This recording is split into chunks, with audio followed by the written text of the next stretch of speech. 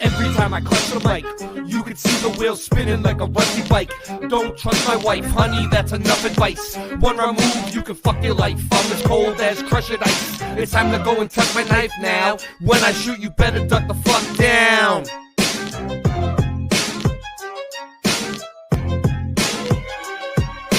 Motherfuckers think it's as easy as Go Gadget live stream. That's why the streams are trash and they do not surprise me. The horizon always rises to the level that your eyes be. Motherfuckers think it's as easy as Go Gadget live stream. That's why the streams are trash and they do not surprise me. The horizon always rises to the level that your eyes be. Being broke is a career, my life is smoke and mirrors. This ain't the happy stuff that you hope that you would hear. Boston Ray, level head, I never said y'all just ain't ready yet. Monopoly, get off my property for free. Ain't no stopping me, constantly a monstrosity at the top you see. Boston Ray got bars and jars of flat earth farms in the car. Motherfuckers think it's as easy as Go Gadget live stream. That's why the streams are trash and they do not surprise me. The horizon always rises to the level that your eyes be. Motherfuckers think it's as easy as Go Gadget live stream. That's why the streams are trash and they do not surprise me. The horizon always rises to the level that your eyes be. Yo, everything nice when I sing this song. Don't get me wrong, cause I hit my bong like Tommy when it's 420. You got to understand, coming with it plenty. And it's a dose of reality straight from your brain. We're gonna let them know it's all the same. Cause Mandela affected on the mic I selected. Yo, you don't understand until you get with this. Gotta flow, everything nice like what you wanna do. Karen B on the Monday Truth Talk. Got the coffee time spitting with your rhyme. I don't need coffee to be full of this. So real, I got love in my heart so I can feel. And I'm connected straight up to the source. And yeah, I love to have intercourse cause it's so nice when I'm making that love. Just like on the microphone, flowing like a dove, flying in the sky, sending all the branch to the ceiling fan. And you know who I am, Ja. And I got the master plan. We're coming together. I don't need your hate cause through all the weather we're so much better when we come together. Feeling our feeling and we know it's the deal. Cause we're on the same mission for truth and that's for real. Yo, so I'm a micro machine. I gotta spit it straight like the man in the dreams. Can I bust my flow? I think I can. Cause you see that is so true and feels so lovely when you're spitting your voice and it's happy and free. Truth time warriors and that's what I be. The earth is flat, so what you gonna do about it? I'm gonna shout it every day and you gotta know it's true. Chemtrails up in the sky, but they can't stop the weather, it's the 4th of July. Yo, here we go. Motherfuckers think it's as easy as Go Gadget live stream. That's why the streams are trash and they do not surprise me. The horizon always rises to the level that your eyes be. Motherfuckers think that it's easy as Go Gadget live stream. That's why the streams are trash and they do not surprise me. The horizon always rises to the level that your eyes be. Darling, you're such a man. You sure you forgive me?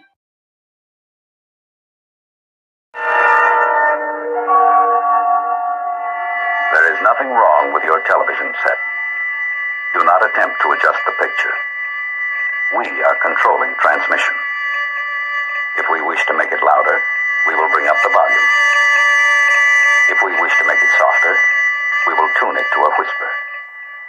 We will control the horizontal. We will control the vertical. We can roll the image, make it flutter. We can change the focus to a soft blur, or sharpen it to crystal clarity. For the next hour, sit quietly and we will control all that you see and hear. We repeat, there is nothing wrong with your television set. You are about to participate in a great adventure. You are about to experience the awe and mystery which reaches from the inner mind to 420.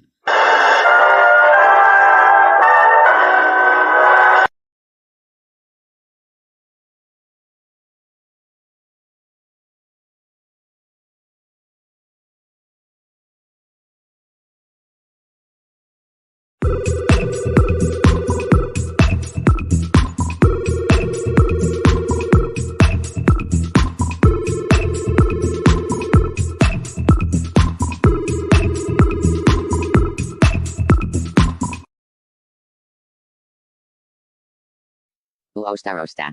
Huh. Uostarosta. What's he doing? That's odd. Booster. Booster, booster. I'm sure I can fix it. I think.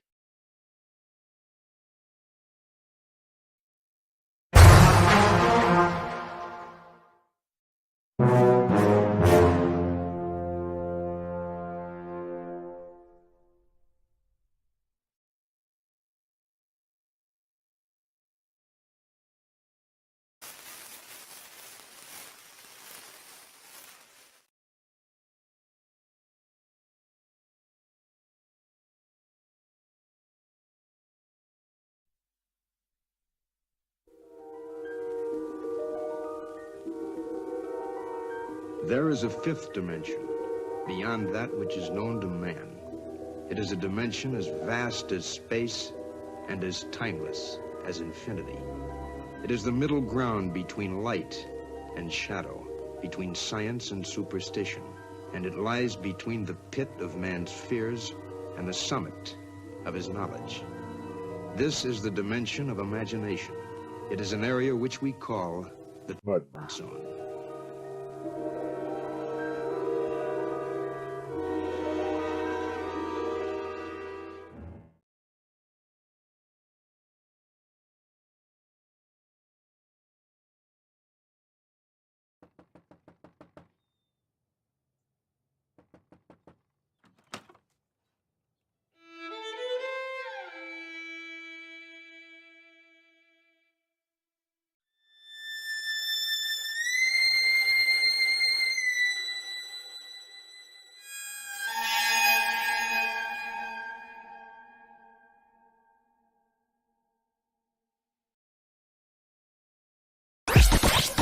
The world is flat.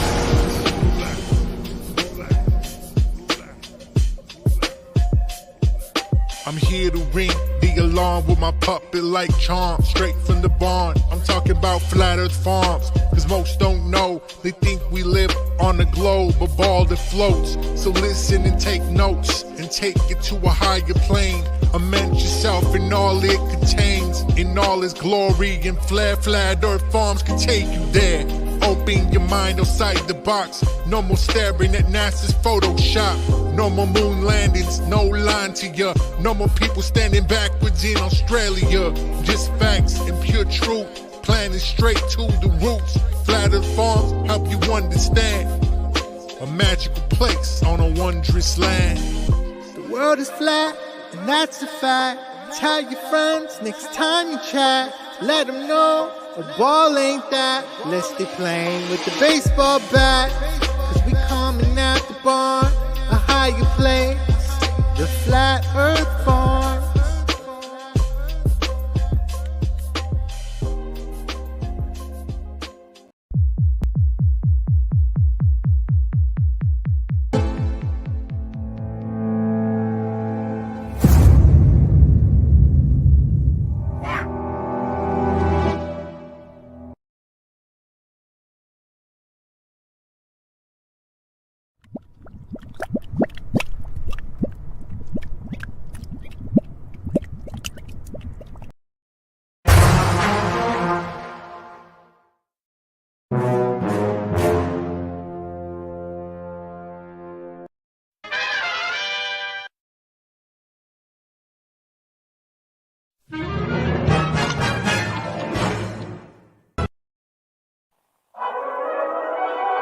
What are we gonna do tonight, Singe Man? The same thing we do every night, Boston Ray. Try to take over the world.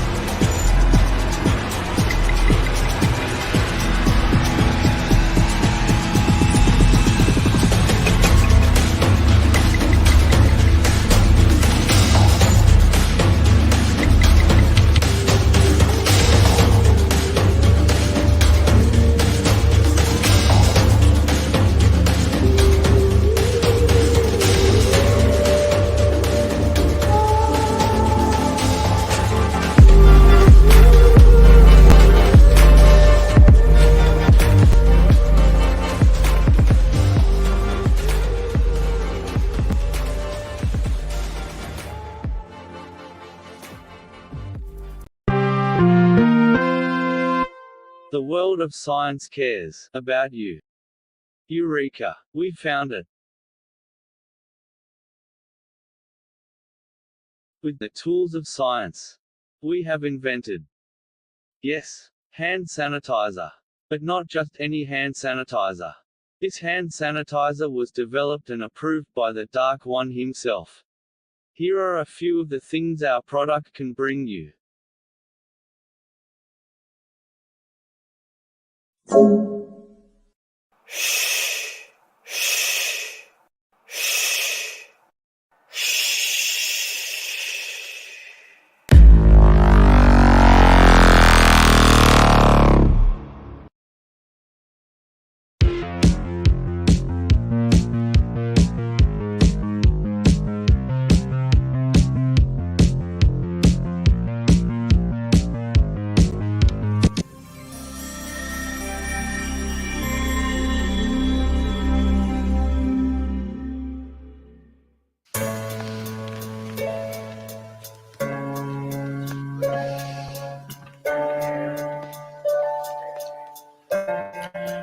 Yo, I don't even care if you lit or you high.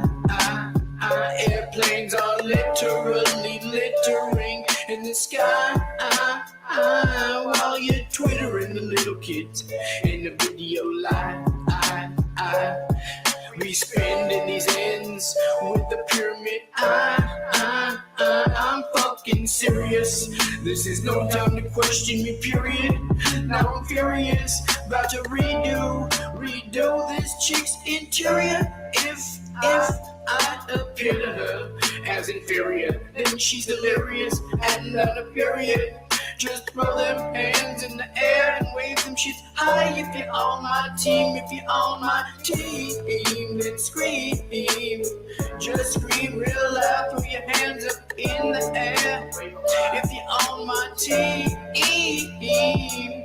I used to see anticipation dripping from your freaking face, written in 15 different languages. It was amazing, kid. Nowadays the shit looks like it's missing its radiance. It's all been erased and stripped from our relationship. Your face is sick, like I just made you lick a contagion, growing impatient. Your days eclipsed by an alien. The way your skin smelled way back then, I'm inhaling, now I'm flailing like the assailant that you impaled in. Now I'm exhaling. Next I guess I'll just check the tail end of the failed friendship we had way back, like a whale fin. And now the elephants in the room, and they pale in comparison to the pain I'm sharing. And it's embarrassing, about to get the kerosene and burn up everything we shared, and then up in flames. This is not a fucking game. There it went, there it went. It's embarrassing, but yo, I don't even care if you lit or you high. Airplanes are literally littering in the sky while you're twittering the little kids in the video live.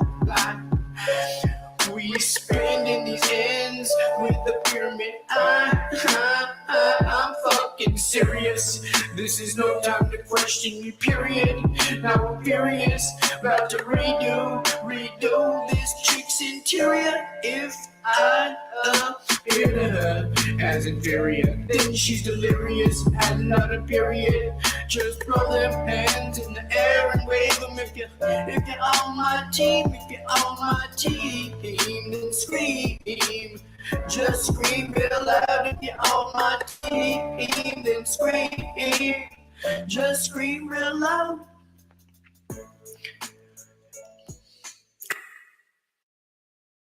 Have you been feeling sad most of the time, losing interest in things you once cared about? You may be experiencing these and other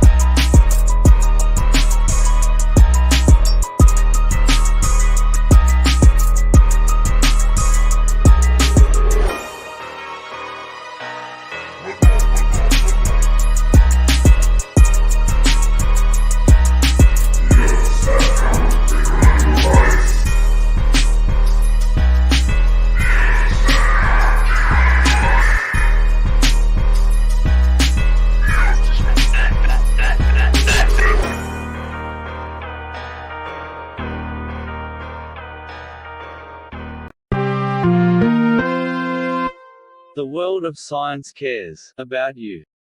Eureka! We found it. With the tools of science, we have invented, yes, hand sanitizer. But not just any hand sanitizer.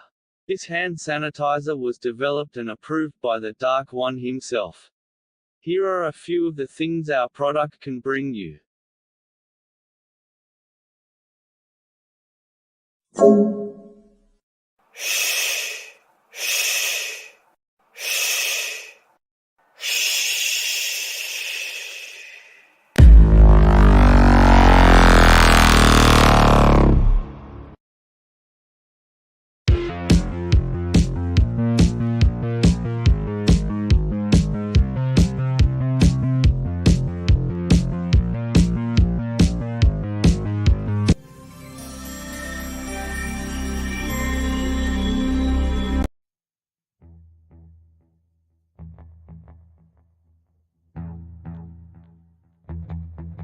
You slept.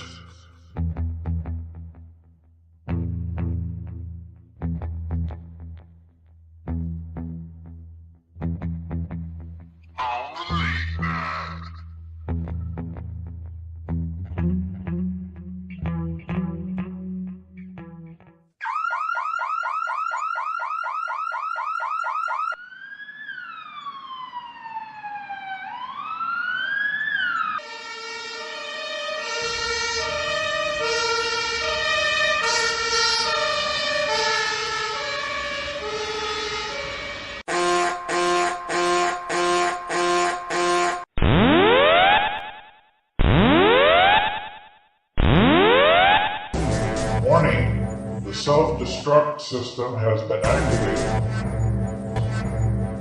Option to override self-destruct expires in 10 minutes.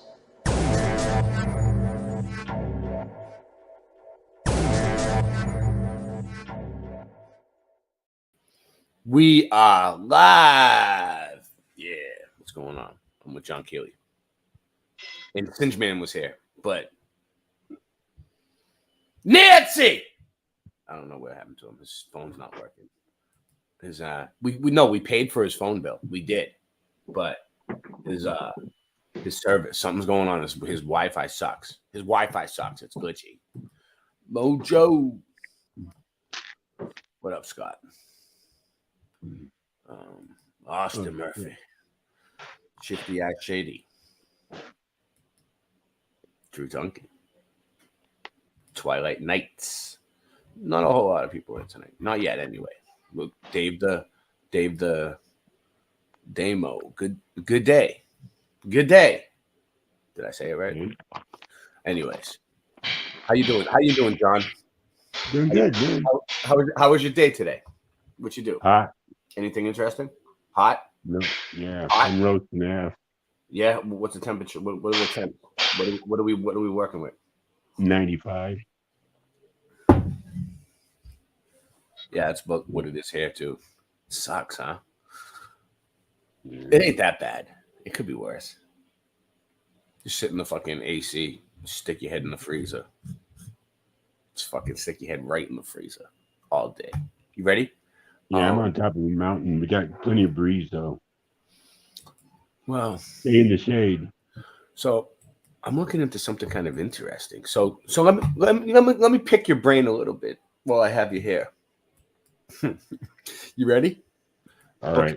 Okay. All right. When you think of pyramids, I want everybody to. This is a thought experiment. Okay, close your eyes and just picture pyramids in your head. And what do you picture when you think of pyramids? What do you think of?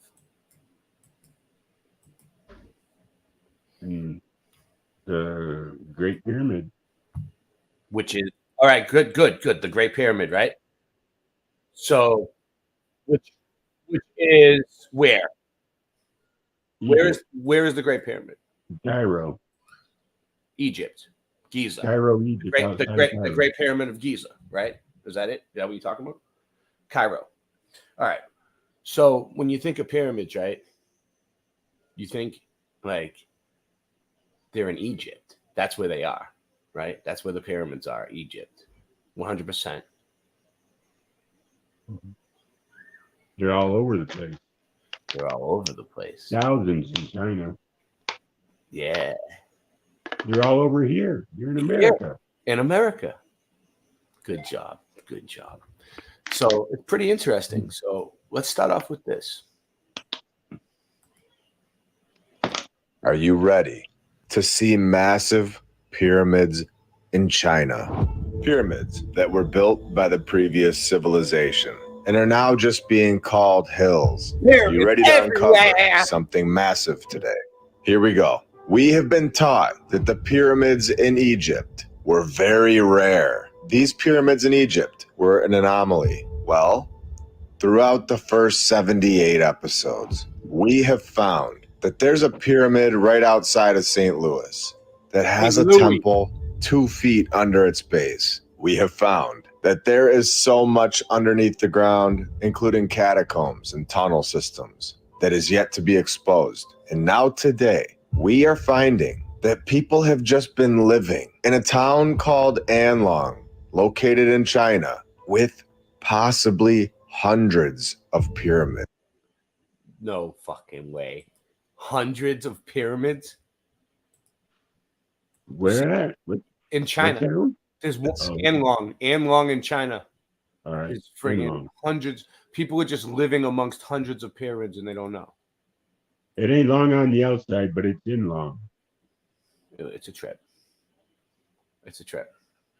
All around them for all this time in an article published on May 15th, 2024 by English.news.cn titled Pyramid-Shaped Hills Become Popular Tourist Site in Southwest China. The article starts off saying that we are looking at several hills that resemble the pyramids of Egypt in a suburb county in China. When it goes on to say that the hills are made of parallel layers of stone, where we know that these are no longer hills. We don't need the experts' help. We've got this one covered. Parallel layered stone walls. When you can see that there is not just one, we are dealing with something massive, uncovering something that would completely change everything about what we have been told. I've told you all that we're just getting started, and that is because all of our eyes are now open.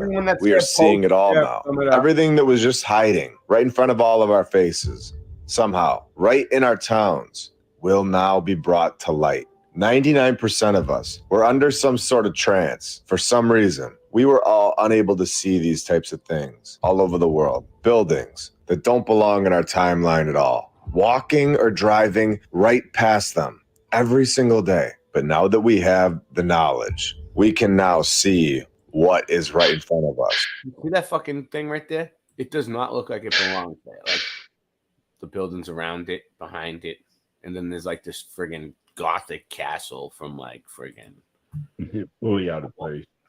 And the trick no longer works, which is why everyone in the world. You know what's the trip about it is like if you lived there your whole life in the city, right, around it, and you didn't, you wouldn't think nothing of it. The way they did it was like brilliant. They kind of just hid everything like right there in front of it, hidden in plain sight, in your face, right in your fucking face. Suck it. Now needs to see this information so that they don't live in a town with hundreds of pyramids right next to their local coffee shop and think that old world pyramids are just hills, like we've all been told. At this point in time, I feel like we are being shown the truth. At no other point in our timeline has this information, the truth, been flying at us at this speed. When we are finished, no pyramid will be unexplored. Nobody is going to think that these are just hills. We all understand that if we were just told that these were pyramids and not hills, that it would show that the mainstream history that we've all been told is not the full picture. In fact, it would show that the narrative is possibly 100% fabricated or very close to it, showing that they've been saying that pyramids have been hills for so long and now changing their mind would let doubt creep in, and people would start asking questions like we are today as to what else could be. So the meltologist would tell you that that's a melted something, and we're in the little season. What you're saying, the short season? You just call it the short season, John Kelly? I've never heard anybody call it isn't it the little season? The short season. What's the difference? Well, it's Satan's short season. So it's shit. So why they call it the little season? Is it different? Is the little season different from the short season, or is it the same thing? Well, he gets put away. He gets locked in chains for 1,000 years, and then he gets released. So they call that the short season. It says he'll be released to rule over the earth again for a short time. They call that the short season. Pyramid. What other hill just has a temple laying underneath it? This is exactly what we're asking. This would all show that the mainstream did not include the previous civilization into their narrative.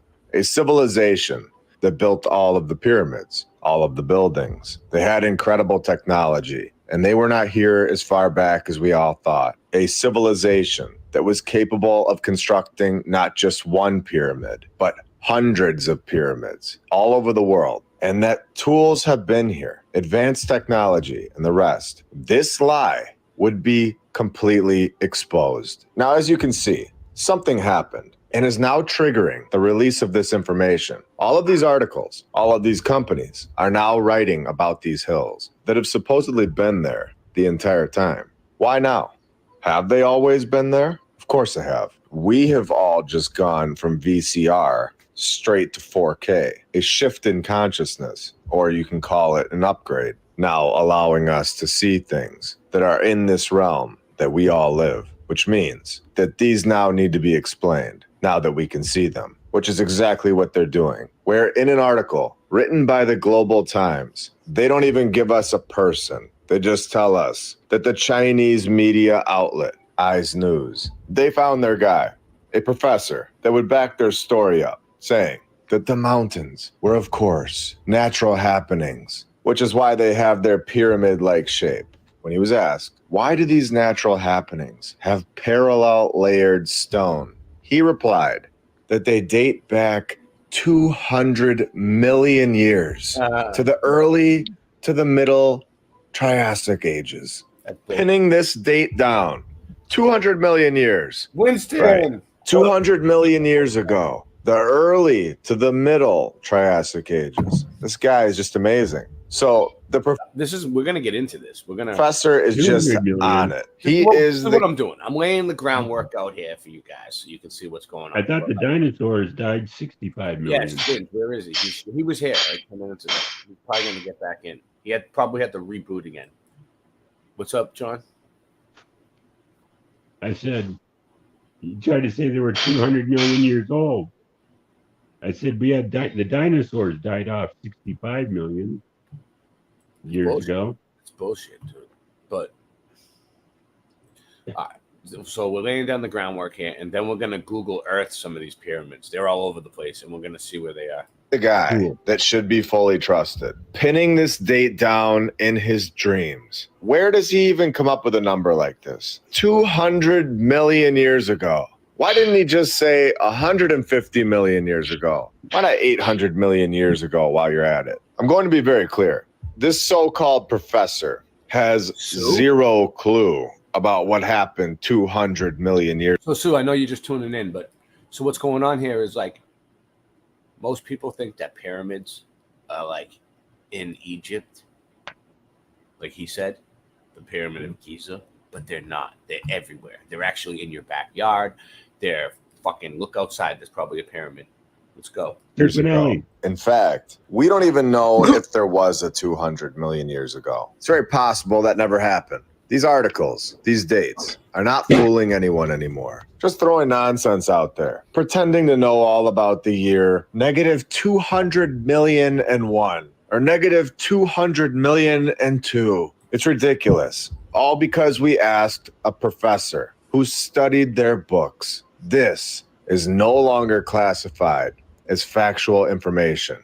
If it looks like a pyramid, it has parallel stones laid over and over and over, exactly like we have seen in Egypt. And we will start at that conclusion and work from there. We are not going to research from the standpoint of guessing about 200 million You like pyramids? Because we have pyramids for days. years ago. From that point of view, you will find nothing. You will go to sleep, wake up, look at the pyramid, and think it's all because a T-Rex decided to take a crap there and think it's a hill, exactly like they like it. And to show that we are all just getting started, staying in China, and a documented U.S. Air Force pilot's account of what he saw in 1945, saying that he was flying between India and China when he saw a pyramid that would put Gizas to shame. Pure white on all sides. And then 2 years later, Colonel Maurice reports the exact same experience. A pure white on all sides pyramid. They say the Giza pyramid used to be white. I don't know. And the New York Times runs his story. This tells me that China has some pyramids that we definitely haven't been told about. Yeah. And we need to investigate further. So these accounts we now know How are we going to get into China? took place in a can't no province of northwestern China, where we know that they have hammering sound. nearly 40 known. What do you hear? A hammering sound? Oh, I did hear a hammering sound. What is that, you? We got flooring going in. I'll mute my Yeah, mute yourself, dude. You're killing me. You're killing me. This is a professional production here. Own pyramids Hey, man, I'm in this my- location where they're covered with trees and grass. So what is this group hiding from us? Why cover up hundreds of pyramids We have 9 and tell people. us 9 people. they are just dirt from 200 million years ago? Why do this? Again, it would change everything. It would show us that there was an extremely advanced civilization that was here very close to our timeline, most likely wiped out by an event. And they were able to construct pyramids all over the world, over and over and over, which is why they have to call them hills, because this would blow 99% of people's minds today. Are these naturally forming? Do you need the professor's help? I don't think you do. I personally think that people used to like that comfort of thinking that the professors could figure it all out. Where that's all changed now. We no longer need somebody's help, someone that has read all of their indoctrinated books and has sat up nicely in their seat in the front row. We don't need this guy to tell us about 200 million years ago. We definitely don't need that type of thought process anymore. We understand that there is a much more likely possibility sitting on the table of how all of these structures all over the world were created and why they are here today. Places that you can go and see all for yourself. You can go inside most of them. Basilicas, cathedrals, temples, caves, or melted structures. And of course, pyramids. It's incredible all over the world. And it's not because a little rain came down and splashed the dirt off the ground and created a perfect pyramid. There isn't a single naturally forming pyramid in the whole world. No. Nature doesn't form 90-degree angles. It does not form pyramids that have perfect parallel stonework. We all understand. I like it. Nature doesn't form pyramids. I like it. This now. We are seeing right through the nonsense. And it no longer takes us all months to process this. Thousands of us. We get it now right when we see it. We are told that the Chinese pyramids of that region are built of mud and dirt and are more like mounds than the pyramid of Yes, I know who it is. This is who was that? Yeah, this is my lunch break. It's my lunch break. Egypt. This was reported by the Science newsletter in 1947. But of course, the region is little traveled. So let me know in the comments if you think these things are really made of mud and dirt, or if they are just covered by it and something massive is hiding underneath. When Western archaeologists have, to this day, rarely been permitted to investigate the sites, overgrown by shrubs and abandoned at first glance, going on to say that the shrubs are clearly deliberately planted planting many cypress, one of the fastest growing trees out there, hiding this right in front of our faces for years. Until now. Now I'm going to go to Google Earth. I'm going to show you that you can't even drop the guy down and look at these places. Right outside of the city, we have multiple pyramids right here, covered by trees, unexplained by the mainstream narrative. These are pyramids of the previous civilization, in my opinion, that are still here today. We have another one over here, all around the same city. Well, I was going to try to go to him, so we're going to see if we can drop the guy down or not. Probably not. He's probably right. We're not traveling thousands of miles, just like we saw in Anlong to start this episode off. They're all over the place. Here's another one. And then we have this one over to the left and another one over here to the right. We have two more over here.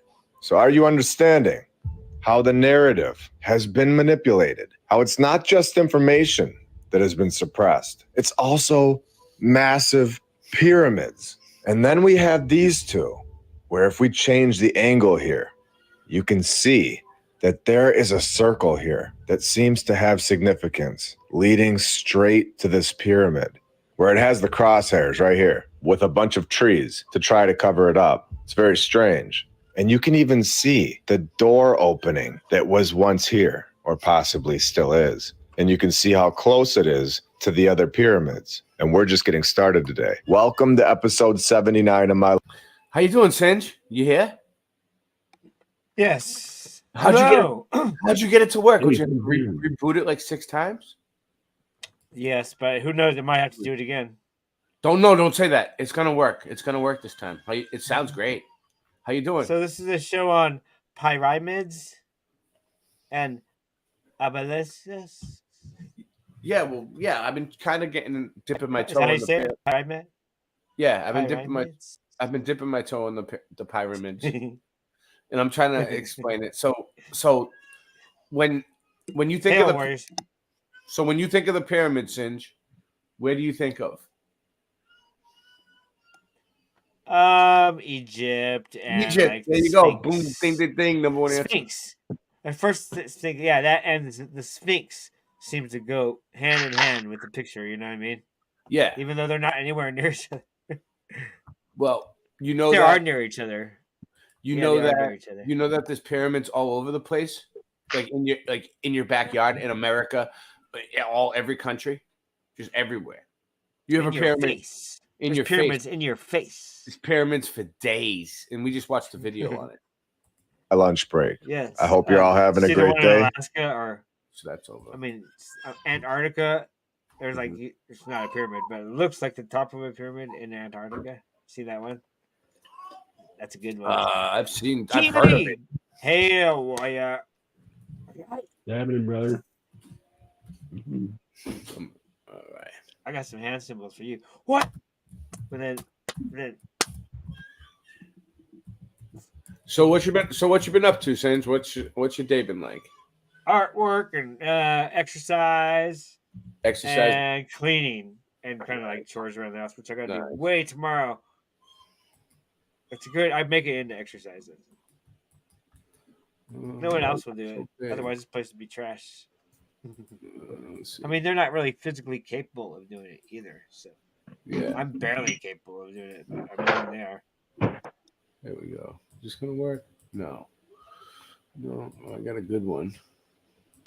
Why is it so fucking big? Oh. Anyway, all right, we can do it like this then. Okay. No, that ain't gonna work either. It's hard as a rock. This pine cone. Yeah. Okay. I collect pine cones because Ray started me on it. That's not gonna work, actually. He's like the pineal gland is like the pine cone. And I'm like, oh yeah. I started collecting pine cones. Yeah. So we got the rose pine cone. This is a pine cone. It looks like the rose one's pretty cool. Yeah, I've seen it. Fibonacci. Then I got this really hard one, like a rock. Yeah, I got that one in South Carolina, maybe. It's really hard. You want to get hit hard. in the head with that. Right, it's like that. It's crazy. And these are like little cute ones. Oh, was it flat? Oh, it is pineal looking. Yeah. Hardened, just like Forget what ours that is was. from the fluoride. This is from my area right here. We have these. You got any fluffy ones without fluoride in them? Isn't that great? How all these I got some more too. I have a big sugar cone that's like 2 feet long. It's outside. I started collecting them when I realized, wow, Hey, pine Singe, cones are Singe, different Singe. everywhere. All right, so Singe, Yes. real quick. So I kept them entertained while you were doing something. What's yeah. going on? Let me ask you something. So when I zoom in on a picture, right, and it's too close up, what do I press on the keyboard to back up? Control minus. Just control minus. No, that ain't working. Oh yeah, here we go. All right, cool. Just take your time. I was zoomed in way too much. It ain't gonna. Yeah, I don't know why it's like that. It was left like that. Yeah, it's taking time. Nice. Yeah, you probably were looking at something. And yeah, sometimes a different website or a different browser might hold it onto what you were doing. So, all right. It's computers. It's crazy. It's like you can think of it, visualize it. You can build it on a computer. So it's insane. So this is all places. Look, all these places right here is where there's pyramids. Look, just on this half of America right there. Every little spot. I wish I could like zoom in. I don't want to lose it, but look at all those different spots. That's all pyramids, pyramids, pyramids, pyramids, pyramids. Then there's this one. You can see it. I can't get real close on that one, but. Where are you going? St. Louis? No. I'm showing something real quick. Then I'll figure it out. There's one in St. Louis that's bigger than Giza. Pyramid structures around the world. Different ones. They look like computer pieces to me, from the circuit board. Reactors or something. That would be they remind me of, in that case, a heat sink. The heat sink, which helps relieve the heat. A heat sink. Yeah. What really reminds me of the heat sink is those buildings with all the windows. With tons of windows. Those look like heat sinks. So these kind of remind me. These kind of more look like a CPU unit. You're right. Like something you would click down into it. Yeah, definitely a computer. So let me bring up the Google Earth. So okay. Yeah. This whole show is based off of the Stonehenge. Not based off. It started from same thing. Started in our mind with like Stonehenge. Wow, look what they did to Stonehenge. And then we're like, oh yeah, Stonehenge really is maybe only 100 years old or so. We don't know because the weird conspiracy thing. We're like, oh yeah, look at that. And they're like, oh well, there's other things that are fake too besides Stonehenge. I mean, not fake, but rebuilt to look exactly burnt down and then rebuilt to look exactly like it. And then the new people come in, they're like, this is ancient building. They're like, oh wow, this is how it always been. It's like, no, it's been rebuilt because they burnt it down in the war or whatever. There's a few like that. One like an abbey, beautiful old abbey, burnt down, reconstructed, rebuilt. The new monk abbey. What's the guy? Abbot. The new abbot come in, and they told him he thought it was all original. To the day he died, this is what that was the original. So this is Wikipedia. Pyramids in the United States. Look, Ames Monument. There's 3 in the city. They're everywhere. They're just everywhere, right? So let's just take this one. Copy link. You ready? And I have the video for that too. I think. Yeah. Right here. I'll get it. So we're gonna do this. We're gonna do this. We're gonna Google Earth these and see what you can do. Let's give it a whirl. Boom. Okay. Boom. Let's see. Is it gonna recognize it? Yeah. So this is in Buford, 2000 Monument Road, Buford, Wisconsin. 82052. All right. This is Ames Monument Historic Site. So it doesn't even say it's a pyramid. It's calling it a historic site. Let's see. Can we go in? Oh, we got in. But let's see. What can we see? Oh, we can see this one. Good. All right, let's see. Let's see what it says. Dude. You see that shit, dude? It's a pyramid, shit in the middle of nowhere. In America. In Wisconsin, dude. It's like the friggin' Pyramid of Giza. Look. Well, hold on before I say it. Ames Monument has been designated National Historic Monument. That's what it says on the sign. Ames Monument. That's what this is called. So they don't even tell people it's a pyramid, right? They're like, all right, we're going to hide a pyramid right in your fucking face, right? Look, it's obviously a pyramid, but we're going to tell you it's Ames Monument Historic Site, and you can come as a tourist and check it out. What do you think? Yeah. Ames. Perfect example. It's a perfect example. Perfect. It just happens to be a Perfect pyramid. example. The other ones I was looking at weren't pyramids, but yeah.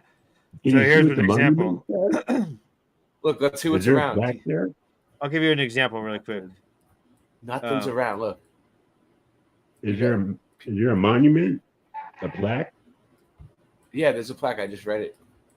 Oh. Right there. Right there. Right So, there. Ames Monument. Ames Monument. So if There's I three plaques. already Hold on, let's asked see. you where the London Bridge is, where would you say the London Bridge is? Lake London. Havasu. Can I say one thing while I'm Arizona. thinking of it? Yeah. Yeah. Arizona. These placards that are up here are the same exact ones that they have at the historic sites in Boston. At all the historic sites I've been to, they have these same fucking bullshit little pictures. They tell you what they want to tell you. Oh yeah, And that's you like the bone thing I showed you the other day with me sitting in front of the big bone thing. It's like the same people did it though. What I'm saying is like, it's like whoever's in charge of these historic sites did it everywhere. Made the same shit for all everywhere across the whole country. That could be found in the Living New Deal map that we went through. Mm-hmm. There's pyramids everywhere, everywhere, Tobin, everywhere. There's pyramids everywhere. Right. So Ray, where's the London Bridge? In Lake Havasu, Arizona. Wait, I'm asking Ray, where's the London Bridge? London. No, Arizona. See, that's what I'm saying. I know we're on the pyramids, right. But I'm just saying, it's everywhere besides pyramids too. It's like, wait. Yeah. So that one's crazy. Arizona. There's a big one in Bosnia. Sorry, you ready? Sorry, I wasn't being. No, it's okay. Well, we can talk Ray. about whatever we want. You can talk about whatever you want. I'm friggin' taking you guys on. It was on. Ray. I don't. It don't matter. We're just having fun. Let's go. It's on topic. Yeah, what's up? Go to Pyramid Lake. There's one. The government buried a pyramid there. Here, I got Hold on. I'm already on a roll. I'll get there. Just remind me. Right now, I'm going to Cahokia Mound State Historic Site, Native American Ruins and Artifacts. It's supposed to be a pyramid here. It's a mound. First of all, it's a mound. It's a mound. So we all know through our research what mounds are. Mounds, anything that says it's a mound, burial for giants, giant bones. All right, let's do this. The mound builders. All right, let's see. Oh, look, I'm on the steps. Let's see. Here goes the moment of truth. Turning around towards the pyramid. Oh, no. Oh, is that it? That's all that's left of it? Is this little thing? Hold on. Do I have to follow? Where is it? No, it must be the way they're walking, right? All right, let's walk that way. Am I there? Where is it? Is that it? Is that it right there? Hold on. I'm looking for something right now. Right. Is that the mound? No. Oh, I went way. Where am I now? I don't want to be here, wherever this is. It's like a freaking video game. Oh, that's it. That must be it right straight ahead. Look. That's a mesa. No, it says Cahokia Mounds. It's a mound, dude. But they ain't showing me it. They're blocking it out. So this one, you can't see it on Google Earth is what's going on here. I mean, I could do the Google Maps thing, but I'm on the mound, man. I'm on the mound, and it looks like outer space, man. All right, let's get out of here. I'll get the next one. All right, well, that one's a no-go, but I have a million of them. We can do this all day. I got pyramids for days. Pyramids for days. All right, so the next one is Clark County Government Center. What is it? Clark County Government Center serves as a government building. Let me show you. I got Look a at this book. one. This is a pyramid. Check this out. I found a book called The Great Pyramid Hoax: The Conspiracy to Conceal True History of Ancient whatever. So it's half right. Yeah. They got some truth in there probably. All right, save it for when we have That's a a book. Yeah, it's a book. Yeah, it's a... Check the check the archives. Check the archives. That's when I say it's a book. Yeah. Yeah, I'm looking. That's where I'm looking. Yeah, but wait, what is this? Is there? If they're giving me this, there must be a pyramid there, right? Like, right. Yeah. Hold on. Government Metadata. Ministry of Performing Arts Complex. Yeah, I'm looking in the archives. I had to put in a new search. That one. I don't know. I'm not even gonna deal with that one. All right. Coles Creek culture is a late woodland. All right, let's try this one. There's supposed to be pyramids in all these spots, so I'll just do it. Okay, I'll just do it. How about if I put? We'll check. We'll see what we can find. And if there's not a pyramid, who cares? We'll still go there and see what's there. It's still gonna be fun either way. Okay.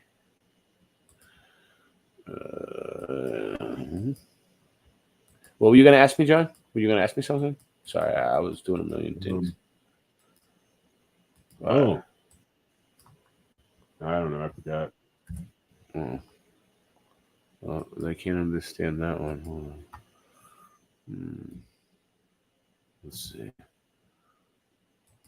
see if I do this. Hold on. No, it's not a camp. There's a lot of them. Huh? Maybe. Let's see what this is. Hold on. Coles Creek culture. It's not giving it to me. Is that it? Coles Creek culture. Oh. Coles Creek. Oh, it's doing it. It's doing it. It's bringing me in. It's bringing me in. No. Hold on. Let me get it back. What, you remembered? It sounded like an aha moment. In gardening books, magazines, and tech magazines, they used to sell pyramids. And they'd say you put your plants inside it, like your tomato plant, and they'll grow. Yeah, there's like a whole phase where people would sit inside them meditating too. Yeah. Like 70s I got and 80s. I already told you, I got pyramids for days. Don't matter. I got pyramids for days. All right. We got this. In high school, they used to call me Pyramid Scheme. yeah. In high school, they used to call me the pyramid junkie because I love pyramids so much. I like tetrahedrons a little bit more. FE Nation, what's up? Just having fun with the pyramids. All right, that one's Dallas City Hall is supposed to, is this pyramids? Hold on one second. Dallas City Hall? Yeah, pyramids in the United States. Okay. Oh, because it's built like a pyramid? That's bullshit. Fuck. Pyramid. All right, here's one. This is an actual pyramid. Okay. But it doesn't look very big. Singe man, I'm going to the post office tomorrow. Oh, okay. Yeah, I'm going to send you a care package. You're going to think I was one of the magi. Nice. Some frankincense and myrrh is exactly what I need. Oh my god, this bullshit. All right, it doesn't recognize it. Better recognize. Can you guys see? Am I sharing? No. What am I sharing? Yeah, I was sharing. Okay. Hi Jolly's tomb. All right. Hi Jolly. Let's go see Hi Jolly's tomb.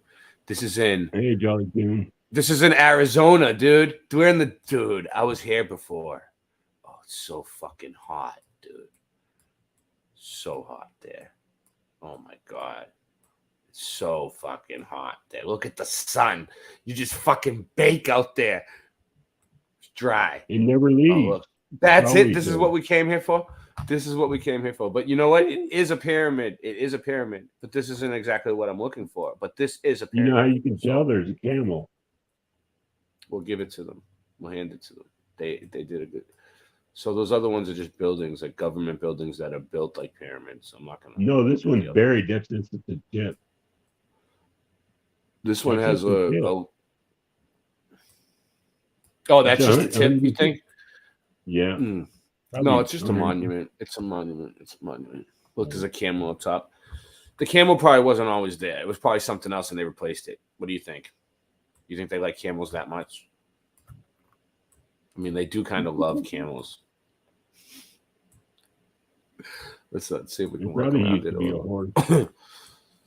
Oh, look, there's like these graves. What are they? Like little Mexican graves? Boot Hill. Yeah. And look at that. You got like an RV park right across from it. Look. See how the RV's over there? Like trailers. Oh, You trailer got park. far to hide the body. So is that a pyramid out there? Look at that, dude. Is it a mountain or a pyramid? I'm not doing it. I'm not gonna waste. No, It looks like a zoom in pyramid. on it. It's not that shape for nothing. All right, let's go. No, look. It looks like that. It's a mountain. Oh man, where's the pyramid? There's the pyramid. All right, so that's only that big. What does this say? They covered dirt over The it. the last camp of High Jolly. That's what this is. Let's see. This pyramid of native. I'll put it in chat. All right. I mean, I'm having fun with this, but yeah, okay. Well, we'll do yours. I mean, you could just put it. I'll just put No, a bunch of stuff in put it in the whenever chat. you want. Put it, yeah. Do that. For you to go through at your leisure. It's all right. We can come back. We can always come back to this too. All right. Let me see. So I need to get another one. Well, it's actually about what you're doing. It's called. That was the last camp of High Jolly. Okay, let's see what else we got. Dallas City Hall, Hunt's Tomb. Okay. My nickname was Hunt's Tomb.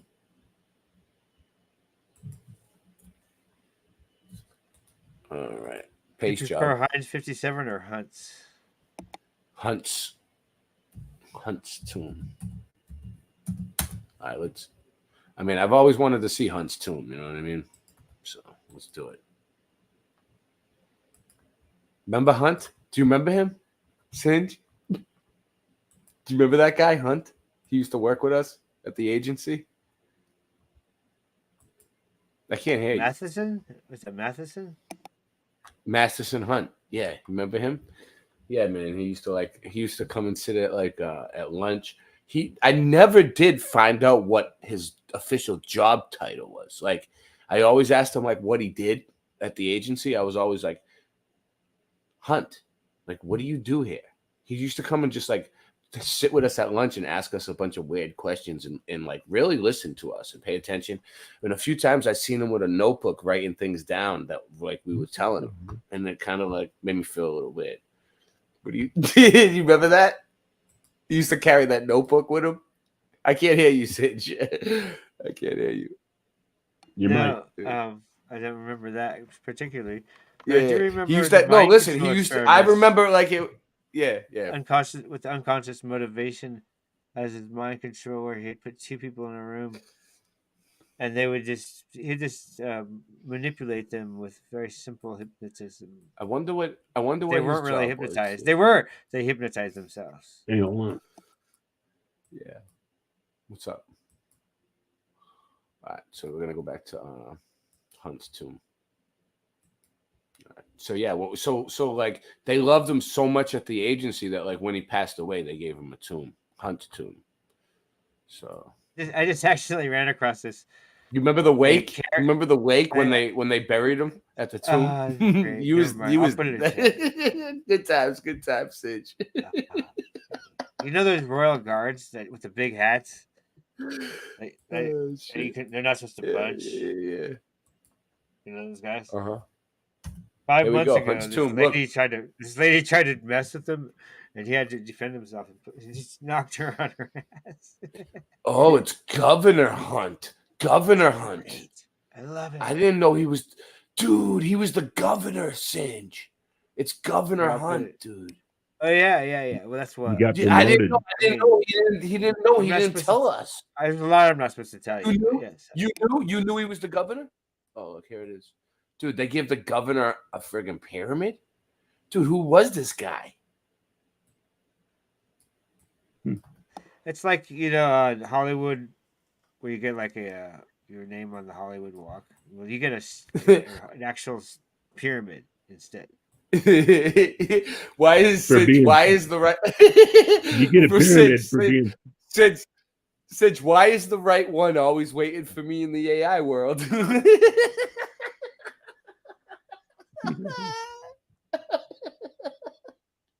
Hey. Oh shit. Yeah, what up? When you get a pyramid when you're such a good agent that nobody ever knew you existed. So you get a pyramid to nobody. Let's see if we can walk around this one. Oh, yikes. That was super fast. I pressed the button and it went zoop. Look at that. It beamed me up. Beam me up, Scotty. What does it say? Oh, we get to look at the placard. It says Governor Hunt. I don't know. I can't read it. I can't see it any better than you can. I can only zoom in that close. It's like it only lets you do so much. It's it's Google, dude. It's not real. This isn't real. Oh, look at that. I mean, this is real, but it's not. It's just an AI generated image. It's not an actual like picture. It's like, well, it's probably shots. It's not AI generated. It's like shots that they drove by and took like sporadically, put them together, and that's what you can get on here. It's whatever they took pictures of, or they use one of their.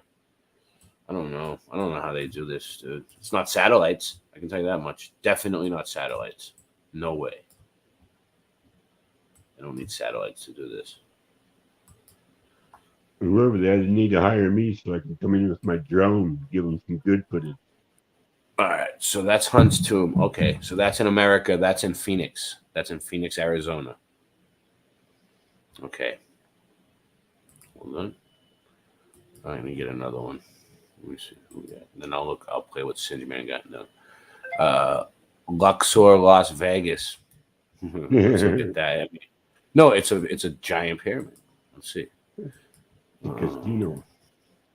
An hotel. There it is. Yeah, let's go there. Let's go hang out there. Yeah, let's go casino. Fucking A. Fucking A. We're going to Vegas, people. Is Monday Night Football on yet? I don't know. I want to make a bet. We're going to Vegas. All right, where is it? What up, Effie Nation? You're on the backup channel. Come over to the main channel. James, I ain't seen him since the last time. That's where everybody is. Yeah. James. Oh, Luxor. Did you guys? Oh, did you guys go to Luxor when you guys were in Vegas? Were you guys near there? Where is it? I didn't. No, I'm talking. No, that's the other end of town. We can't. Downtown. We didn't go there. It's a pretty big place. Oh. Is Las Vegas. Dude, that's a giant pyramid. Let's see. Oh, we should be able to get down close to this one because it's not like a. I'm in the hotel. I'm in the hotel room. It's packed with people, dude. So it's hard to get around unless you're willing to take the time to drive through traffic. It's really hard to get around Las Vegas. Dude, no, you get it's like LA. That looks like a pretty comfortable bed. What are we reading? The Geneva Bible. No, that was the hotel. Delano. Or, I need to get out of here. Come on, get me out of here. All right. I gotta get back up. Put the Bibles in there. No, who puts the Bibles? Oh, this is inside. This is inside the pyramid, dude. This is inside. Look, you can see the ceiling is shaped like that. We're inside. We are inside. What do they got going on in here? We're in Vegas. They got a Sphinx. Oh. Oh, no. Oh, look, the giant Sphinx. All right, let's see. We're still inside. All right, we're still inside. Dude, they have like a pyramid inside the pyramid. Wow. This is nuts.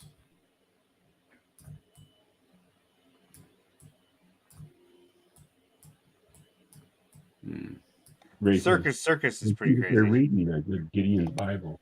Is what I wanted.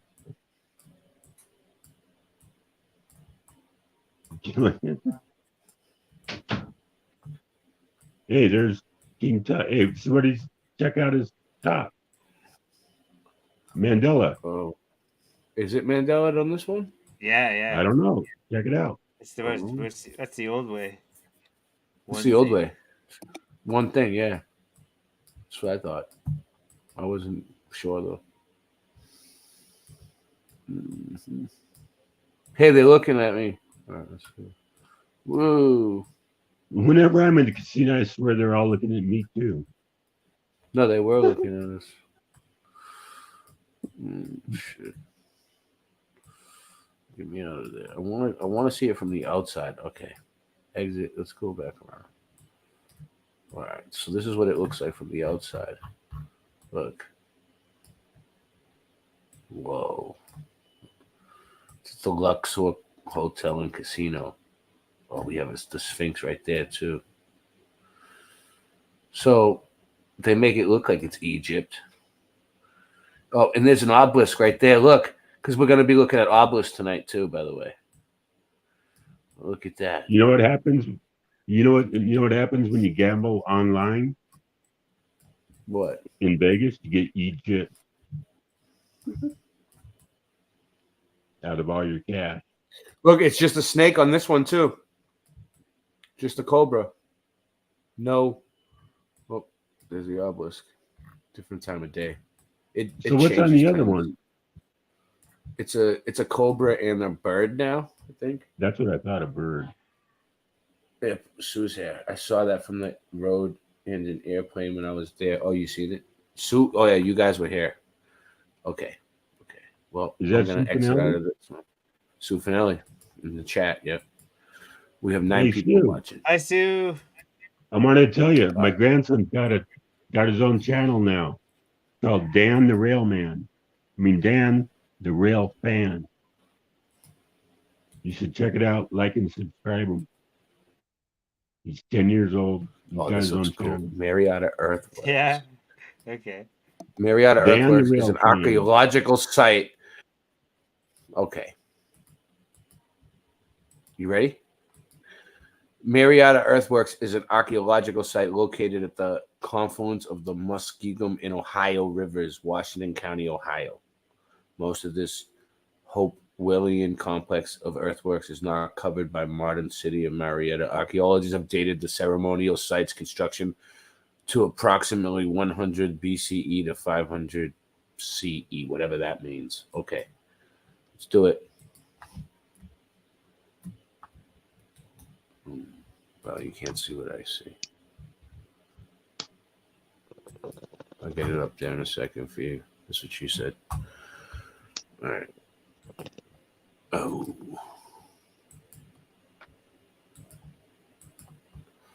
All right. Here we go. Title screen. Boom. Marietta Earthworks. Everybody say Marietta. We're going. Hold on. Marietta. Oh, we're going there. I like Marietta. That's where they got the Pachinko Casino. Well, this is Ohio, dude. Ancient Earthworks. Ancient Earthworks. We're just zipping around tonight. Okay, so we have a school bus. So that's like a graveyard. It's a graveyard, which is scary. I don't like graveyards. But what those mausoleums?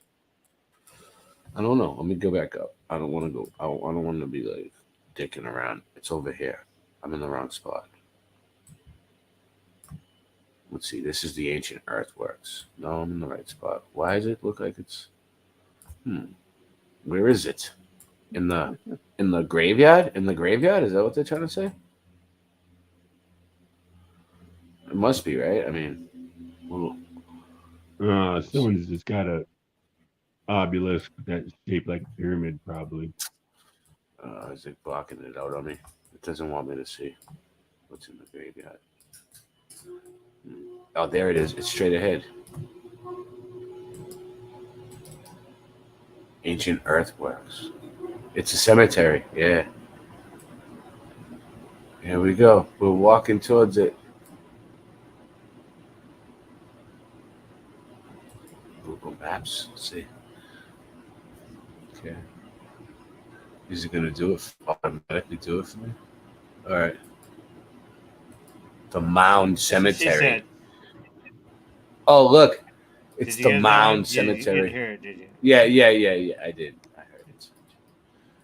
Marietta, Ohio, the Mound. What do you got? You said, is it going to do it for me? The Mound Cemetery. She said. A little fuzzy, but I think you can. So that's telling, because that's a cemetery, that's a mound, so there's obviously dead bodies there.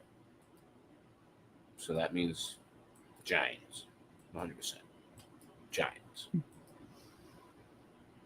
All right. Oh shit! Did I lose Google Earth? All right, guys. You know what? That's a great way to hide something too. You throw a golf course, reservoir, or a cemetery over it. We'll get back to that. Take 5. True kings, it gets lonely at the top.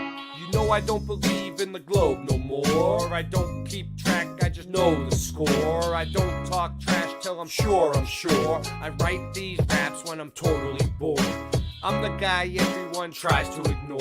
Style so fresh you try and buy at the store. We can bring them boats back from high on the shore. My flow's so hot that I'm frying the board.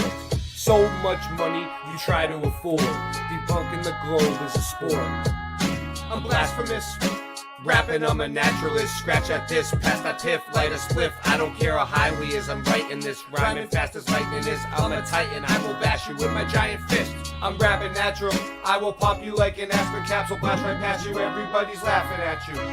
As I sit and bitch, press the test of time.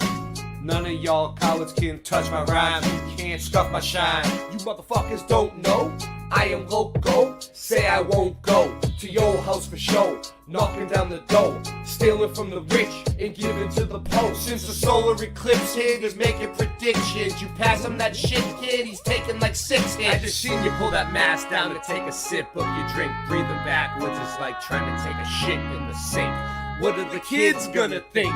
Growing up in a world where individuality isn't a thing. No, I don't believe in the globe no more. I don't keep track, I just know the score. I write these raps when I'm totally bored.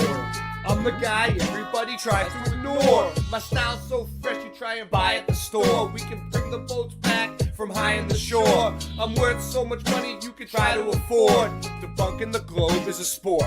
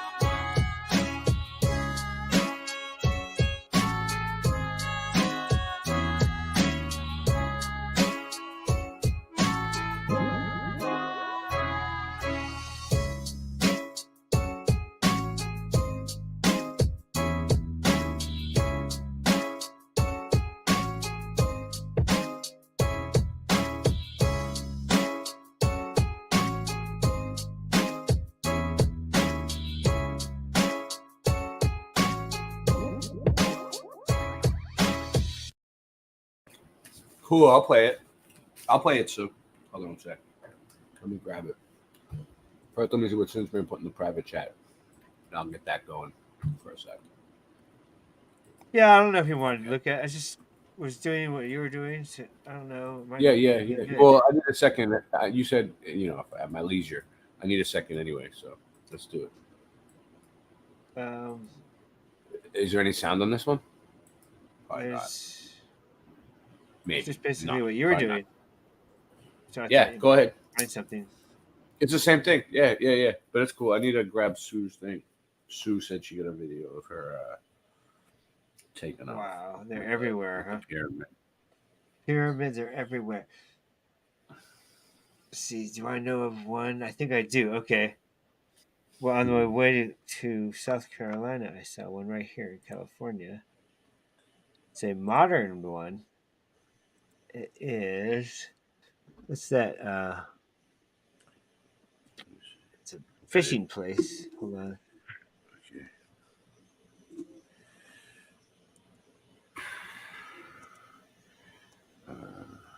I'll find it. Ooh. It's like a big hunting fishing company, and they're building it as a pyramid. Yeah, they're friggin' everywhere, dude.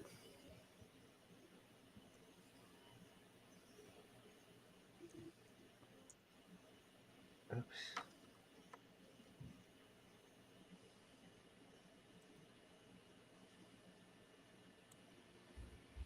Okay, I got it.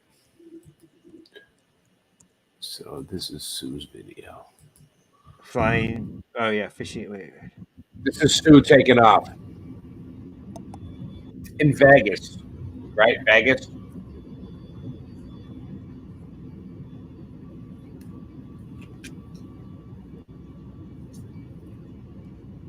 Oh yeah, you can see the pyramid out there. I was just going to say, there's a pyramid. Brass Pro Shops is the hugest pyramid. And I drove by it. I had to take pictures here. I'll show you. Where? I'll just give you a link. Just put if you just Google Bass Pro Shops pyramid Oh, California. I glitched out. Bass Pro Shops pyramid. Yeah. Yeah. California. I glitched out that time. It's weird. The other way to increase your minus your screen is you hit Control and roll the center button. She might have done that. You hit Control and you roll the center button. It makes it bigger. That's Vegas, baby.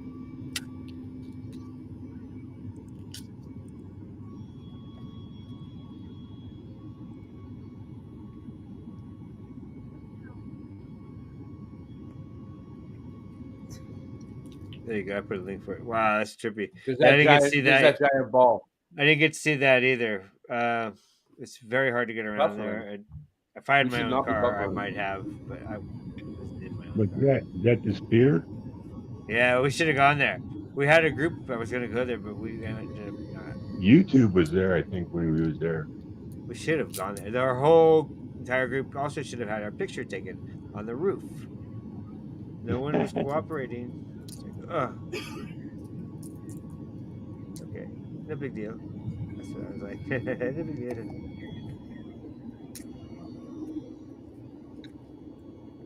Hey, look where that motor's at. I mean, that engine. Yep, pretty far forward. Everywhere. I don't know. I'm dyslexic, so I can't remember.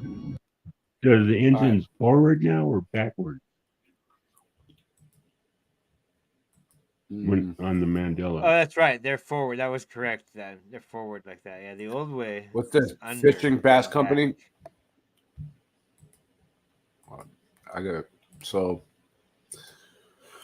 this right here, Singe, Pyramid Lake in California. No. What's it called? Well, it's called Pyramid Lake, dude. Yes. That's John's, I think. Yeah. I guess they failed at burying it, so they had a. What are you trying to show me? Maps? I think it might. What? Yeah, what do you guys? What do you? Yeah, I'm here, but where do you want me to go? Pyramid Lake, or Pyramid Lake fly fishing? To the or lake. Pyramid Lake. Okay. Let's see. Yeah, why not? Yeah. Pyramid Lake, Nevada. Yeah. Oh. Well, I didn't know if you knew what state it was in. This is in California, I think. No, it's in Nevada. Nevada. Okay. Yeah, it is. Okay. Let's see. It's not letting me in there.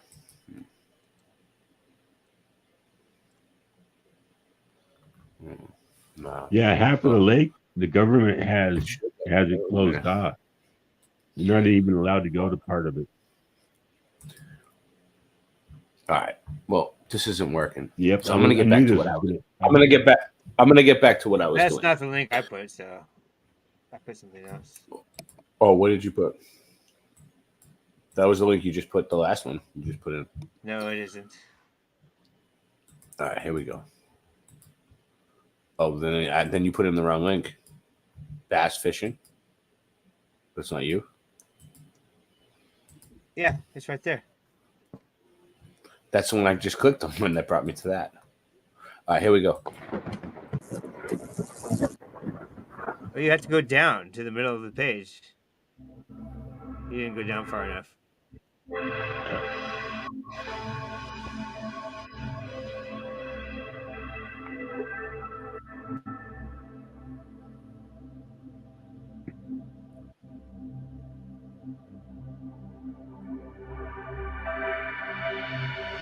Bosnian.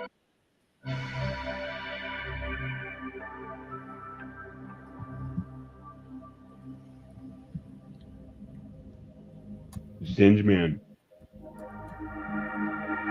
Yeah, what's up?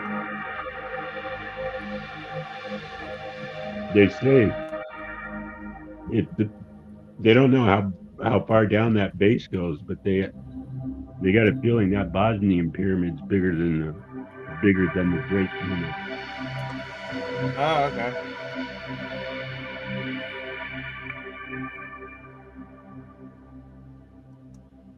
All right. Yeah.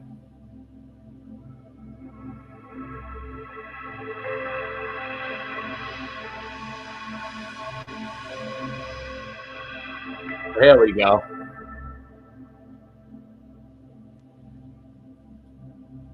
Those incense burners.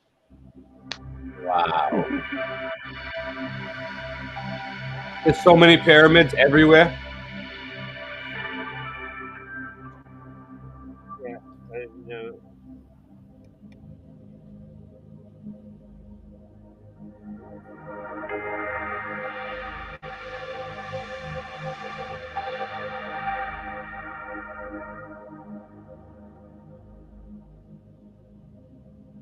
Volcano or pyramid?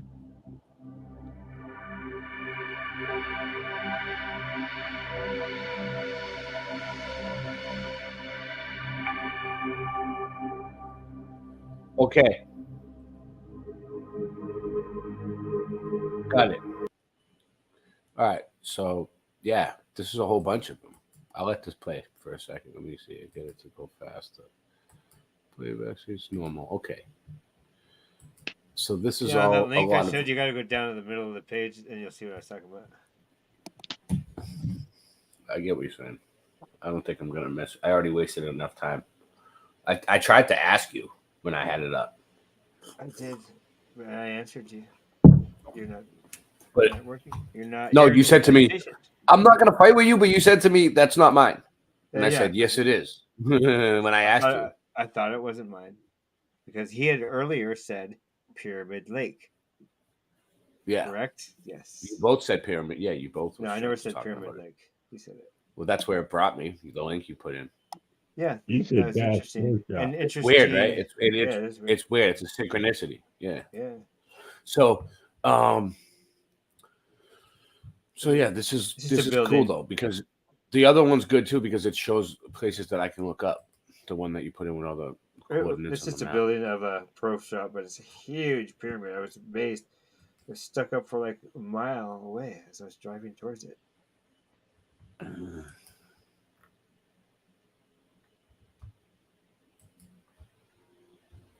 So yeah, is he talking yet? Not only the dating. So I these have things are pictures like of it too. I can everywhere. find. Look, See my pictures of the it. pyramids. The See that? obelisks look like the tops of pyramids. Yeah, I'm not going to play this whole thing. I'm not going to sit through it. Okay. Right. So now let me show you what I got. Monk's Mound. Did the What's up, John? Monk's Mound, nice. Mm-hmm. that captioning looked like it said a businessman was going to buy that pyramid for $1 billion so he could excavate it. Really? That last one that you showed? Yes. I don't know. They probably Maybe we'll know go, there's a shitload of gold. Maybe we'll go through it again. Probably full of gold. All right, here we go. Monk's Mound. None.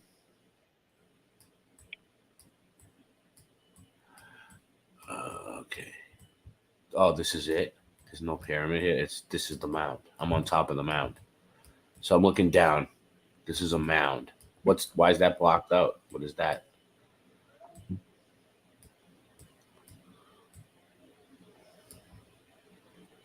These pyramids are more like mounds, are more like mesas. They're all flat. Like the earth. Yeah. Well, they're mounds because they were burial grounds. Most of them were giant bones. All right. Well, but all the other pyramids are pointy, so these the mound gotta have to be. I know. I don't know. I don't think they made the mounds pony. I'd being sarcastic. Like all the other planets. All the other planets are round. Here we go. Let's see.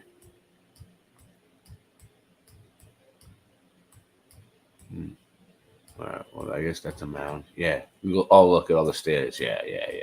You'd have to walk up all those stairs to get to the top where I was, which is right here. So yeah, it's a mound.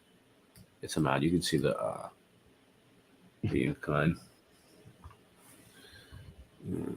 All right. Monk's Mound. That's where Sinjmin's from. All right. Let's see what else we got.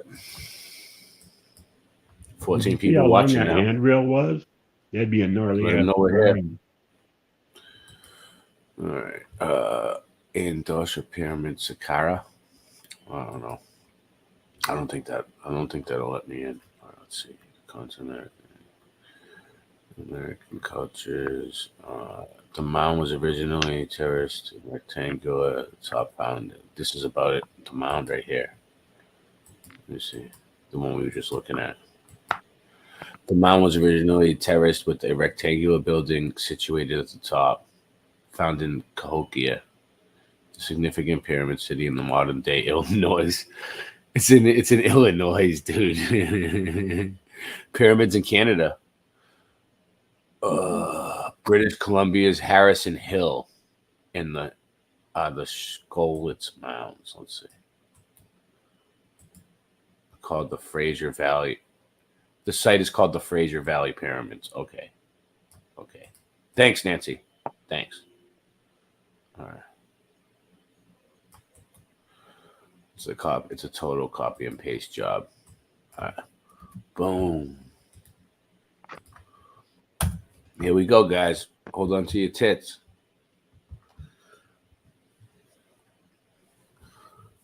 Oh, shit.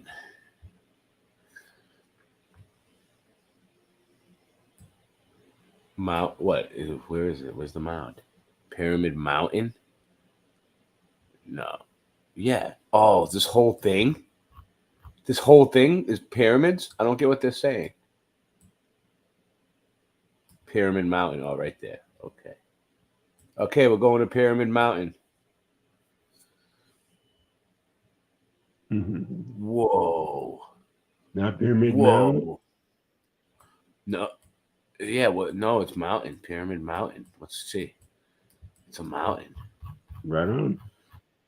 Fraser Valley Pyramids. I mean, that's what it's. Oh, that means it ain't going to be a move. We're in Canada. We're in the mountains in Canada. Okay, we're just chilling on the mountains in Canada. All of a sudden, no big deal. Just hang out. Just relax. Chillax. Okay. Not much to see here. Okay, let's go. Just some mountains. That's Canada for you. Yeah. That's funny. I've never been there. It's probably great. I just like it's like it's just a phase of making fun of different countries. People make fun of Canada. It's probably great. It's probably just as bad as every other place. Just occasionally. Yeah, they won't let you. But there's jokes. So You can't Google Earth jokes. Canada because you might. Sorry for you the might brainwash pop jokes. Bigfoot. Sorry for giving you brainwash jokes. I got to give you higher level jokes. Introduction.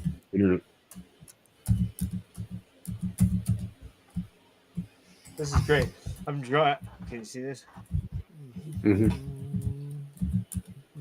Oh, with your a handicap? drawing pad. It's a drawing pad.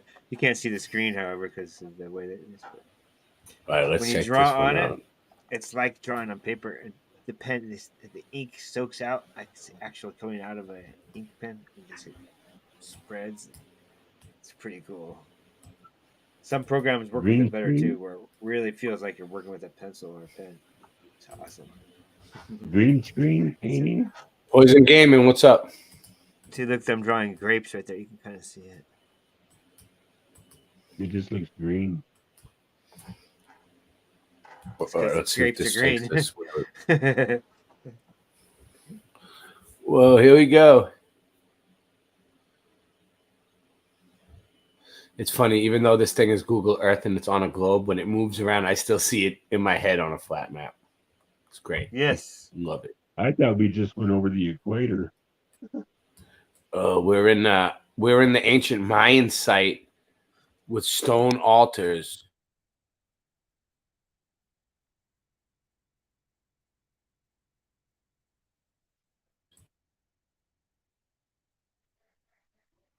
Dude, can we get out of here? Can we go over a little bit? Oh, is that a pyramid? Oh, that's the pyramid. Whoa! Look at that. This is in Belize. That's weird. Not a. It's in the Yucatan Peninsula. It's not a convenient This way person to just build. lives there. This is like the guy on the couch from Half Baked that they can't get rid of. He just sleeps there all the time, and they're like, "How are we gonna get rid of him? It's a public site." They're like, "Fuck it, just let him stay." Yeah, he's You like, know, don't worry about me. Eduardo. I can handle myself. Sanjay. You need to fix this area. You need to get to what you... Yeah, and then so he gets in their head. It's Eduardo. It's actually, his name is Eduardo. Remember? We met him. He's a nice guy. He just won't leave. Look at that. But you shouldn't be worried about him. Why? That's He told you. That's what he said. Yeah. He told you that. Yeah, I knew it. Oh shit! Look at this. He's the resident gardener. Pyramids for days. Just pyramids everywhere. Well, there are pyramids everywhere, but it lets you look at them. Dude was saying they don't let you look at them. Maybe a lot, maybe some of them, but maybe the really good ones. So look at that. They're like walking up the stairs. Steps. Yeah. While you want to walk up those steps. Wow. Really. So that's a pyramid. That's a pyramid. Look, there's more than one. There's one right there, and then I don't know what you consider this. And then there's another one right there, and then that's a mound. Oh shit! Then you have a mound right there. Let's go over to that. That's a mound. Look. Oh, this is the bread and butter right here. It's like, look at that. You sure? Look at it. You can see the steps right there where you can walk up. The steps are buried in grass. It's completely grown over. This is the same thing, but it's in better shape. And that one's in a little bit better shape. And then that one's completely destroyed. Look at this big one. Whoa. And look at that one. Whoa. There's one right there. Look like the other ones. Jesus. We're onto something. We found something here, I think.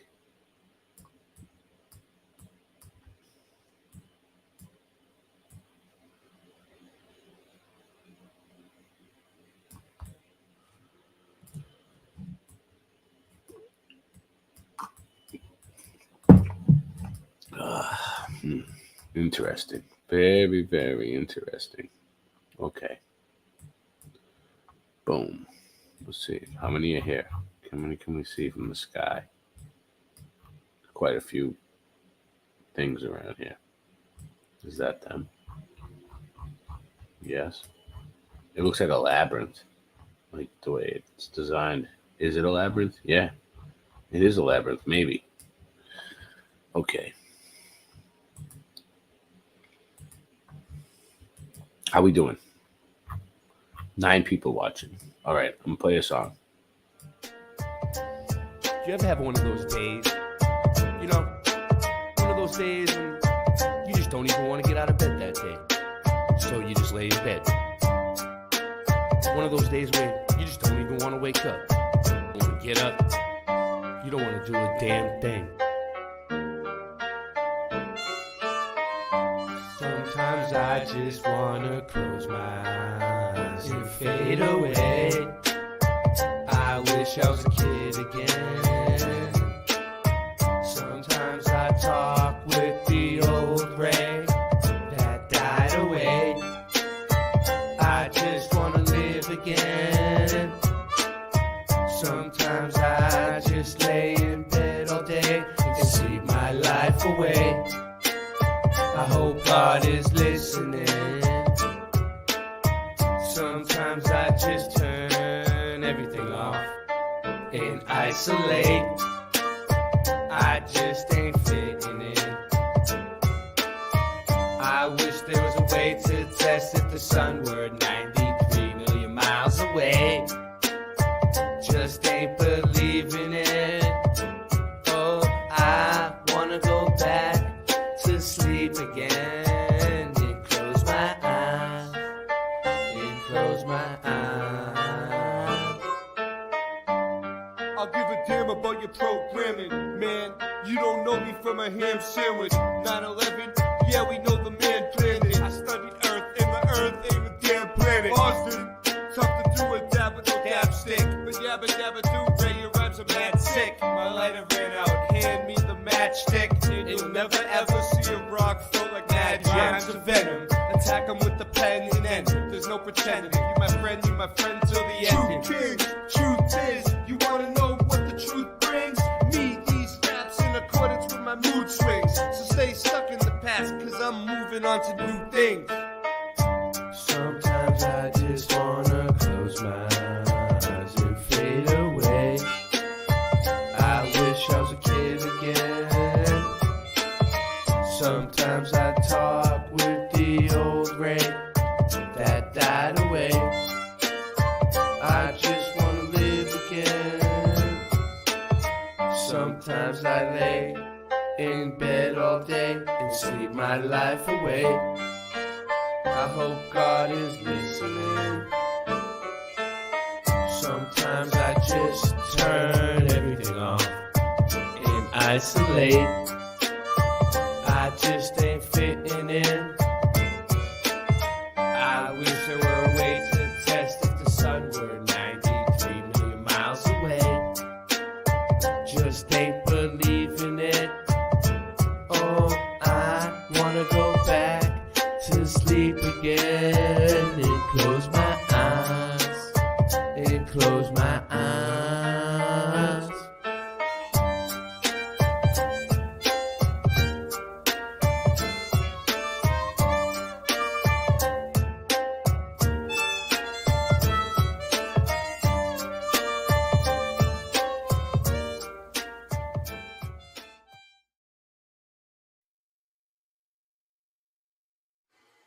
Oh, a real country breakfast, the best you ever tried. Pick up some Flatter Farms breakfast bud bites.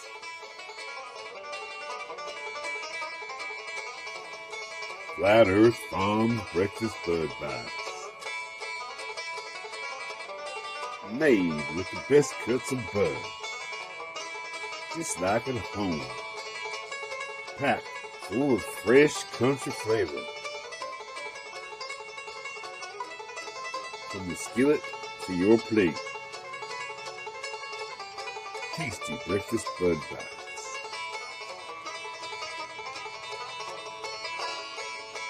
Tasty breakfast bud bites from Flat Earth Farms. Try some today. Available at all purveyors of fine products near you.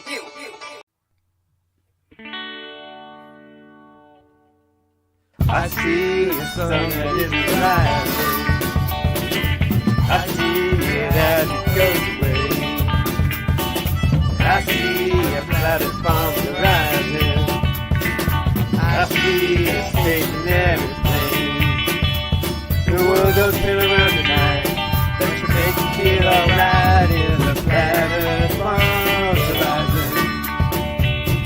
I hear things have been growing. I know I'm growing lovely. The tractor, hear the roots growing. Sun comes back, it's shining down on through. Yeah, the world don't turn around tonight. That's messing with your mind. It's the flattered palms rising.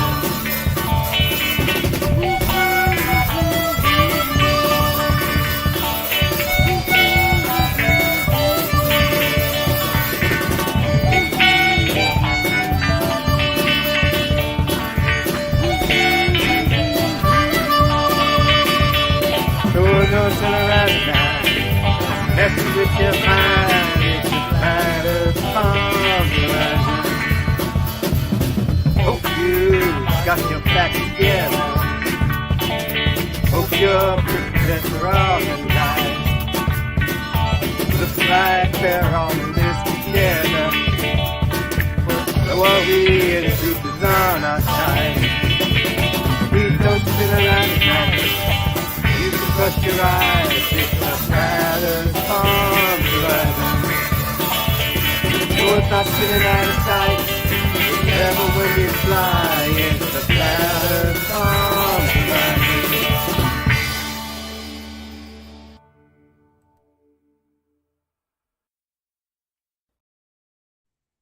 What's up? You there, Singe?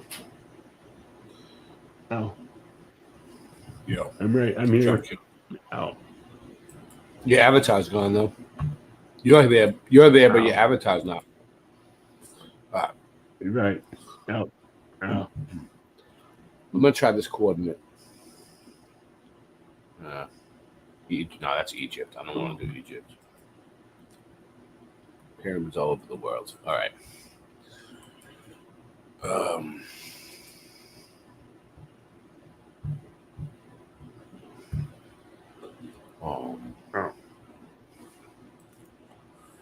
I got something.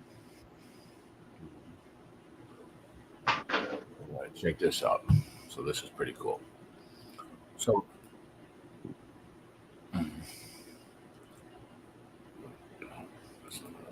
commercial. 1 second. So some people are like, oh, well, what were period? What were pyramids? What were pyramids, right?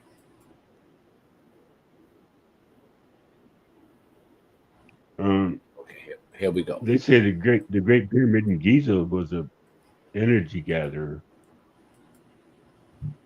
That's Exactly. what I believe. Should have been told to believe. You see the illustration? All right, you ready? Perhaps one of the more controversial aspects of the entire Tartarian theory is the use of antiquated tech on the top of these old world buildings. But the more I look into it, the more plausible it seems. For those that may be new to this theory, antiquated tech refers to the method of generating electricity through architectural means. When we see things such as tall towers with aerials and onion-domed roofs on old world buildings, these are theorized to have once harnessed energy from the atmosphere.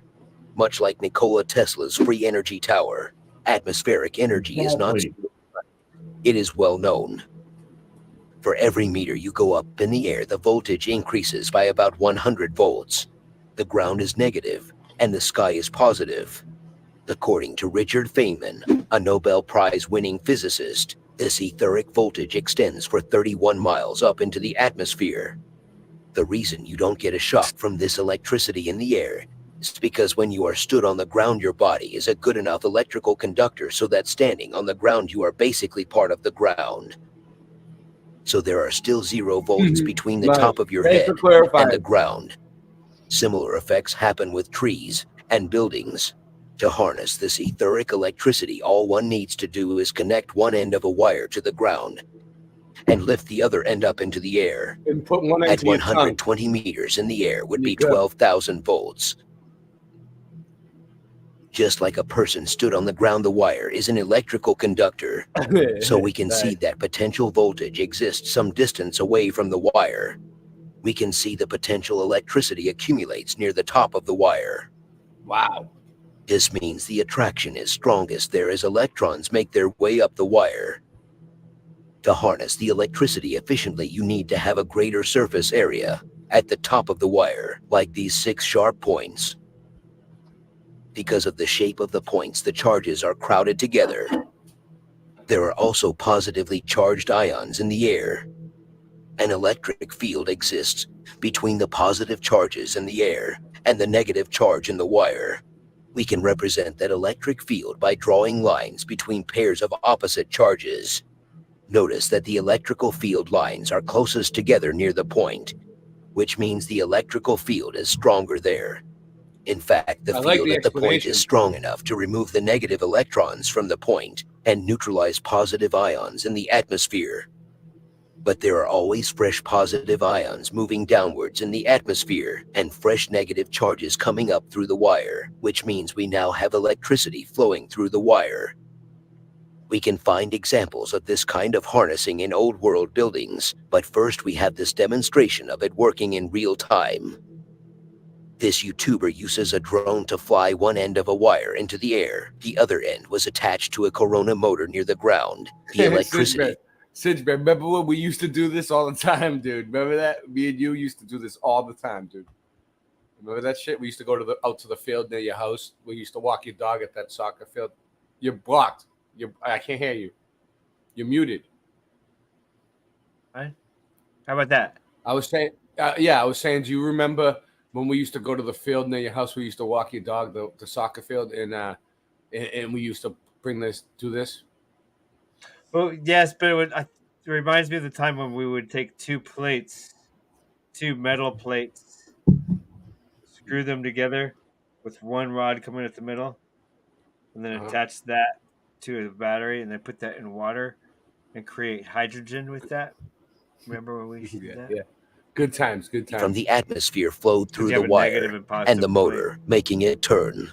Instant hydrogen with water. According to Wikipedia, Corona motors have been known about for centuries.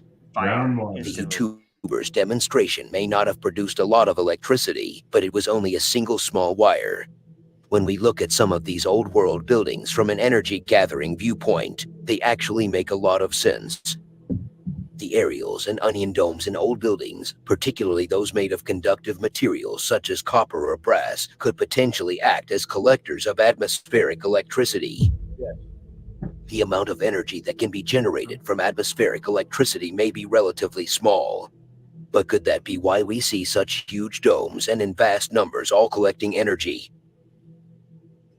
Is it also possible that certain types of stone was used in construction to enhance this process? Well, yes, there is.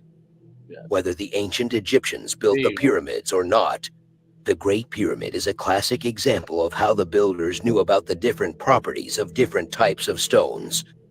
For example, they used 2 different types of limestone in the construction of the Great Pyramid. The outer casing stones are made of Kura limestone, whereas all the inner limestones are nummulite limestones. Nummulite limestone has a high concentration of magnesium, which makes it an electrical conductor. The Tura limestone on the outside has a low magnesium content, making it a better insulator. I suggest this is no coincidence. The builders knew full well about the properties of the different limestones. The mainstream narrative would have us believe this is just a happy accident, but I don't think so. There are many more so-called coincidences when it comes to the construction of the Great Pyramid, all pointing to the possibility that this was a giant atmospheric energy device. Yes. But we'll get back to that later. So not only does it appear that they designed their buildings in a way that was able to gather atmospheric energy. I wouldn't call it atmospheric energy because there is no atmos. There's no atmosphere. No atmosphere. It's an atmos. It is but it's more or less like there's no sphere, but it is more or less like the ether. Theorized that they may have even designed entire cities to efficiently gather and distribute this energy. So if we assume that older civilizations knew about atmospheric energy and were harnessing it, the question is, what were they using it for? It's important to keep in mind we are not talking about the conventional modern version of wired electricity. We are talking about a more subtle energy. It has been theorized that they use this energy to generate light, regulate temperature, and create an energy field that sterilizes harmful bacteria. I myself am not sure how they would do any of these things using atmospheric energy, in particular to generate light. We see some rare instances of what look like illuminated buildings in very old images. Yeah. We even see what looks suspiciously like light bulbs in ancient Egyptian hieroglyphs. Mm-hmm. But I don't know of any solid evidence to back up the claims. At this point, I would like to mention that I believe these old civilizations knew a lot more about gathering and utilizing this atmospheric energy than we as a civilization know today. I believe they even used sacred geometry to enhance this energy in ways that we barely understand. Even utilizing Earth's grid system, often referred to as ley lines. It's no secret that many ancient sites sit on ley lines, including the Great Pyramid and Stonehenge. What if these antennas, geometric structures, and locations with regard to ley lines all contributed to harnessing and magnifying a subtle energy that helped to heal the human body and keep it healthy? We are, after all, electrical entities, and this subtle energy could be aiding the electrical conductivity of the body. What if the benefits of this energy were palpable just by being in these buildings when they were fully functional? Could this be why so many of them were, or became to be, religious buildings? Many of the great cathedrals in England are built on this strong ley line. What if at one time commoners didn't know about this energy, and they were fooled into believing whatever religion because when they were in these buildings they could feel the energy, and with no other explanation they believed it to be a divine presence? That is one possibility to explore. But if that did happen, I don't believe it was the original intent when this technology was first being implemented. I have mentioned structured water in previous videos, and I believe this could have been one aspect of this energy. I also believe that ancient peoples knew about the healing properties of this energy. Famous wisdom keeper Abdul Hakim Oyan believed that the ancient Egyptians not only diagnosed, but healed diseases using sound technology. Another use for this technology could have been growing food. Seldom do we question how the ancient and great civilizations managed to flourish and have enough resources and spare time to become master builders, building megalithic structures all over the world, and being able to feed massive population for hundreds if not thousands of years. There is evidence that the giant geometric structures known as star forts have better yielding crops closest to the structures. That these antiquity buildings have also been used to aid and benefit crops. This would be what is today known as electroculture, which is said to be the ancient practice of increasing yields utilizing certain materials to harvest the Earth's atmospheric energy. Of course, I can't be sure why these structures were made the way they were, and I have just been speculating. But one thing we can be certain of is that this energy does indeed exist in the atmosphere and can be harnessed relatively easily. And these old buildings do seem to be designed to efficiently harness this energy. And the more I look into it, the more I believe that these buildings were purposely designed this way, with the intention of harnessing this atmospheric energy. I also think there is a chance that in the past there was a lot more of this energy present in the atmosphere. But that is a topic for another video. Let me know in the comments if I have missed any potential possibilities of this architectural technology. I have barely scratched the surface of many of these topics, and I look forward to going more in depth in future videos. Until then, I hope you have been entertained, and I'll see you in the next video. Jesus. I wish I knew who that was. Social Ripper. It's like you can't even understand his voice, dude. What is it? An AI voice? All right. This is Singeman's Tartarian Cities. Actually, it's Ryan's M, but let's go. Archive of old Istanbul photos, and right off the bat, it's found what looks like Tartarian architecture. I've went through. I've made it up to about page 60 of 374, and pulled out just some interesting photos here. So we'll go through these. Just look at some of the architecture and see if it looks like the Tartarians were down in the area of Istanbul. So first of all, it's just what I've seen from the world fairs and mud flood type of architecture. Here you've got the window buried, and maybe they just want to get light into the basement. That's one idea, but this one there'll be a few photos of it. I'll come back to this one later. And most of these it'll have something about it down here, so you can kind of have an idea of what you're looking at. And just some of this architecture, you can see these massive buildings like you would see in Chicago or San Francisco from the world fairs, and elegant architecture like this piece right here.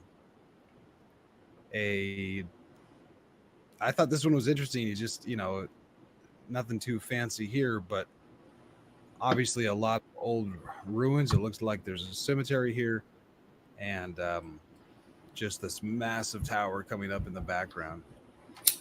16 people. Sum it up. And something like this is, again, it reminds me of what you see at the world fairs, especially the San Francisco World Fair. And it nice carvings. It looks very similar to what I would call Tartarian. Now here is, this gets good. I guess, it looking like a star fort out here. The top of the tower here chopped off. Obviously a very old ruin there. Once again, maybe Greco-Roman, but if you ask me, looks like Tartarian. That's amazing. Look at that last thing. We can't even make that right now. Too special here. I mean, just kind of where are they at? You can see in the Istanbul on this building. There used to be obviously a wall. I don't know. Another part of the building, and some kind of archway right here that gotten filled in. As the Tartarian narrative goes, it looks like Istanbul, Turkey. United States government building or something with the eagles on it, and it just looks like there's a lid from one of the coffins, and it looks like they're just a lid's laying down here on the ground, like it used to be called Constantinople or Byzantium. Correct. Yeah. Byzantium. Yeah, that's where Rome moved Obviously, to. Destruction here. Oh yeah, there are hardcore warriors. But the lid here threw me off guard. I'm not sure what happened over there. Warriors. Nice new building. Looks like that's why it looks Roman, because the Romans moved there. But this kind of looks like a palm tree, but up here it looks like it's broken. It's like a stone column that's carved down and it's broken here. You see this. Thumb it up. Just a dinky little ladder over here. Post it. Let them know we're here. Stones laying around, junk laying in the street. The statue over here is missing its head. Just interesting photos here. This is, you've got just old ruins, junk laying in the middle of the road. And then you've got the obelisk with what looks like Egyptian hieroglyphs on there. There we go. There's the obelisk. Obviously, a basement for a we building used to be advertised here, and just grazing animals. We've got cows just hanging out where there used to be obviously a massive city with this obelisk. And I will take a real quick pause to bring up the Masonic Encyclopedia of Freemasonry here. Nice. And where it's talking about Enoch, because it's related. It's possibly related to this obelisk. You'll see in later pictures. There's a pair of these, and they're inscribed with these hieroglyphs. Yep. That look Egyptian. We're gonna get into obelisks. They might be from Enoch, and we're just not there yet. I don't know It's if that's historically known as correct or not, but Currently let's take known a quick as read here. Istanbul. It says that what is the traditions of what? Freemasonry closely connect him What? by history of the institution. And it's what? They basically are saying We that, gotta show that clip here. I'll find it. Enoch was a Freemason or started Freemasonry or something along those lines. Enoch introduced the speculative principles into the Masonic Creed and that he originated its exclusive character. One tradition states that he received from God the gift of wisdom and knowledge, and God sent him 30 volumes from heaven filled with all the secrets of the most mysterious sciences. They say he was the first to give instruction on the celestial bodies, that he foretold the flood that was to overwhelm his descendants, that would be Noah, that he built the pyramids, engraving thereon figures of artificial instruments and the elements of sciences, fearing lest the memory of man should perish in the general destruction or in the coming flood. So here is where we have the connection between Enoch and essentially Egyptians, that where he says that he built the pyramids and engraved thereon the figures. So that would, of course, line up with the Egyptian hieroglyphs. And he is also attributed with the invention of astronomy. Enoch was the first who invented books and writing. Isn't that crazy, taught men Sid? the How you art were of just building cities. The other day He you were just discovered the asking me knowledge about of the Enoch zodiac and and the course of the connection. planets. Remember? And he remember the other day you were just like you were inquiring about the Enoch Egyptian connection. Now he's just talking about it just like that. I can't hear you. It's all connected. It's all And I love how they're currently controlling it. And it's like so obvious to us, but no one else sees it. It's funny. It's weird. Insulated the worship of God by fasting, prayer, alms, offerings, and tithes. We learned that a sacred presence appeared to Enoch and gave him instructions to preserve the wisdom of the antediluvians, or the people from before the flood. Because with the exception of one family, they are all going to be destroyed by the forthcoming flood. And that family, of course, is Noah. The circumstances which occurred at that time are recorded in tradition, which forms what has been called the Great Masonic Legend of Enoch, which runs to this effect. Enoch, inspired by the Most High, built a temple underground dedicated to God. The temple consisted of 9 brick vaults situated perpendicularly beneath each Are other. you certain? And he caused a triangular plate of gold to be made. I never heard this. Each side of which was a cubit long. On the plate, he engraved in ineffable characters the true name of deity and placed it on a cubical pedestal of white marble. Now, ineffable means That's crazy. Too great or extreme to be expressed or described in words. So too great or too extreme to be described in words, Whoa. he used ineffable characters. And that's another, once again, sounds like He used characters. Enoch used characters too great to describe in words. What do you think that means? It means that we don't have words Ineffable. we don't have a word for the thing. Yeah. Basically. Or they don't want us to know what it was. Like if Or I they had blocked it out. a They letter censored opener.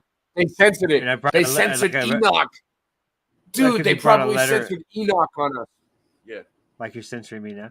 Like if I brought a letter opener to the past, they wouldn't have a word for letter.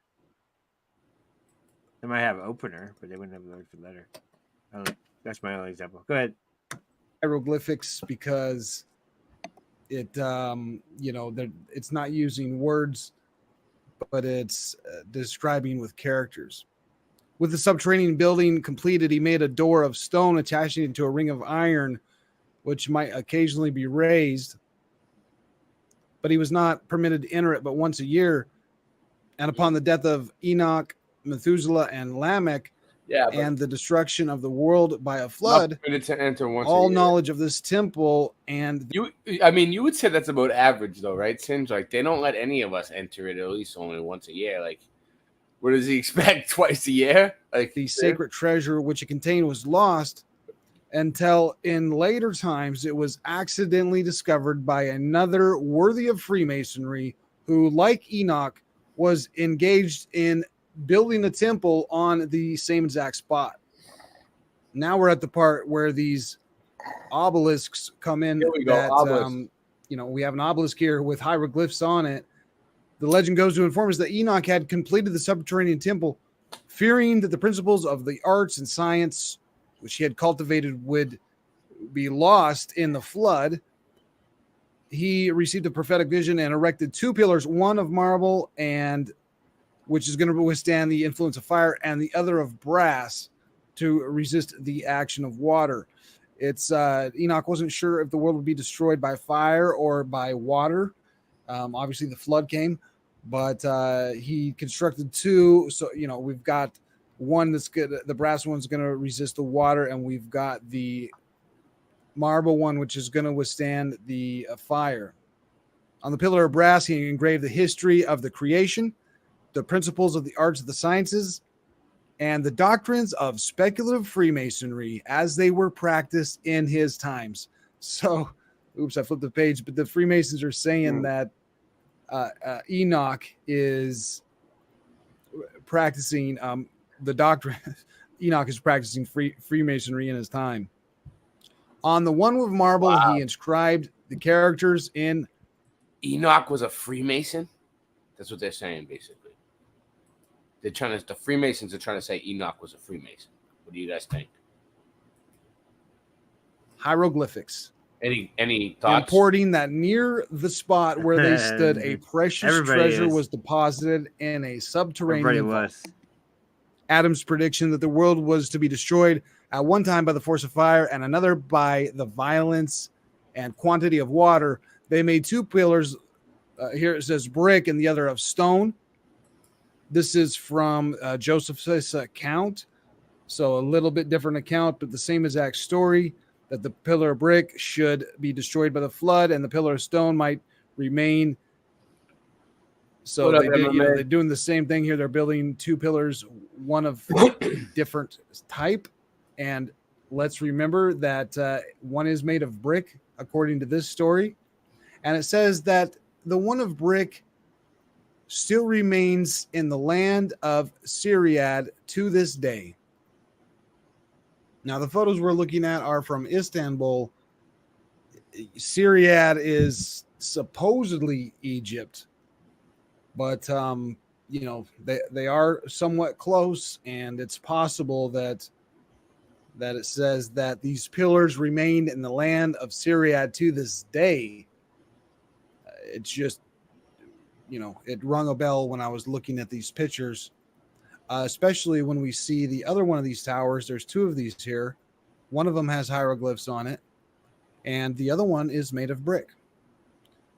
So This is I don't know if this is the two towers that Enoch built, but maybe they're replicas of them.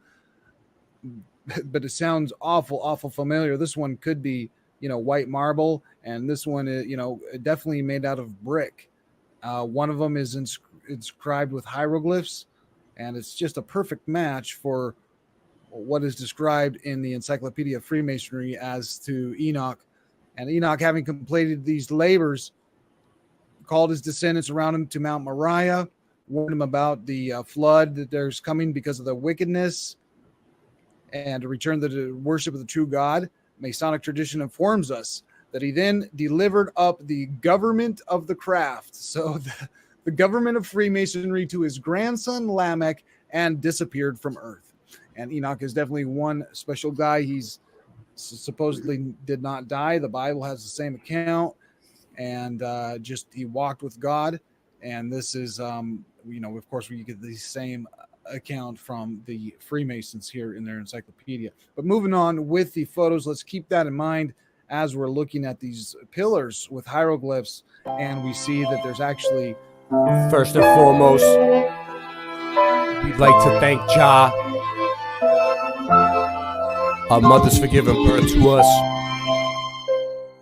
in this wonderful community. We love you. Jah bless. Rasta Bear, why'd you leave me here? I'm so sorry. What have I done to you? Rasta Bear, why'd you leave me here? Just like Tommy. What have I done to you? The earth is flat, man, I'm calling up Batman. We waking up the people and bringing it back, fam. The earth being flat is a provable fact. It's time to let them know how we know that. Water always finds its own level. Believing in the globe, you're worshiping the devil. Thrust and combustion don't work in a vacuum. It's a pressurized system, just one little crack through. They tell you it's fact true, but nobody asked you. It's garbage, a crapshoot, it belongs in the bathroom. What type of sun-lapse footage do you got? The sun goes away and turns into a small spot. Dinosaur bones or crushed chicken bones. You might as well shut up and listen though. It's disinfo and misinfo. It's a mission to keep the public misinformed. Come on. Rasta Bear, why'd you leave me here? I'm so sorry. What have I done to you? Rasta Bear, why'd you leave me here? Just like Tommy. What have I done to you?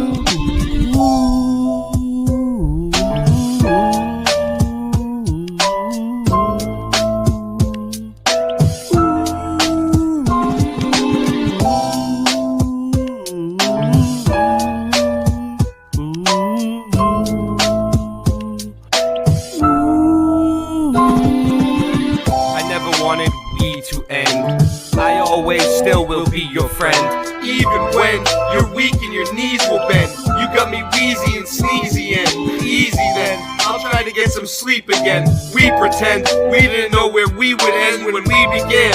Even more when your days are too long and your life is boring. Looking in the mirror telling yourself it'll be better in the morning. It was like wholesale and a half sale and half sale and a wholesale, until you got so confused you wound up saying no deal. Hey, nice merch, you got a promo code? He just put the chat on slow-mo mode. And man, I just don't know no more.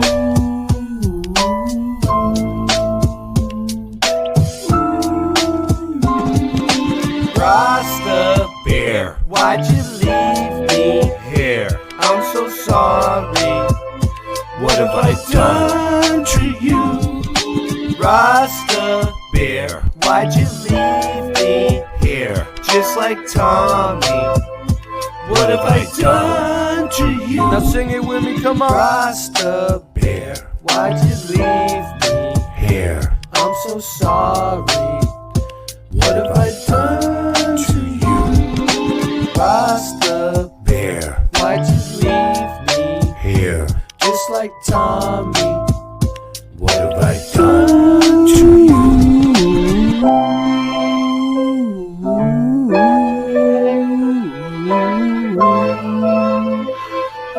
Ooh.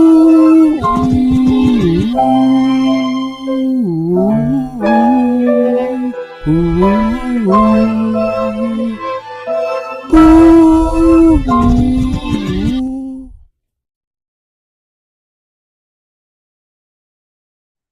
the album that I'm coming out with We're is here. gonna be the album as a whole, Nice.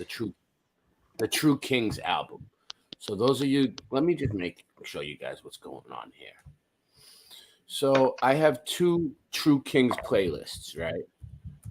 All right.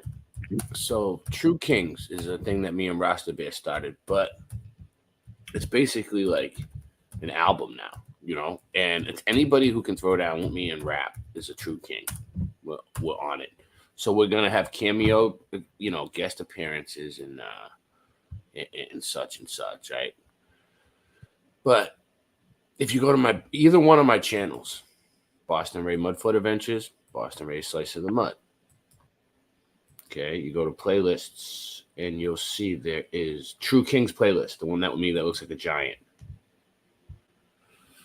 And so far, there's 4 songs. This is just Karen B played us. Karen B played it on her show, which is great. So we have 4 songs and a skit right there, basically, is what we got so far. That's the album. You see what I'm saying? But every time I put out a new song, no, it's not done. I'm gonna put out like 16 tracks, dude, and I'm getting a whole bunch of people on it, like a whole bunch of rappers from the community, big names. I'm getting involved with, and me and Rasta Bear are doing a bunch more songs too. So, like, we're working on it, put more music out. But as I put the songs out, they're all gonna end up on these playlists. So if you just copy this playlist, it's easy to do it. You go to the playlist, True Kings playlist, you copy it to your channel, to your playlists, and it'll be under your playlists, but then you'll never lose it. And every time I put a new song, it'll be there. It'll just automatically update for you. All right. Moving along. All right. I try to make things easy. I don't want to make things hard on you. But all the songs are good. They're all catchy. Everything off that is catchy. If you listen to it a few times, you got to get to know the words first. Oh, no. Don't materials, and one of them has hieroglyphs. And we see these guys here, and it's just, you could see, again, the ruins here, just junk laying around. You know what it is? It was like I really didn't have the technology, like the computer that could handle the editing and everything to make myself sound decent. Like I could always do it. I know. Dude, you now would make I have yourself... now you guys gave me a good computer, and look, I'm putting out quality. Yeah, what's going on? I know you would always say, I would make myself sound decent in a nanosecond if I just had the technology. I know. So remember that? I was gonna write a whole song that was like, I'm gonna make myself sound decent in a nanosecond if I had the technology. It's always bothering me. And then you were like, yeah, it's a cool song, but maybe it's a waste of energy. And I was like, yeah, you're right. A waste of energy. And don't you see that we will get you a waste of a energy. computer, please? And then we'll just say John Keely. John Keely bought you a computer. John Keely bought me this mouse. John Keely bought me my phone. John Keely's the greatest. Cinch, it's a waste of energy. I got a fifth of Hennessy. People in walking around. You could see here it's sitting on the statue, seemingly no idea. They just seem out of place. It doesn't look like they. Yeah, what are these people doing? Tie at his shoe? Like, what the fuck is going on? Certainly didn't build these. They didn't build these cities or these obelisks. Thank you, Andrew. And I don't know what's going on here, but it looks like maybe a dog, but it looks like a Black Panther. I was definitely very intrigued by these 2 pillars that seem to match. What did you say, Angela?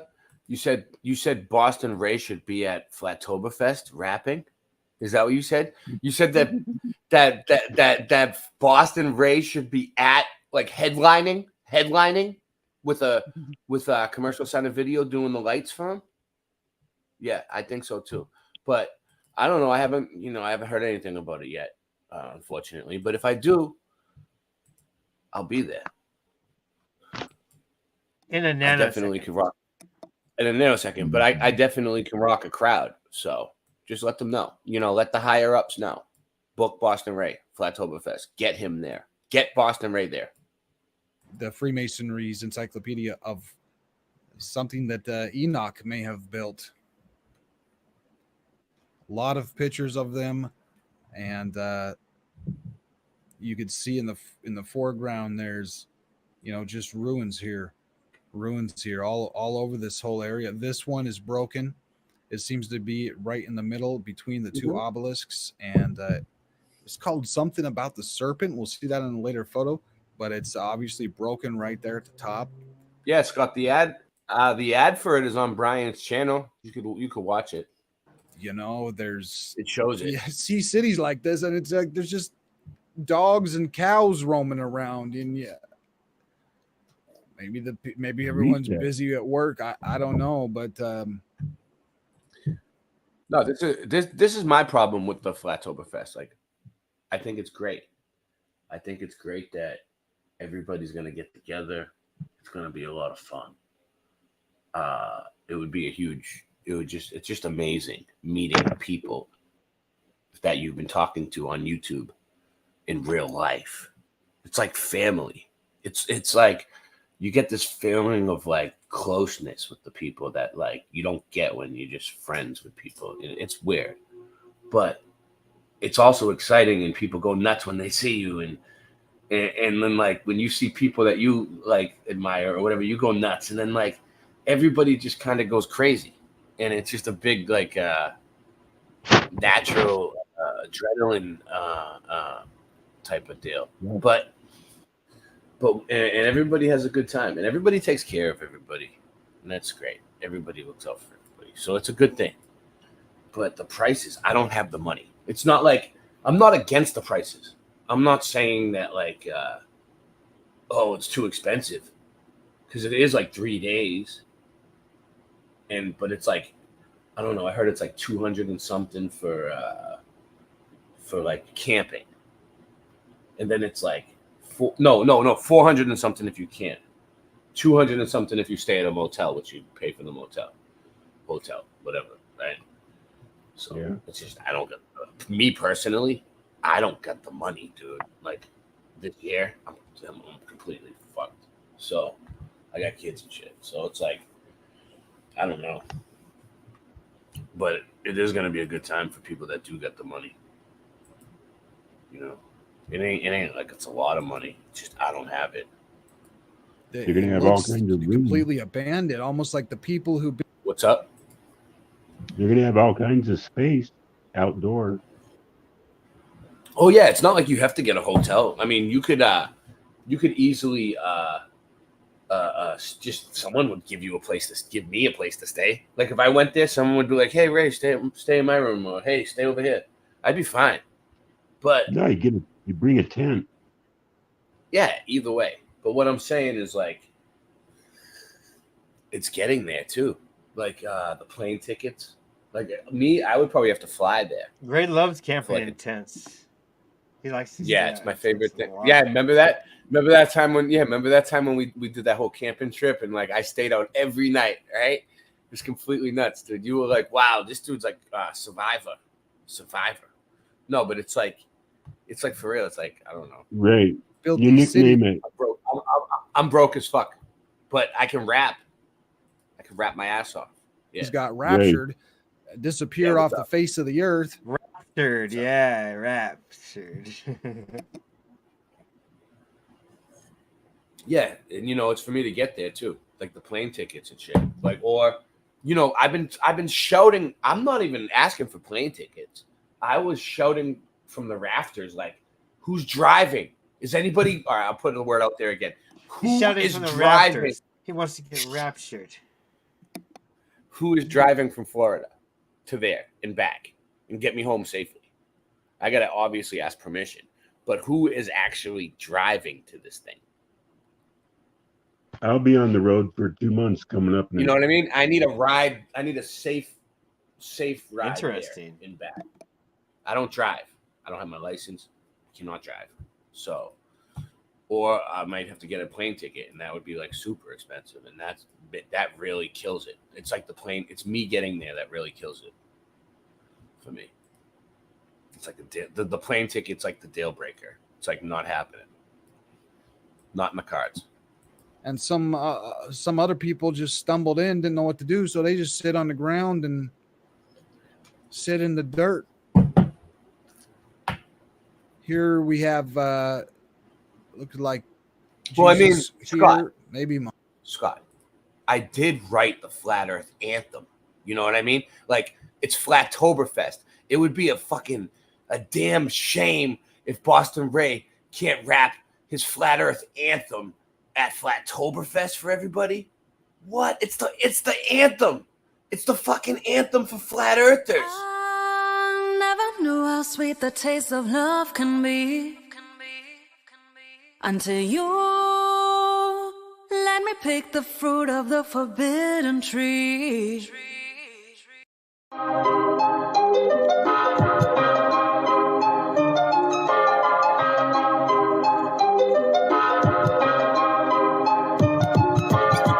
Earth is flat, what you gonna do about it? The earth is flat, what you gonna do about it? The earth is flat, now what you gonna do about it? The earth is flat, now tell me what you think you're gonna do about it. Tell me what you think you're gonna do about it. Tell me what you think you're gonna do about it. Tell me what you think you're gonna do about it. Earth is flat. What you gonna do about it? I thought you knew about it. Would you rather do without it? The earth's a center, the sun and moon moves around it like a clock. Can you hit a moving target with a rocket? I'm not hard to get along with, just take a bong hit. Do you serve up any content? The stars are constant. You want a consolation for it? It makes me vomit. We never do get hit by comets. I know you want it, just leave another useless comment. NASA lost it. The earth is flat, what you gonna do about it? Earth is flat, what you gonna do about it? The earth is flat, what you do about it? The earth is flat, what you gonna do about it? The earth is flat, what you gonna do about it? The earth is flat, what you gonna do about it? The earth is flat, now tell me what you think you're gonna do about it. Tell me what you think you're gonna do about it. Tell me what you think you're gonna do about it. Tell me what you think you're gonna do about it. You know it's flat. And there is a bunch of us. The globies munching on a bunch of snuffleupagus. You think it's cute? Then why not cuddle up with us? We know it's flat. Why you making such a fuss? My supper was the fucking best. That's just because the earth is flat. It hit me like an uppercut to the nuts. The earth is flat and there's nothing you can do. The earth is flat and there's nothing you can do. There's a Russian with the crew. Don't forget to brush after your food. Asteroids and asteroids too. The earth is flat and there's nothing you can do. The earth is flat, there's nothing you can do about it. The earth is flat, there's nothing you can do about it. The earth is flat and there's nothing you can do about it. The earth is flat, there's nothing you can do about it. The earth is flat, there's nothing you can do about it. What you gonna do about it? The earth is flat. What you gonna do about it? The earth is flat. It's fucking flat. The earth is fucking flat. The earth is fucking flat. The earth is fucking flat.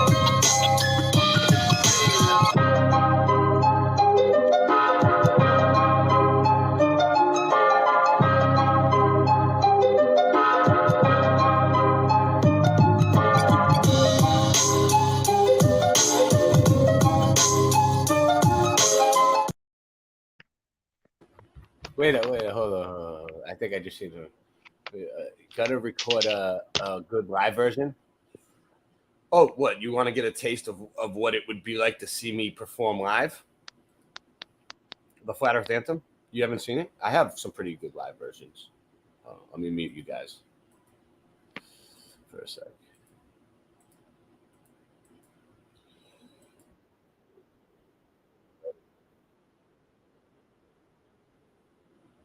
Okay.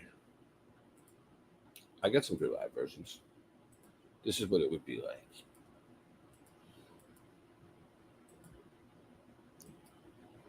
Even better than this if I had the lights.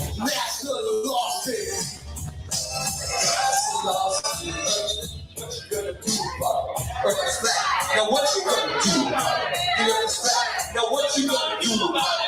The earth is flat. Now tell me what you think you're gonna do about it. Now tell me what you think you're gonna do about it. Now tell me what you think you're gonna do about it. Now tell me what you think you're gonna do about it. We know it's flat, and there is a bunch of us. Them boys working on a bunch of stuff because you think that you the one that cuddle up with us. We know it's flat. Why you making such a fuss? My supper was the fucking best that shit that you're flat. They hit me like enough of I'm nuts. You're flat. Nothing you can do. You're flat, and there's nothing you can do. So rush with the crew, how do they rush after their food? You're flat. Nothing you can do. There's a Russian with the blue house, they rush out they get food. You're a slack, and there's nothing you can do. The Russian with the blue house, they rush out they get food. You're a slack, and there's nothing you can do. The Russian with the blue house, they rush out they get food.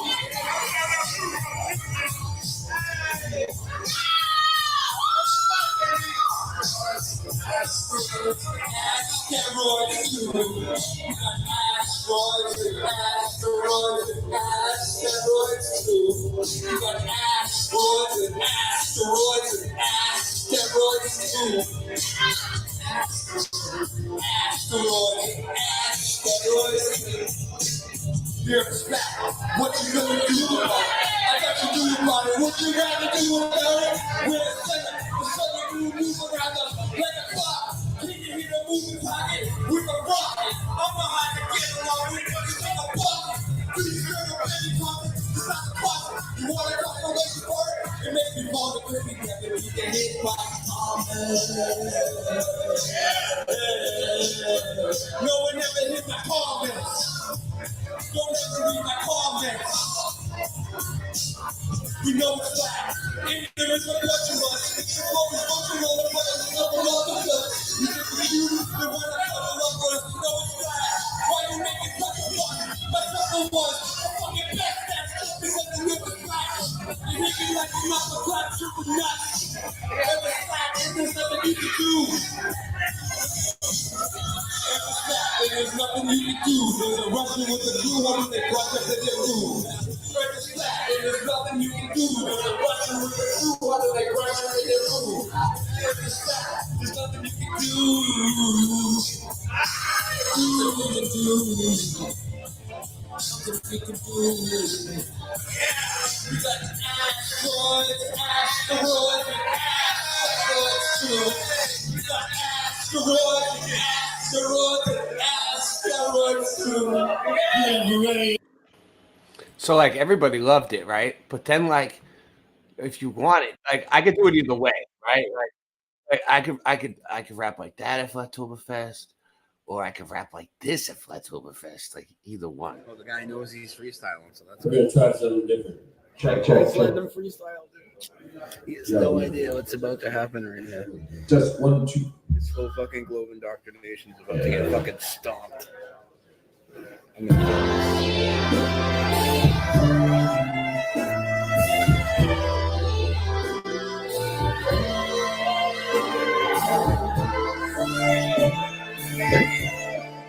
Yo.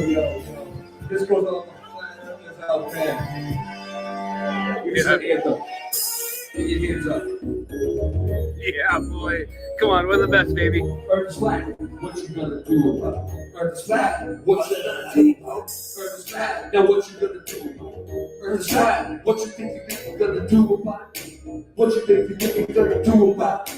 What you think you're gonna do about it? DJ's like, what the fuck did I just get myself into? Look at his face. He's like, what? Earth is flat. What you gonna do about it? I thought you knew about it. What you rather do about it? With the sun and moon moves around us like a clock. Yeah, right. Yes. I'm not to get along with it. Just take a pocket. Do you serve up any context? Inside the concert. You want a consolation for it? It makes me vomit. We never do get my comments. I know you want it. Just leave another useless comment in the morning. NASA lost it. NASA lost it. I think the DJ's triggered. NASA lost it. Look at Christian trying to do hip hop. What you gonna do? The earth is flat. Now what you gonna do about it? The earth is flat. Now what you gonna do about it? The earth is flat. Now tell me what you think you're gonna do about it. Tell me what you think you're gonna do about it. Now tell me what you think you're gonna do about it. Now tell me what you think you're gonna do about it. The earth is flat, and there is a bunch of us who's always munching on a bunch of stuff around us. Cause you think we're cute, then why not kind of love with us? I know it's flat. Why you think that's a fuss? My papa was the fucking best. That's just because the earth is flat. It hit me like an uppercut to the nuts. Earth is flat, and there's nothing you can do. The earth is flat, and there's nothing you can do. There's a Russian with the crew under the brush after their food. The earth is flat, and there's nothing you can do. There's a Russian with the crew under the brush after their food. What you gonna do about it? The earth is flat. What you gonna do about it?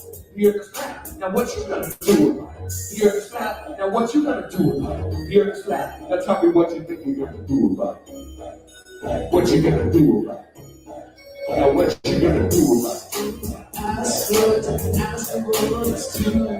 We got asteroids, asteroids, asteroids too. We got asteroids, asteroids, asteroids too. Asteroids, asteroids, asteroids too. What you gonna do about it? What you gonna do? What you gonna do about it? Earth is flat. Now tell me what you think you're gonna do about it. Tell me what you think you're gonna do about it. Now tell me what you think you're gonna do about it. Now tell me what you think you're gonna do about it.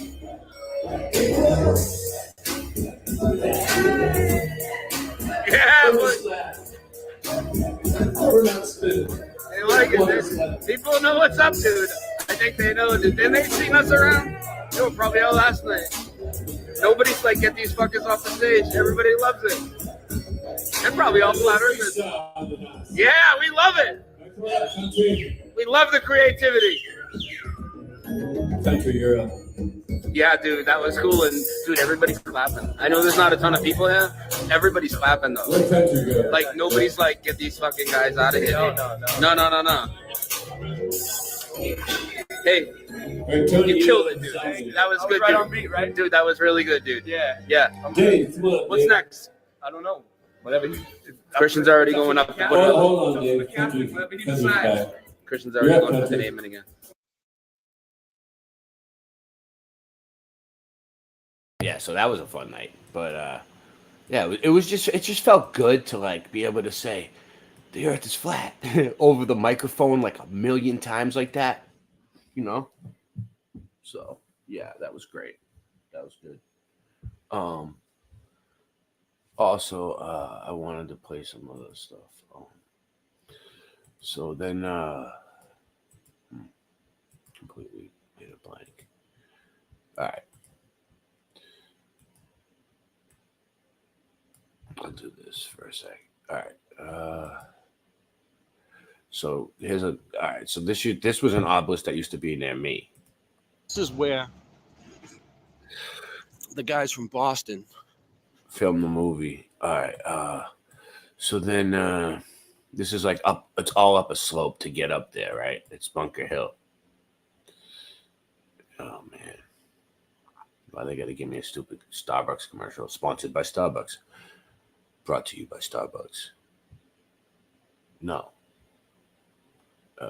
Get out of here. I'm not even voting. So, yeah, so here it is. Look, it's in the middle of the neighborhood. Giant obelisk. Boom. I filmed it. This is me filming. This is my footage. Boots on the ground, actually. Boots on the ground. Where is it? The new one. There's a new Boots on the Ground. That's the old one.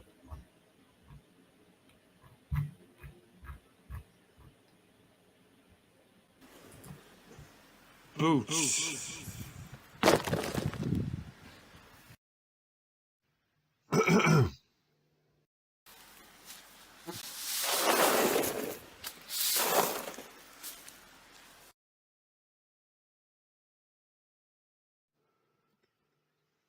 Boots.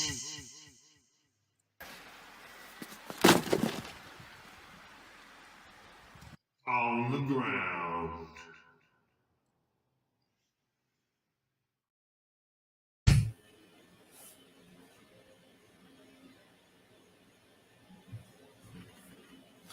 Give me 1 second. Jesus.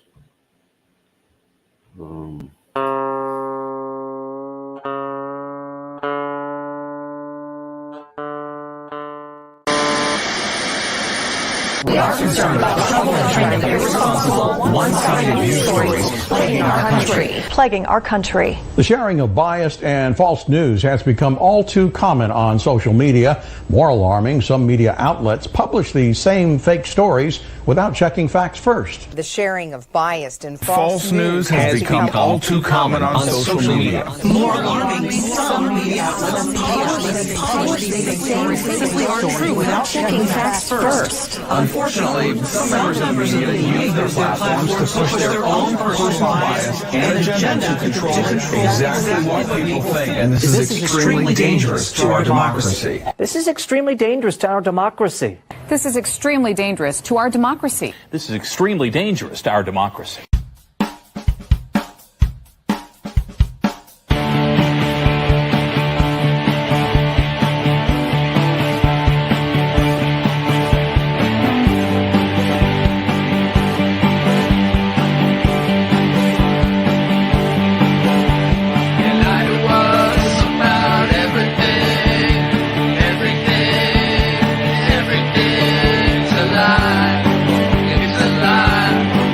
It's a lie.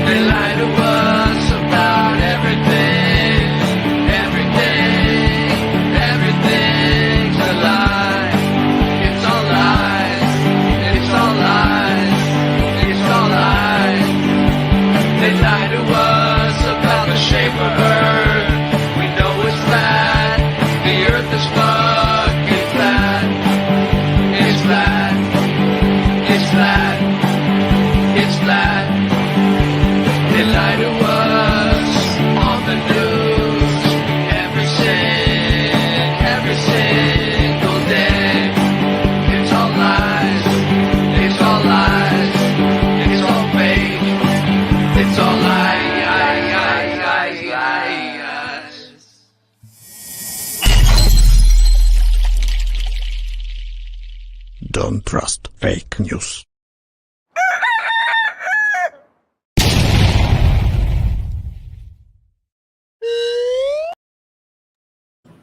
Yeah, Boston Ray was also part of the smash hit mega group Levelhead. You know what I mean? I helped spearhead the Levelhead with Scott and Christian. Now, so like, if anything, I have seniority, right, in the company. So I don't know. Just whenever you see them, hashtag get Boston Ray to Flatfest. Hashtag Boston Ray needs to get to Flattoberfest. Who's driving there? Muhammad, I'm not sure. And, big kind of Tartarian style looking architecture. Massive aqueduct, it appears to be here. Quite the lengthily Hashtag another picture. Hashtag Boston Ray should be headlining. Of it there. Go back to that for a second, but it looks like a lot of work and just ruins. It once upon a time would have been new and would have been taken care of. Not anymore. And the stripes, the black and white stripes that we'll see all over the architecture at Istanbul is quite similar to the some of the stripes you could see at the Chicago Fair. Here's a picture from Chicago in 1893 Chicago World Fair, and you can see that same style of kind of black and white, or at least striped, striped colors on the architecture. And it's you'll see it quite a bit in Istanbul over here. Yeah. So interesting that we see kind of some similar architectural influences from Istanbul over in Chicago. Here we could look at this size of the horse here to get just a grasp for how big this thing is. It has I don't know. Looks like it has wires running up it. Maybe they're using those for climbing up. I don't know, but just a massive antenna up here. Maybe it's something to do with electricity. I'm not sure, but look at the size of the horse. This thing is huge. That's what I'm saying. Same thing, massive. Exactly, 1982 Mustang. I'm not against it. I love the idea of a Flattoberfest in September. You know what else? It's September 27th. My birthday is September 25th. So, like, I love the idea. It would be like my birthday celebration. It would be nuts. It would be off the chain. I think it's Staveley's birthday too, so it would be completely crazy. But we'd have to be renamed though. I don't have no way right now. Listen, right now with the time frame we're looking at, I don't think so. Unless it would be a different name though. Unless I have some real help. I need some help. Got it? Right? It would be different. And then listen, and then you know what I need? All I need is a what mic. Do you need? What does he need? All right. This is my list of demands. Okay. You want Ray? No, I'm serious. You want Boston Ray to rap at Flattoberfest, Flat Earth Anthem, and all these new tracks that I've been putting out? Well, we need a way for me to get there. I'm not asking for much. Way for me to get there. What would it take? You know what I mean? What would it really take? Get me there. Money. Everything takes money in this world, so it's money. It's not much. Right? No, it's just money. Yeah. I don't have it though. Because I'm just putting it on. Hey, listen, I'm manifesting. I'm manifesting my destiny. But no, I was gonna make another point about it. But we're the harder edge of flat Earth, so we don't have money.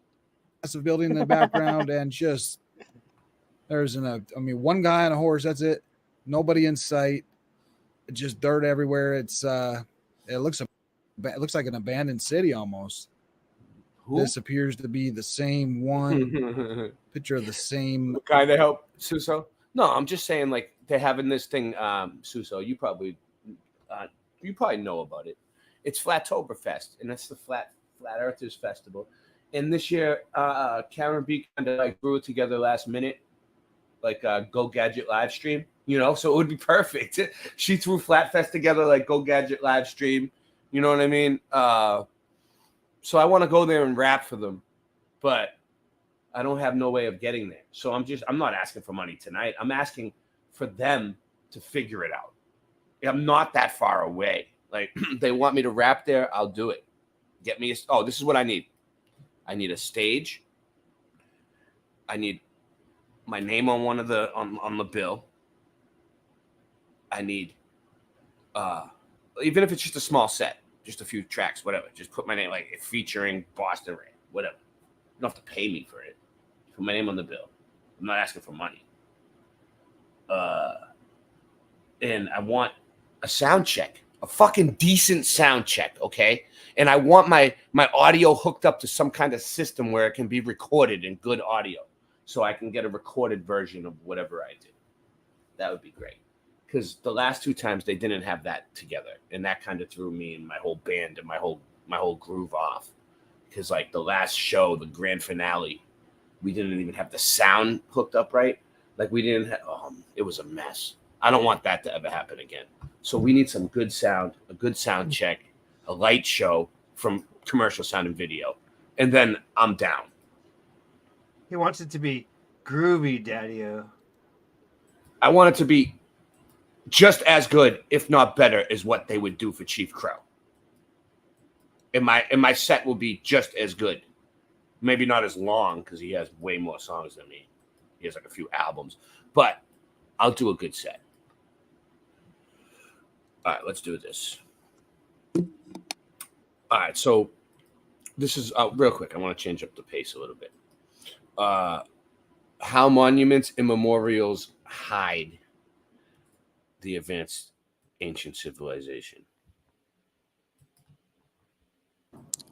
The more I look into all of this, the more direct interconnections I find between all of the subjects I am delving into in this new series about the ancient advanced Moorish civilization, a civilization which existed up until relatively recent times, and about the manner in which it has been covered up.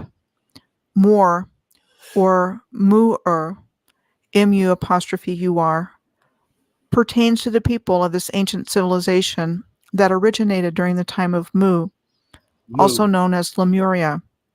I have found the subjects under scrutiny in my research for the various planetary and circle alignments I found emanating from the North American star tetrahedron, and which I have talked about previously in my videos. My name is Michelle Gibson. The Arc de Triomphe de l'Étoile, the literal meaning of which is the triumphal arch of the star, stands at the western end of the Champs-Élysées at the center of the Place Charles de Gaulle. Construction was said to have begun in 1806 to honor those who fought and died for France during the French Revolution and the Napoleonic Wars. There appears to be a solar alignment happening in this photograph through the archway of the triumphal arch of the star. It is situated in the formerly named Place de l'Étoile, or Place of the Star, said to be named for the juncture of 12 avenues radiating out from the place where the triumphal arch of the star is located in the center. Obviously, there was a very high level of city planning going on in Paris, one that was holistic and planned, and not a haphazard or random development process over the different eras of history, as expressed by the education we received in our history classes in school. Let's see where else evidence of sophisticated and intentional planning shows up as we go along throughout this video. The Arc de Triomphe du Carrousel was said to have been built in the Corinthian style of architecture between 1806 and 1808 to commemorate Napoleon's military victories the previous year. The Arc de Triomphe du Carrousel, we are told, was built as a gateway to the Tuileries Palace. When the palace was destroyed in 1871 during the Paris Commune, a radical socialist and revolutionary government that ruled Paris from March 18, 1871 to May 28, 1871. Sound familiar? It allowed an unobstructed view west towards the Arc de Triomphe de l'Étoile. This part of Paris, at which I'm going to take a closer look, is part of what is called the Axe historique, I'm going to or put the link historic on if anyone axis wants to join. of a line of buildings, monuments, and thoroughfares that extends from the center of Paris to the west. The Arc de Triomphe du Carrousel appears to be a central component of this historic axis, which follows a straight line through various locations in the thoroughfare. So locations in the front of the arch, seen in this view from Google Earth, pictured here include the Tuileries Garden, a public garden that represents what's left of the Tuileries Palace grounds, to the Place de la Concorde, most famous as the location of the Parisian Cleopatra's Needle, said to be an over 3,000-year-old obelisk from the Temple of Luxor in Egypt. I will have more to say about this obelisk in the next video on the subject of gifts and contests, for the explanation that we are given as to how they managed to get an ancient multi-ton obelisk from Egypt to the center of Paris. Among other things, by the end of this video, I'm going to show you there are obelisks literally all over the place, just called and attributed to something else. However, in our present-day collective awareness, obelisks are associated primarily with ancient and pyramids. Aha. The obelisk, called Cleopatra's Needle, is flanked on either side by the much less well-known Here we go. Obelisks. Fontaine de la Concorde. So, Scott. One is called the Maritime Fountain, or Fontaine des Mers. This is getting into the obelisk now. So we covered obelisk. I like this lady though. She reminds me of, like, you know, one of those people. She's like very scientific, but very scientific. Oh, she does her research, dude. And is on the side of the Place de la Concorde, closer to the Seine River, and said, I like the idea She's of like- not just looking at my lunch break.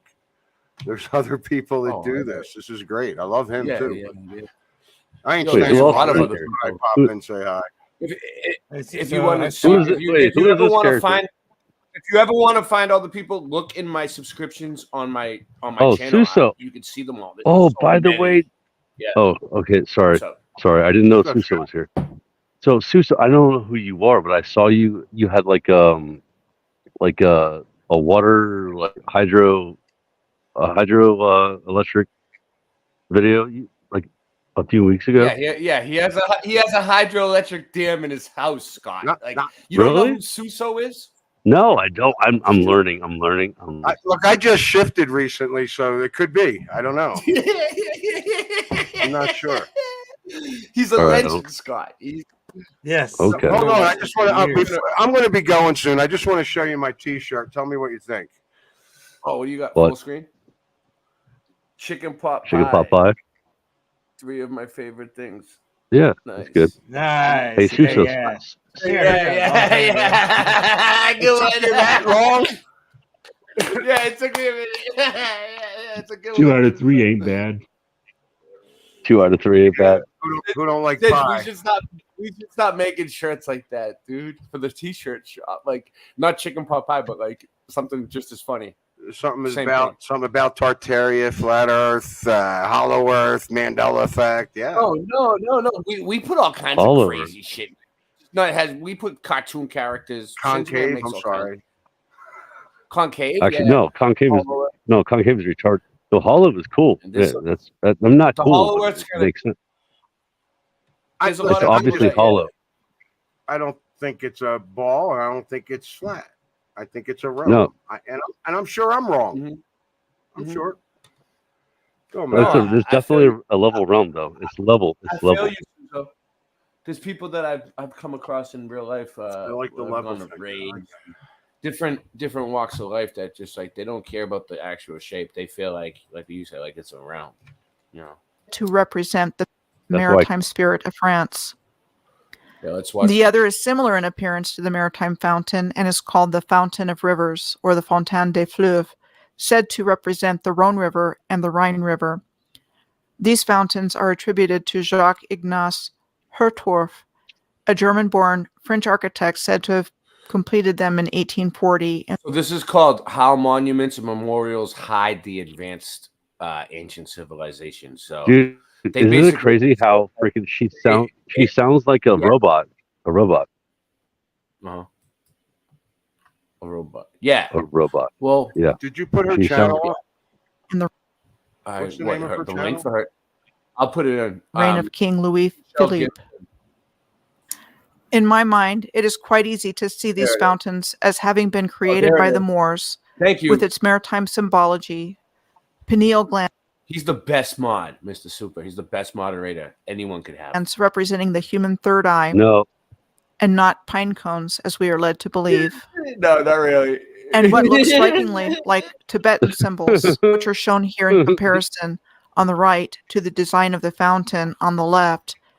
There's no mystery to me here because I believe, based on what I am seeing and finding, that all over the world the ancient Moorish civilization was one and the same, based on sacred geometry and 12 tribes. Everything was configured in perfect geometric and harmonious relationship to everything else around the world and in the heavens. For example, each tribe of Israel had its own designated precious stones. Mhm. No, One they of the didn't. stones for the tribe of Dan was Actually, that's bullshit. No. So. Nope. No. There's They no didn't have such thing. stones. No, you're right about that. What Fishman, do you you're mean? right. All right, don't get me started on orange juice. No, there. Wait, what? Said don't get me I have started on no orange Turquoise. juice. I've never heard this before. So I've heard all about the 12 tribes, but There are many points in common between the Tibetan culture and that of Native Americans of the Southwest, including the wearing of turquoise, and they recognize each other as being connected to the other. They also have traditions of oftentimes masked dances at certain times of the year to harmonize and balance positive and negative energies in both the Tibetan culture of Asia and in the Native American cultures of the American Southwest, like these Hopi Thumbs up. dancers. I firmly believe there would be no mysteries in history if we had been taught the Yeah. true history. Going in a straight line in the other direction from the Arc de Triomphe du Carousel, we come to the inverted pyramid, which we is go. said to be a skylight designed by the Chinese-American architect I.M. Pei and completed in 1993 for the I am Pei. Carousel du Louvre, I am paid. an underground shopping mall in front of the Louvre Museum. I am Pei. What if there was already underground city infrastructure worldwide already built out by the advanced ancient civilization? It's Next, we as come to another the boss pyramid of love. serving as the entrance to the main building of the Louvre Museum, I'm glad that also you could be attributed to here I.M. tonight. Pei, with completion in From the logo. 1989. Verifiable, you say? There's a Oh, pyramid. maybe so. But as we know, desirable information can easily be added or removed from the database.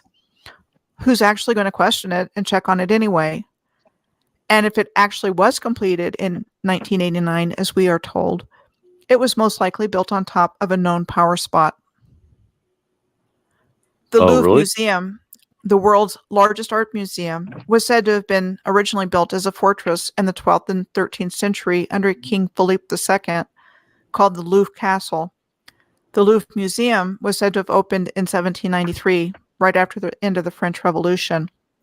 There's a nice Templar cross in the courtyard of the main building, seen here. Templar cross? I do seriously question what we were Templar told cross, about yeah. who the original Templars were, also known as the Order of the Temple of Solomon. We are told it was a Catholic military order recognized in 1139 AD by Pope Innocent II's papal bull Omne Datum Optimum. I personally think there's a lot of historical information missing about who the Templars really were and about what their actual association with the Temple of Solomon was, like maybe being Moorish Master Masons instead of Catholic Knights. Whatever the truth was about the Templars, information is not available in the written historical record to make a connection directly to the Moors. Mm-hmm. The backside of the main building of the Louvre is known as the Colonnade du I Perrault. remember the Moors. I will also be talking more about Monsieur Yeah, of Perrault course. in the next video Moors. on gifts and contests. The ones that you For this walk across. video, Hold on, Ray. I just Ray, want to really show quick, you a really quick. comparison of the Really colonnade quick. he is famous for having designed on the top. Ray, What's up? really quick. She just said all this stuff that she just said is like, dude, we don't even know the true history. That's the point. They don't even. It's like not even proven. Like it's like, oh, they just say things. Think about Yeah. that. Think about how they just say things and they write it down. They don't know it's a real, true history because this was what all people made up say. to control us. For It's them not all to made. It's not all made up. Yeah. Yeah, exactly. No, it's That's exactly what. what control us. But it's like What you all right, hear. What all you these hear from them. these buildings are all over the world, and they look like they're made by the same people, and they're all over the world. Yeah. But they mixed them. Yeah. They mixed them in with like regular buildings, so people don't realize that it's like until you start to look for it, and then you start to notice that like these fucking buildings are everywhere. But like when they're I just was in your neighborhood. when I was a teenager and I was looking at what is it, Ben Franklin on top of the City Hall in Philadelphia? Is that who it is? Ben Franklin? Yeah. No, that. I mean, we were looking at. I looked at that. No. That was Penn. That was Penn. That was William Penn. William Penn. Yes. But I'm looking at that as a teenager, and it's gigantic. Okay, It's gigantic. okay, they built it in the 1800s. Okay, they built it in the 1700s. Why would I? Yeah. Why would I question them? I know, but you know, I know. Well, Why yeah, would anybody? think. But Now- they built it in the 1700s with a horse and a buggy, Yeah. and not even a crane, and we don't even build No shit like electric that tools. ever, or electric tools or anything. Yeah. How did they get all the materials on the site? Like with a horse, they had horses hauling brick. So I'm coming Really? across No, all that this, thing is crazy though. It's true that.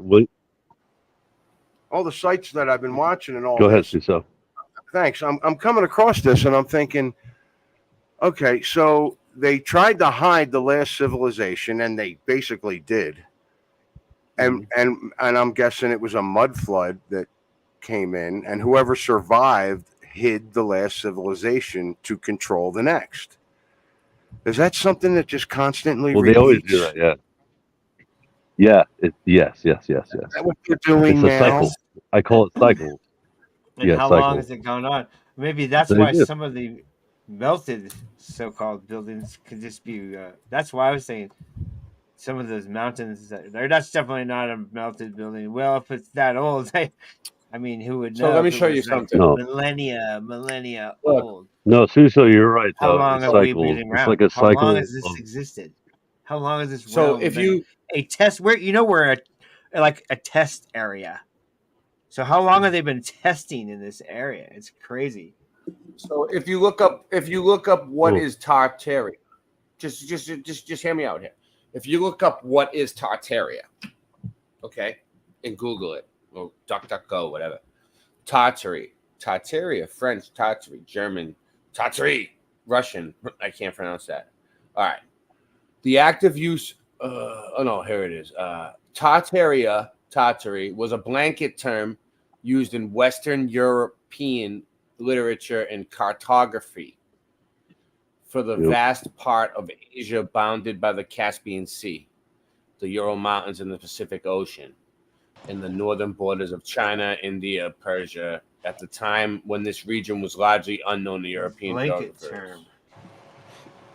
I tried to get you to name your child blanket like Michael Jackson. Yes, but then blanket, it's like, blanket term. Yeah, but dude, Ray, but if seriously, you ask this- Sid is right. this- Blanket term means like it's just the generalized. It's a blanket term. It's like for English is everything. different. There's like, oh, we'll just call it Tartaria. That's fine. But they didn't though. They never told us this. Have you ever heard of Tartaria? Seriously, guys, anyone, Here it is. any of you? Here it is. Look, Tartarian Never Empire. Have you heard of first- it when you were a kid? No. Listen. I've seen it on maps, but I Dude, never yeah, questioned like- it. Why didn't I question Yeah, it? that's oh, you heard it? Listen. I've seen it Tartarian on maps Empire. when I was a teenager, and I don't understand why I didn't question it. Yeah. Oh, exactly. Off. Yeah. Berenstein Bears. Blow it off.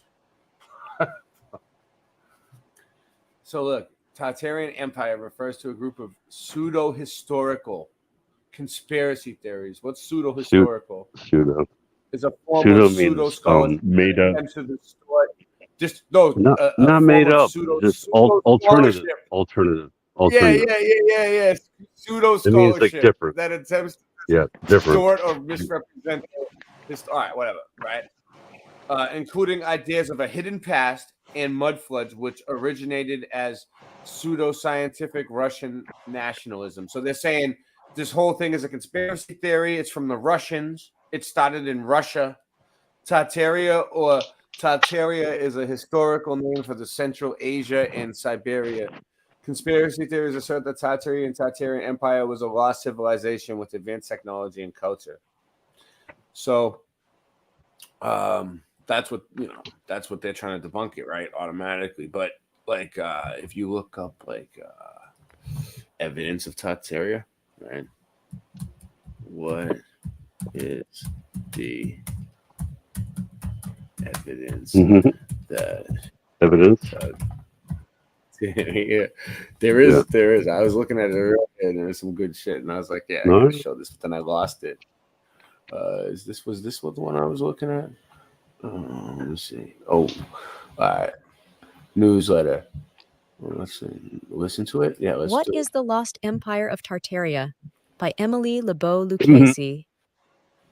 In 2019, many people watched in horror as black smoke poured out of Notre Dame de Paris, the 12th century Roman Catholic cathedral. So that An orange blaze spread across the roof, that's and when it they burned seemed the it down. historic building might be It had to lost. go. Another building After the fire went out, the experts assessed the water damage. Dude, and that believed place is amazing. that a restoration plan was in place. Hold on, it's only 4 But minutes. conspiracy theorists who believed in the Tartarian Empire felt otherwise. To them, it was just another example of Tartarian architecture being demolished. A lost empire? One confusing aspect of the Tartarian Empire conspiracy is that there was a place and people long referred to as Tartars living in Tartary. What was the Tartarian Empire? Western Europeans and Russians used to refer to a region in Asia as Tartary. This area included Siberia and parts of Central Asia, including Mongolia, and stretching as far south as Afghanistan. By the 1800s, some Russians Ray, saw their country as the really world quick. power in the East and entitled to the land and its resources. What was a can't pause Tartar? The word Tartar Actually, yeah, meant don't pause it. Okay, sorry. in the mid-1700s, Italian writer Martino Martini wrote De Bello Tartarico about his travels in China.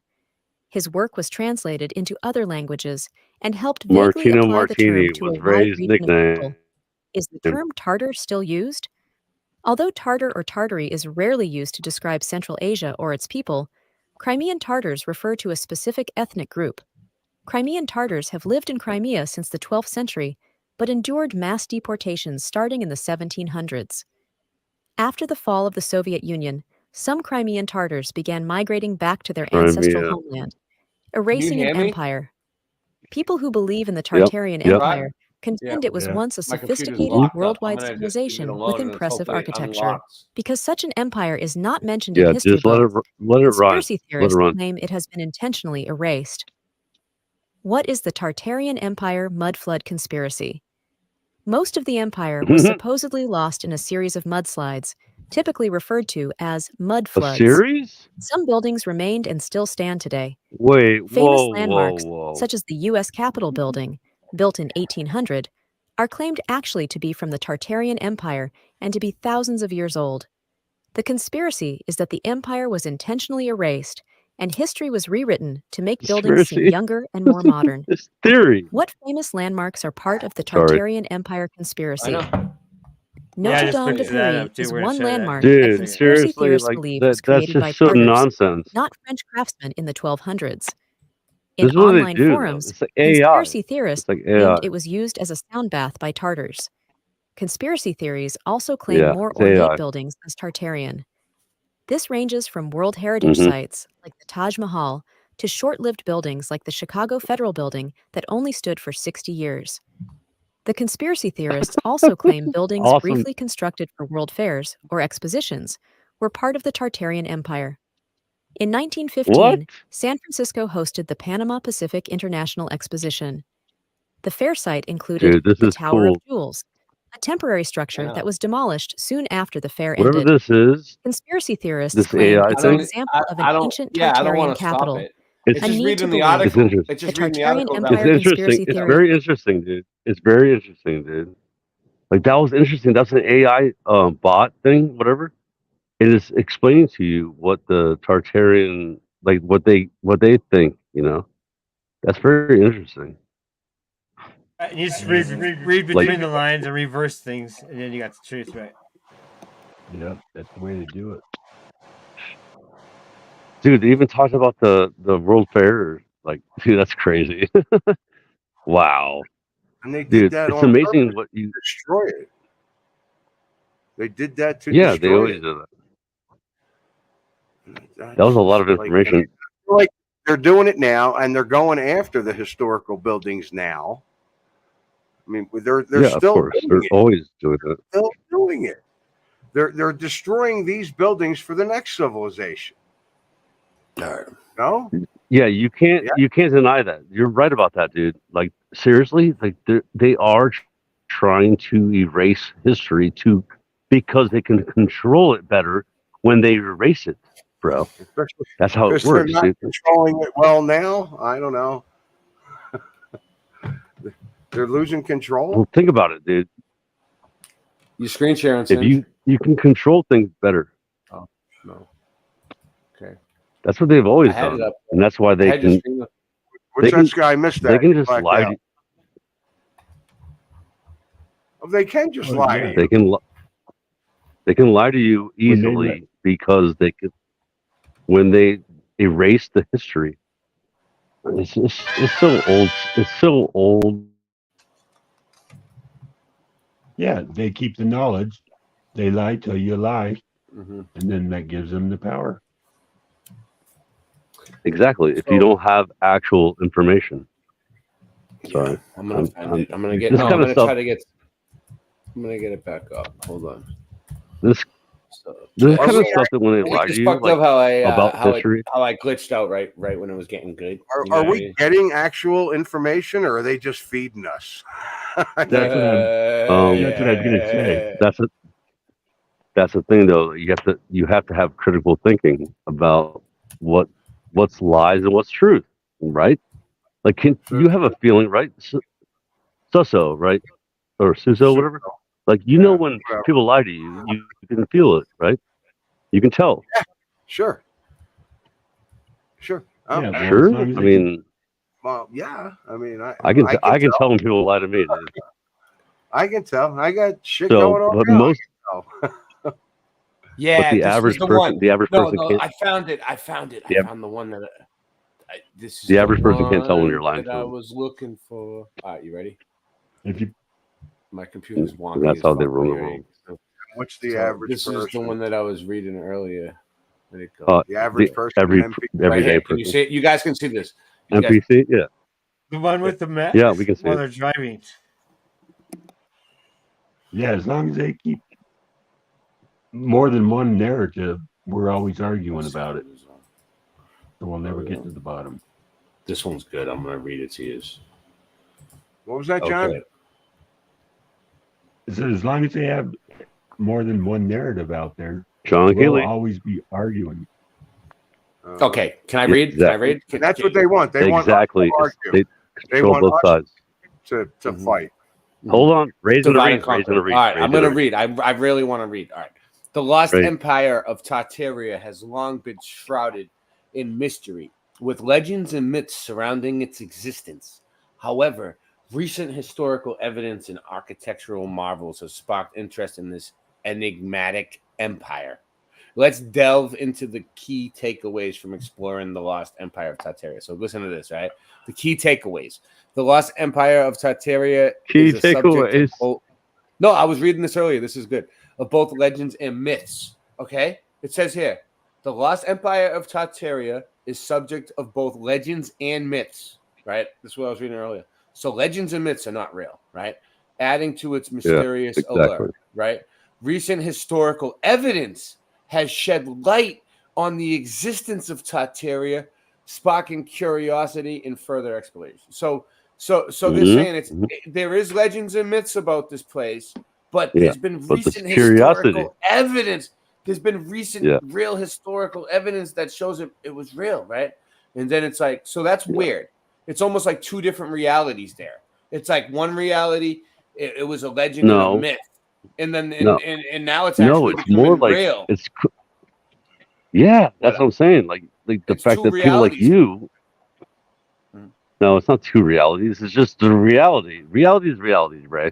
Come on, bro. The architectural marvels. Come on, bro. Just My been nick- manipulated. yeah. Come on, bro. Yeah, They want to yeah. Come on, bro. Come on, bro. Yeah. You They saw wanna that. Come You on, saw bro. that. Yeah. You saw it, Scott. Scott, you The think? architecture. I just want to ask Scott real quick. Come Scott, on now. you don't think there's other timelines? Yeah. Oh, he's gonna deny it. No, I think He's gonna deny them. no. I think everyone straight has up their own denies it. timeline. No, I Okay, don't, boom. Ray. Boom. I think everyone has their own, like their own. Dude, what do you mean? Perception. Everything is perception. Julio. Is I don't know Julio? if we're using the term Julio's there. timeline in the same Duncan? way, but that's fine because they want us to fight. No, what I'm saying is it's not about timeline. I'm saying it's about your own perception, your own personal perception. Of course, I don't. Everyone listen, has their own. I don't care what any of you guys Ray is believe. perception. I'm not trying to change your mind. I just want to. Dude, I I'm just not in love Ray's this stuff. head. No. I Yeah, don't it's let anyone it's wrench space in intriguing. my head. I mean, I just think it's Yeah, interesting. don't. The, Not rent free. the architectural marvels reading, Ray. associated with Tartaria showcase advanced engineering and design capabilities of the empire. So they had architectural marvels associated with the showcase. All right. Tartarian culture and society had intricate social structures, rich art and literature, and notable technological advancements. The enigmatic disappearance of Tartaria has led to various theories and speculations, leaving a legacy that continues to influence historical discussions. The mysterious lost empire. All right, here we go. Look, it's like ruins. That's ruins. Legends and myths. The concept of Tartaria often evokes images of vast and powerful empires shrouded in mystery. Legends speak of a civilization that spanned continents, with a reach as far-reaching as the tales that surround it. These stories passed down through generations. So they're saying that there's stories passed down through generations about this place Tartaria, and legends speak of a civilization that spanned continents. Paint a picture of land rich in culture and resources, yet its very existence remains a topic of debate among historians and enthusiasts alike. So there's legends about it passed down, but it's still debate among historians. So mythology and folklore are rife with. When was the last debate? yeah. Can I join? Come on. Are they doing this daily or any or weekly? Good call, Cesar. Yeah, good call. Mythology and folklore are rife with references to Tartaria, suggesting a society that was both enlightened and enigmatic. Tales of advanced technology, grand cities, and a sophisticated social hierarchy tantalize the imagination, but concrete evidence is elusive. The allure of Tartaria lies not just in supposed grandeur, but in the persistent question: did it ever truly exist? Historical. The quest for historical evidence of Tartaria is contentious, with some asserting that it was a vast in Eurasia, others listed as mere cartographic. Yet the debate rages on. A few scattered throughout the ancient text and maps. The secret with the Red Gable has delved into this enigma. You think we could find these debates on YouTube? Awesome. We should start having these debates. The architectural marvels.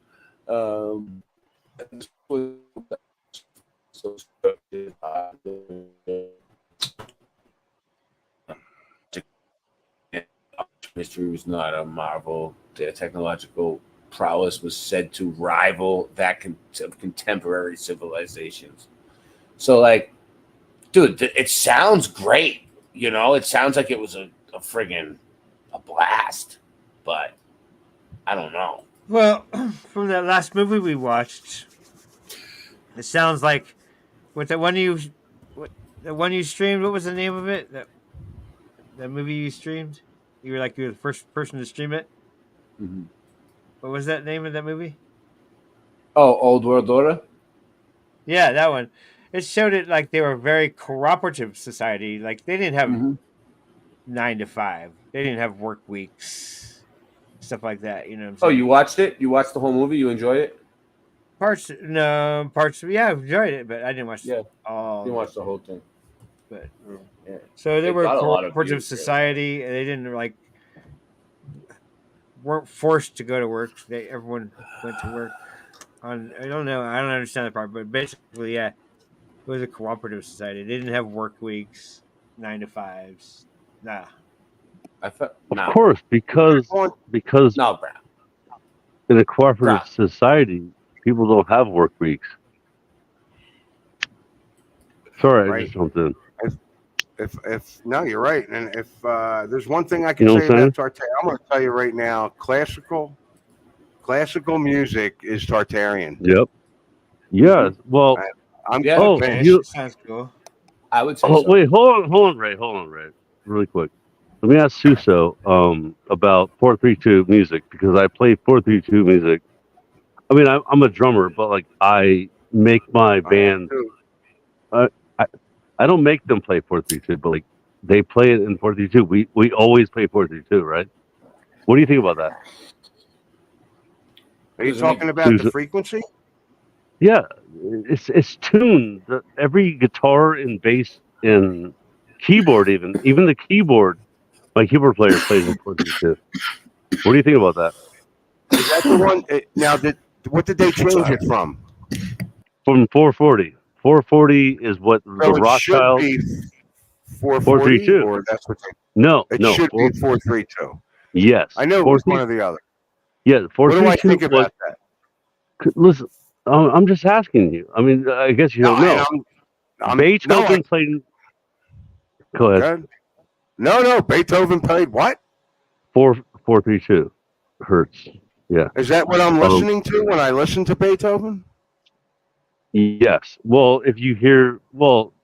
I mean, I'm no, listening. You're not hearing literally from a jukebox. I mean, it's not going to be. No, it's not, what I'm they're going saying, to have a 440. Okay. So listen. When he played piano, the piano was tuned to 432 back in 1800s, 1890 or whatever, right? So then they changed it to 440 hertz, and then I'm just wondering if you knew about that. Anyway, I do know about that, and I've been interested in that. And you're telling me your band actually? Yeah. My whole my and you can do it. That's I always wondered that. Could you do that? Could you tune it to that? You can. Hertz. Even Scott, you know what's cool? Scott, what song did you think that came out really good? One of your recordings with your band. I'll play it. Go to Scott Lover Realm. Go to Scott Lover Realm. The first one. It would be it's all 432. It's the first one. I think it's when you see the band, it would be. Scott, when I listened to that stuff, I did listen to it in 432, it sounded very softer to me. Mm-hmm. Softer. How does Yeah, that work? I like this. It sounded very softer. That's the way I describe it. Yes, you're right about that because it is soft. Yeah, it's low. So just so you guys know, Scott is really my drummer. He's my drummer, but for the meantime, there's no. And how do you do that with drums? No. I actually did tune the toms. You know, the toms like doom doom doom in the 432. I did one time, but it doesn't matter with the drums. What matters is the guitar and the keyboard, which is Ray. Play a keyboard song. I'm trying. I'm looking for it. Put your link in. I can't find it. It won't What do you let me mean? go down. I'm subbed to you, but it won't let me go down to your friggin'. That's why Scott. I don't know. Hold on. Is it all one word now? How do you spell it? Jeez. What? Oh yeah, here it is. Okay, I found it. No, but the keyboard player, dude. The keyboard can go to 432. That's what's so cool, guys. Listen. I got it, Scott. I got it. Here it is. All right. And the keyboard is easy because it's all. This is Scott. This is Scott's channel. He has about 10 subs. Yeah. How many subs you got? Let me get Scott. 10 subs. No, I don't know. I don't know how many subs you got. I don't know how many you got. 152. That's pretty good. Something. That's pretty good. That's Who knows? more than I thought. Who cares? I mean, for being the drummer of It Levelhead, doesn't. I mean, you I should don't have a million. care. But so Good what's for going? you, Scott. So what's going on with? So this is his band, though. This is what he does in the meantime to waste time because there's no. We're not putting him to any work. Okay. We don't have any songs for him to drum on. So he's just doing this, just playing friggin' classic rock tunes like over and over again, like it's the 70s. Still, you know, dude, I live on a mountain. Nothing new, nothing original. I live where there's fresh. Just yeah. All right, let's do this. I can't wait to listen. No, he's a kick-ass drummer, dude. He's been drumming for like 50 years. Well, I can't wait to hear this music. Dude, I'm gotta get him. What I'm trying to say is we gotta get him back drumming for Levelhead. All right, let's do this. And get him some original material. Play one of the songs with the keyboard player. Which one? The keyboard player. All right. Doctor My Eyes. Yo, Boston, you might get copyright strike. Yeah, it's pretty good. I'm not No, you making won't. any money off of this. Are you serious? You think? He might copyright strike you. Oh my God. Is that the worst that they're gonna do? That's Scott on the drums back there. Yeah, like you can clear your throat over it or talk over it.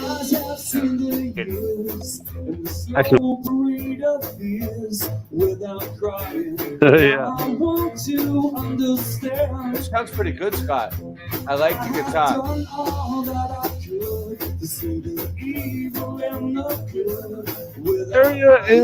You must help me if you can.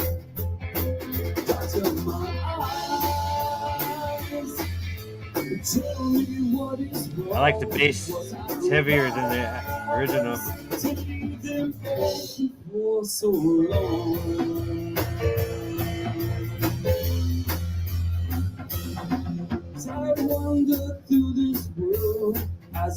Yeah, you can hear the bass better than the actual song. No, the drummer, the guitar, it rocks, dude. The guitarist is amazing. On the left, a little midget. He's a little midget. It's a grungy guitar, yeah. I've been called a double midget. It's in 4/3/2. Claire's a midget too. I can feel it. I can Seriously. feel it. Well, this. Oh.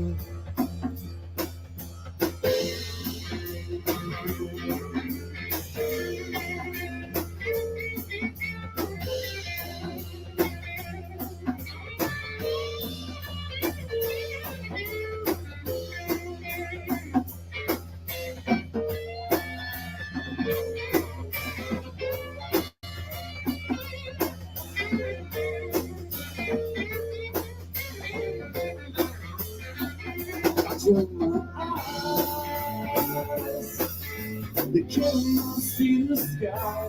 Is this the price? Or have you learned how not to cry?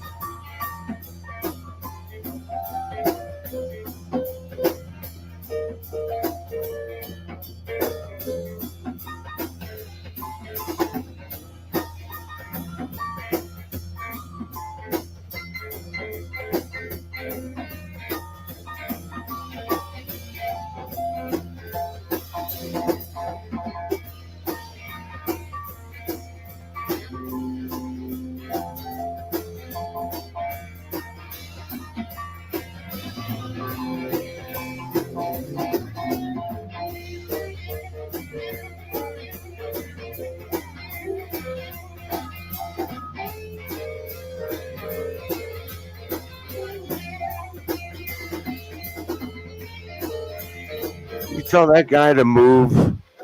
He's right in front of Scott. Come on, get out of the way. Yes. They should put Scott in the friend. No, Scott is like one of the best drummers.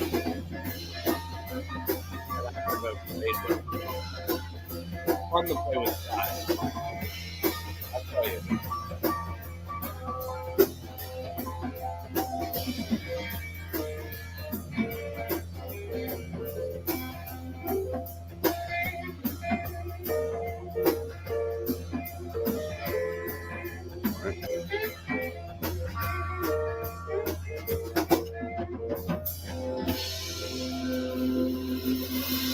Oh, the good old days when I was a man. So we had this one. Let me show you something. I have a good one. Oh, I can play this, Scott. It's not hard. It's not like I'm good because I can play this. Last Dance with Mary Jane. It's really easy to play, but I can do it.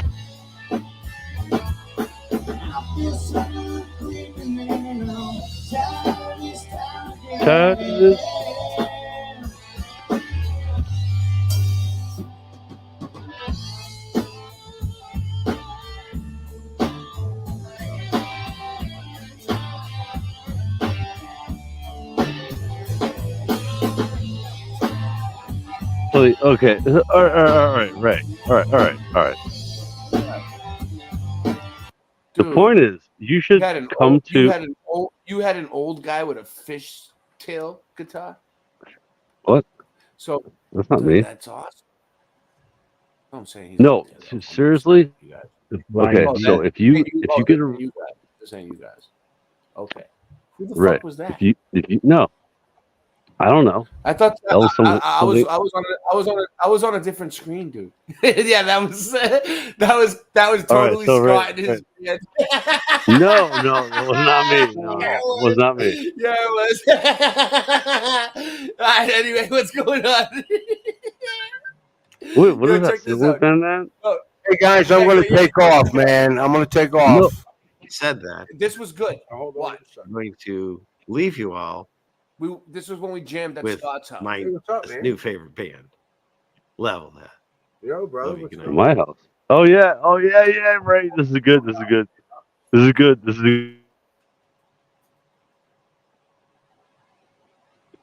This is actually really good. Yeah, we rocked at this. It's pretty good. It's pretty decent.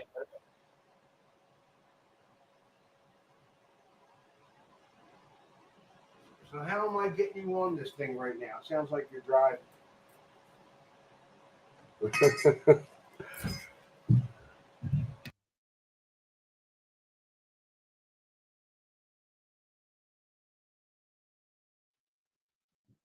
Wait, why is there no audio? No audio. Hey guys, can you hear me? Can anybody hear me? Yeah. Wow. I can hear whoever's talking. Okay. Ray, So you can hear me. play that. Ray, I have something that I have a friend of mine that's going to come on in a couple of minutes to talk about the 532 and the 440. Okay, that's fine. But like Ray, seriously, no, shut up. Dude. Just really quick. Sorry. I don't need to shut up. I don't need to say shut up. You're fine, bro. Okay, Ray, it's still not audio. Share audio.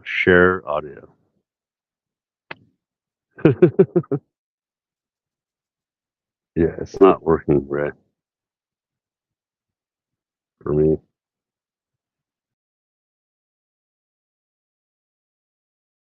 Unmute. All right. Can you hear me now? Scott, can you hear me now? Hold on. Can you hear me now? I can hear you now. All right. Yep. All right. You can hear me now. There was something fucked up with the audio. All right, let's do this. Tell me if you can hear it now. Can you hear it? Yep. Yeah. Yes. All right. You're good. 2, 3, 4.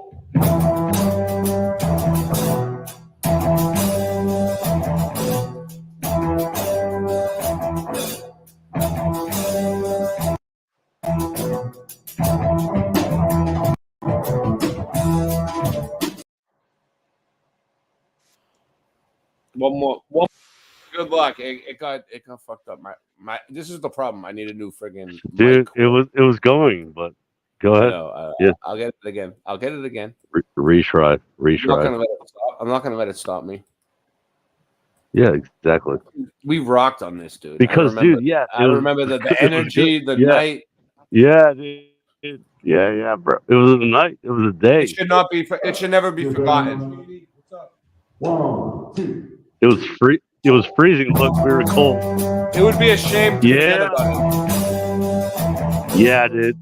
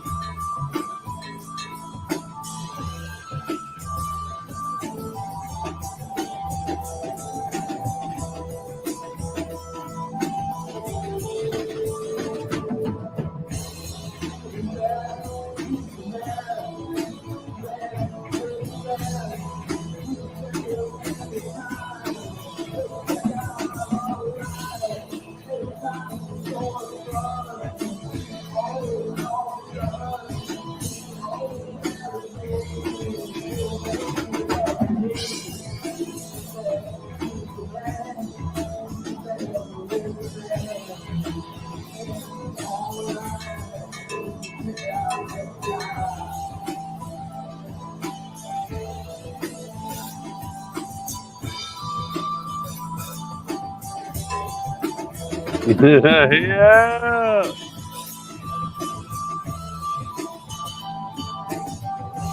My fingers are freezing.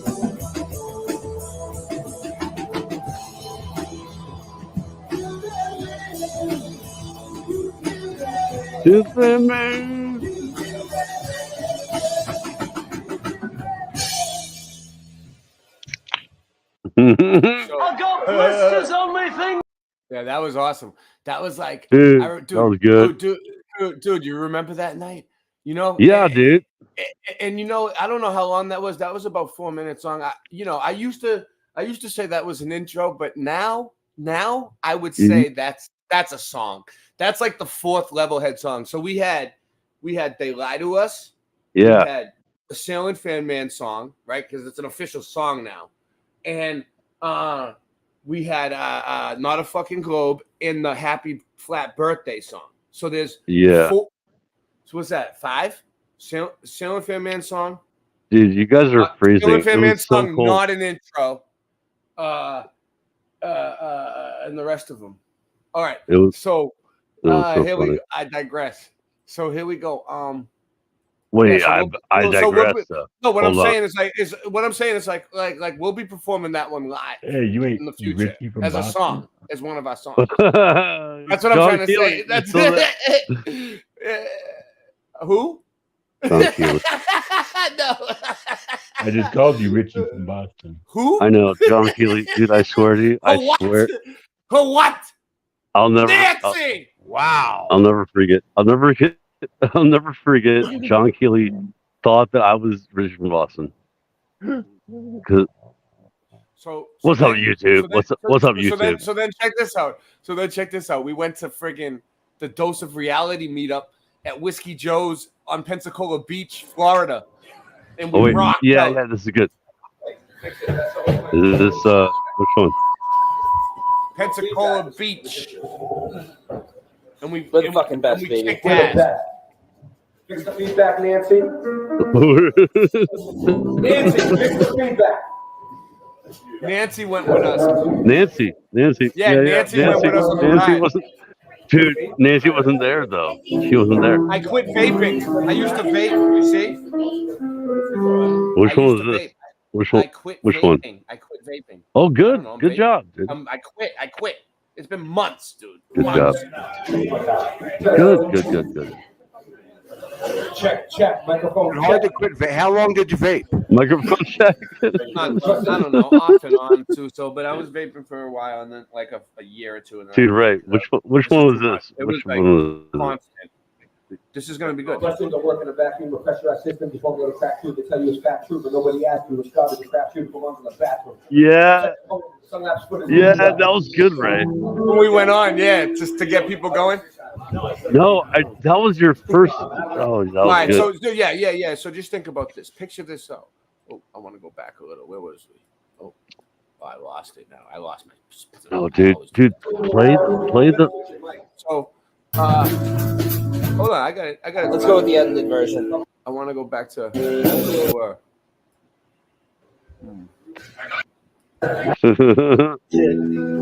We were back. Yeah, there's and Steve, but this was awesome. I can't see. Oh yeah, dude, that's cool. I have the whole meetup, dude. But what I'm trying to say is picture this. So picture this, Flattoberfest. Yeah. Me and Scott are setting up. I don't know if Christian's going to be involved. If he wants to be, he can. But you said That's why I called him, by the way. I think that's why I called him. If me and you were doing it, I think he would. Yeah. Well, no, I'm just saying though, I can play drums and you can freaking rap, dude. Dude, we could do something. If you get there, seriously, if you get there. Yeah. Hey, Boston, can I No, interrupt if you for a get to sec? Flattoberfest. Go ahead. I just want to say I got Jay Dreamers wants to get on here. Yeah, let him on. Wow. Jay Dreamer? Yeah. Really? He On wants here, to jump on and talk about the 432. Nice. Oh, really? Okay. I'll talk about 432 all day, every night. I tune my guitar to 432 sometimes, and it makes me Dude. fall asleep. So you see the water, how beautiful it is there. So anyway, Yeah, that's what there's it's good for Jesse. you. They got married now, Scott. Oh yeah. Look, dude, look at them. Yeah, I know. Then they weren't even married yet, and now That's so cool. we made it happen. Levelhead made it happen, dude. Yeah, I know. No, well, Yes, kind pictures of. and stuff, but I've never met you. I'm glad you guys made it. Jesse was single, and I Oh, this is came on good. my show, and he was This is lonely, good.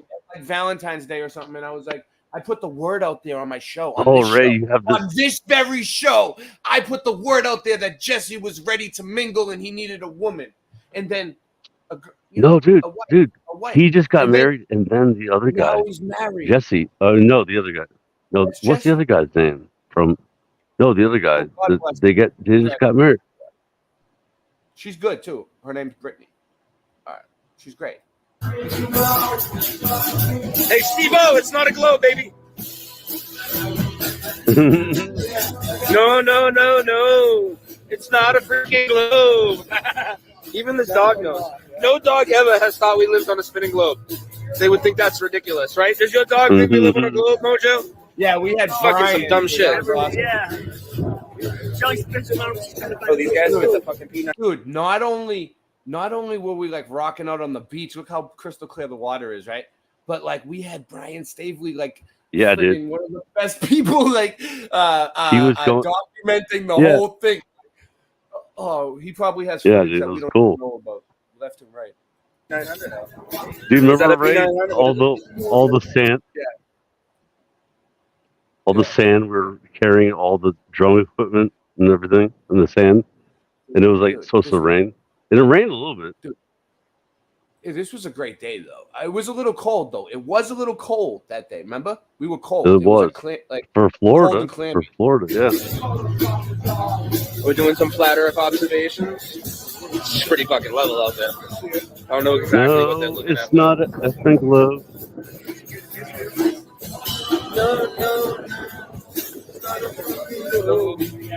Yeah, we rock. No. Look, what? Look, this is MVP.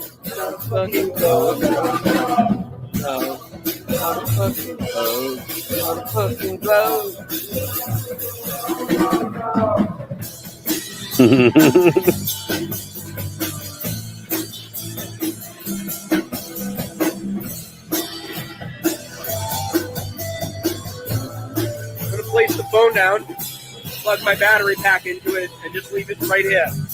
Filming the band and the music. And I'll come back and walk around some more in a little bit with people. Let's get this thing charged up, so let's just hear the music. Instead of me talking, you guys hear me flap my mouth all the time. I'm still doing it now. Fuck you guys.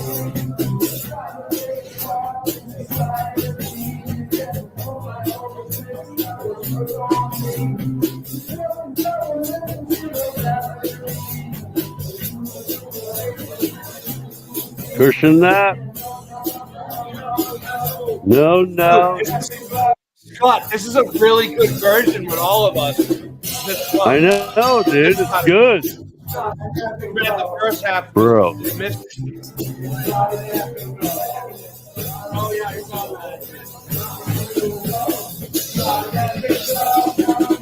Yeah. Effing glow.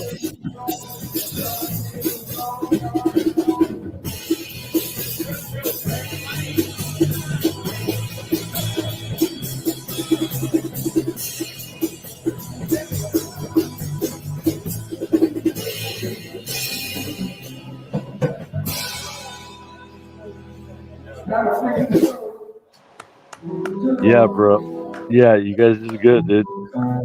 Dude, you know what? Like, my bass is kind of We simple. did but that good. It pumps. My bass pumps, Scott, with your look. drum. It doesn't matter if it's simple. I know.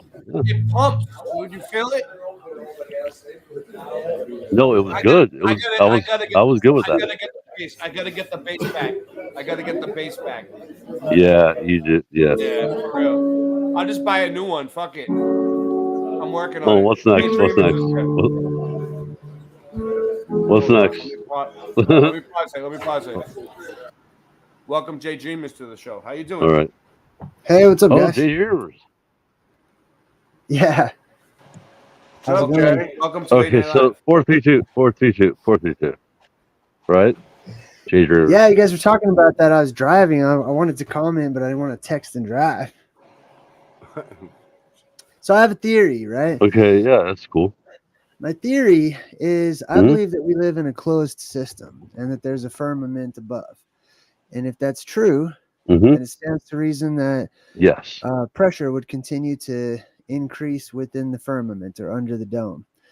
And if that's true, then that pressure constantly increasing over time would have a direct effect on music and on the musical scale and notes and whatnot.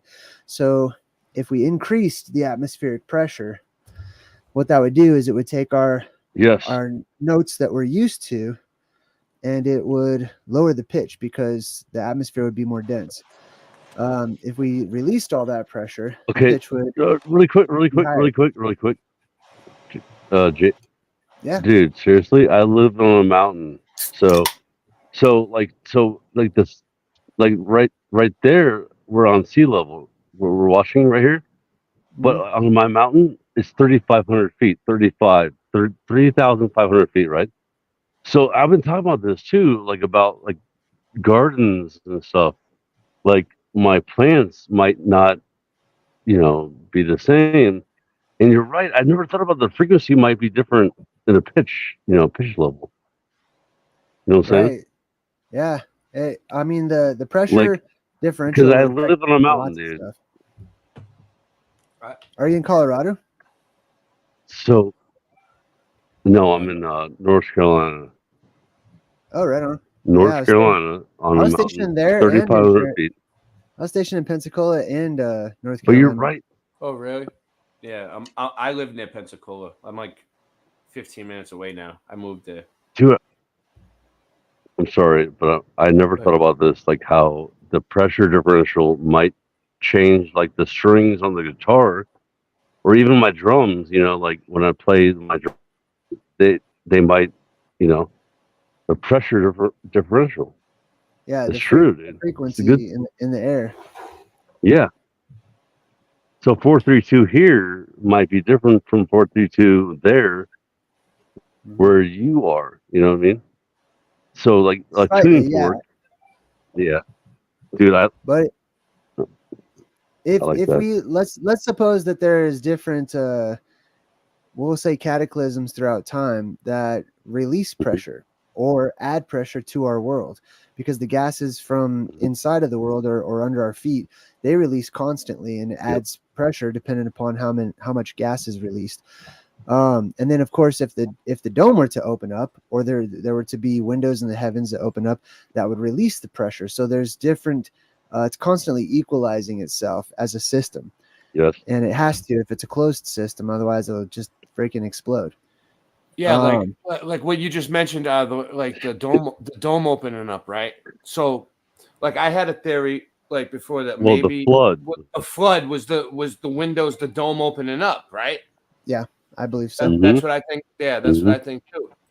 So I believe that there is, or my research indicates to me that just outside of that dome, that there's ionized hydrogen, and whenever that pressure is released, and we go through the cycle where oxygen is released from within the earth, that oxygen ionizes as it rushes through cavernous tunnels, building up static electricity, and all of that ionized oxygen is released into the upper atmosphere.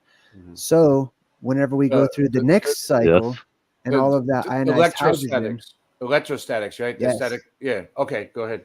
so whenever the next cycle comes through and the ionized hydrogen comes down through that, it creates water, and it just rains buckets of water, from above, basically. And floods. Yeah. Yeah, and ice. I mean, it's super cold up there, but it'll melt. Yeah. Well, yeah, exactly. That's what shards of glass, or not glass, but like what's the consensus that's when people say on what do we think the firmament of the dome or whatever is made out of? I would say ice. So far, I'm pretty close to ice, just because it's cold enough. If we went with the academic, standard of how cold space is, or the Kármán line or whatever, that's cold enough to freeze gas and take it straight from a gas form to a solid form. That's what I always said. It's got to be some form. It's either ice or some form of When it water comes that down. we don't know about, but it's definitely a form of water. You know what I mean? Yeah, the ancients described it in many ways, but it was always solid. They knew it was a solid substance. Even sometimes describing it as having, or alluding to it having been a liquid form, but then being hammered out into a solid substance like like a metal going from a liquid to a solid or something. So sometimes it was a metal as described. Sometimes it was stone. The firmament. Yeah, the firmament. A hammer. Yeah. Mhm. Honestly, bro, Jackson, right? Nice talking to you. Right. now. Yeah. Huh? That's cool. I'm just saying. I have no idea. I've heard I've heard of you. I'm just saying it's cool to talk to you on a live stream. So Yeah, it's a big deal to me. I remember like you were one of the first Truther channels Not I a big- ever stumbled upon. And Yeah, that was a I long heard time of you. ago. Oh, well, I'm honored. And Thank you. Yeah, that was before I long even time, started. That was even before I started a YouTube channel or anything. I even thought about. I didn't even think I was ever going to start a channel. Wasn't even a thought. I've been thinking with the Tartaria stuff we've been talking about and all that. I was like, I need to get Jay on this show. And this is not. I did not plan this. He did this. Yeah, that caught my ear. I know. That's when I started listening. Was the Tartaria? That's what I'm channel. saying, bro. Like Suso, I didn't know who. Sorry, I'm talking over you, but I didn't know who Suso was until like 10 days ago, or like a week ago, and I saw Suso, and I'm like, oh yeah, that's cool. And then he got you on here, like that's what I'm saying. It's cool. Well, it's we're cool, friends guys. in real life. Yeah, I actually met Jay. You guys, that's cool. You guys live near each other? Yeah, not A far. few hours apart. Yeah. That's good. And both of us have been trying to Actually, get we're together, and it's all- just not happening. Like summertime, forget it for me. You will eventually. But again, yeah. But like we had a group of people that back in Boston that we would meet up, and it was awesome. Just a couple of us, not that many. Like maybe I think what's cool is we're all real. Look, there's real people there on the screen, and there's real people on the screen here. That's think about this, right? Real people. We're all real. I know John Keeley. I know Ray. I know. Well, now I know you guys. We're all real people. Like, and the people on the screen are real people too, that met up. We just met up and we played truther music. Truther. We're trying to be like not saying truther, but like we're trying to be freaking like real about this world. Like, think about this. Do we want to be like fake or real? Like, I don't know how to say it. Like, we're going to we be don't know real, many but we're people, fighting it. like in our lives. We're fighting it by trying to get out the No, truth. but that's the thing. We shouldn't fight it, dude. Who cares about this fighting thing? We should just like come together, like Ray raps about. And it's we pretty are. cool. And what He raps about happens it. when the mud flood comes, the next one, and we survive and meet up? We control the next civilization. Well, I'm not saying it's that's kind what of we should do. It's kind of like, but no, it's true though. Like the fact that like even the Bible says that we will come together, like the people that the wheats and tares, like I mean the tares and the freaking, well yeah. You said it right. I did a it's flat wheat and earth rap tares. one No, time. I'm just. You did a flat earth rap? Yeah, well, I jumped onto like one of ODD's tracks. Do you remember ODD? Yeah, yeah. So I jumped on one of he had his track called Illusions. And it was like what you see is just illusions. Yeah, that's you on. You're on that track. Well, no, I just made myself on the track. Yeah. Yeah. I did. I jumped on. You want to hear my verse? He's like. Yeah. All right, so I jumped on and I'm like, what you see is just illusion. They're trying to forget the fusion. The two of us are using this music, trying to get the minds to look into it. And then you'll find in 9/11, there never were planes. They just embedded them to shred and discredit your brain. They make us eat the medicine. History is edited. Tesla was ahead of them, but credit went to Edison. The predators, a president, a queen, a pope in residence, an evil globe, my nemesis, and everything that it ever represents. The earth is flat, and that's a fact. I'm laughing at the magic act. No nervousness. I'm gonna ask Copernicus where the curve is at. ODD TV and J Dreamers never snoozing. You never see me as a teacher. I'm a student. I'm not grabbing a rabbit out of a hat now just to prove it. because what you see is just illusions. That's my verse. That was awesome. That's dude. That's good. Great, man. Dude, Giving you honestly, rap songs no, is dude, next step. Do dude, you ever record any of it like on a beat? Like you ever try? I did, but I lost all that because I moved I and stuff. would have, dude. I would have played a drum track to that, and I would have killed it, dude. Seriously. Like with that track. I could later like, on. I it could would be go good. back and Like clip that out, seriously. put it on a beat, probably make it. Make No, it I sound could too.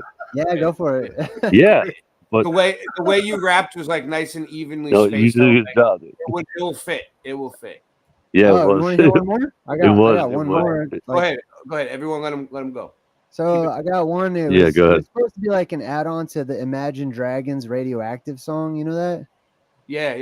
I They're can like Oh, radioactive. jeez. I can play No, it I on hate those guys. Those guys suck, dude. Well, I'm Do not you want, doing do you want me to? Well, I would put a beat on, but it would probably be a lag and mess you up. No, it's okay. But So the beat. Let him so go. you know the chorus goes in radioactive, and then I come in and I'm like, why?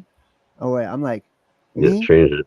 I'm an activist with this fist in the air. Now imagine this. What if this world doesn't in fact exist? Everybody is a pawn and they act as if. What if we got it backwards and dragons live and they practice black magic to fracture men? We became enraptured with the raptor's grin. The grim reaper is back, a Jurassic end, and with a pen in hand they devised the plan to collide with the light and divide the man. They provided the planet with high demands, then decided to hide from the eyes of man. And now they watch us through every camera lens, and they watch us do what they family says. And now they got you in they clammy hands, but not me. I'm free, I'm radioactive. Why? I aspire to be. I set fire to the minds that are higher than me, and I'll inspire the world to see conspiracy at work in their lives, then retire the beat. I'm like Neo fighting fate in the movie The Matrix. I'm trying to enlighten other people to agents, and they tricks are not gonna test my patience. This magic of mine can time travel on pages. The stage is set. The play begins. The battle's for the mind. Which side is going to win? It's a pivotal point, so pick a critical path. The hypocritical critics give us subliminal ads, and then they try to distract us. They lie to react us, and if we don't buy it, then they try to subtract us. Yo, I'm a cactus. By the laws of attraction, they can't touch me, so it must be that I'm radioactive. And that's the verse. Wow. I like the way that like it sounds like you're like going back and forth, back and forth, back and forth, back and forth. Like, you know what I mean? Like, I don't know. It's the way you rap. It's like da da da da da da da da. Like back That and one was forth. kind of more like about aimed at the Illuminati and, you know, reptilian overlords or whatever. I don't know. Yeah, I have to go back and listen to it over and over a few times and get the words better. But yeah, He sent me a bunch of like beats one time, but it was really good. Yeah, it's a really. different style. Thank you.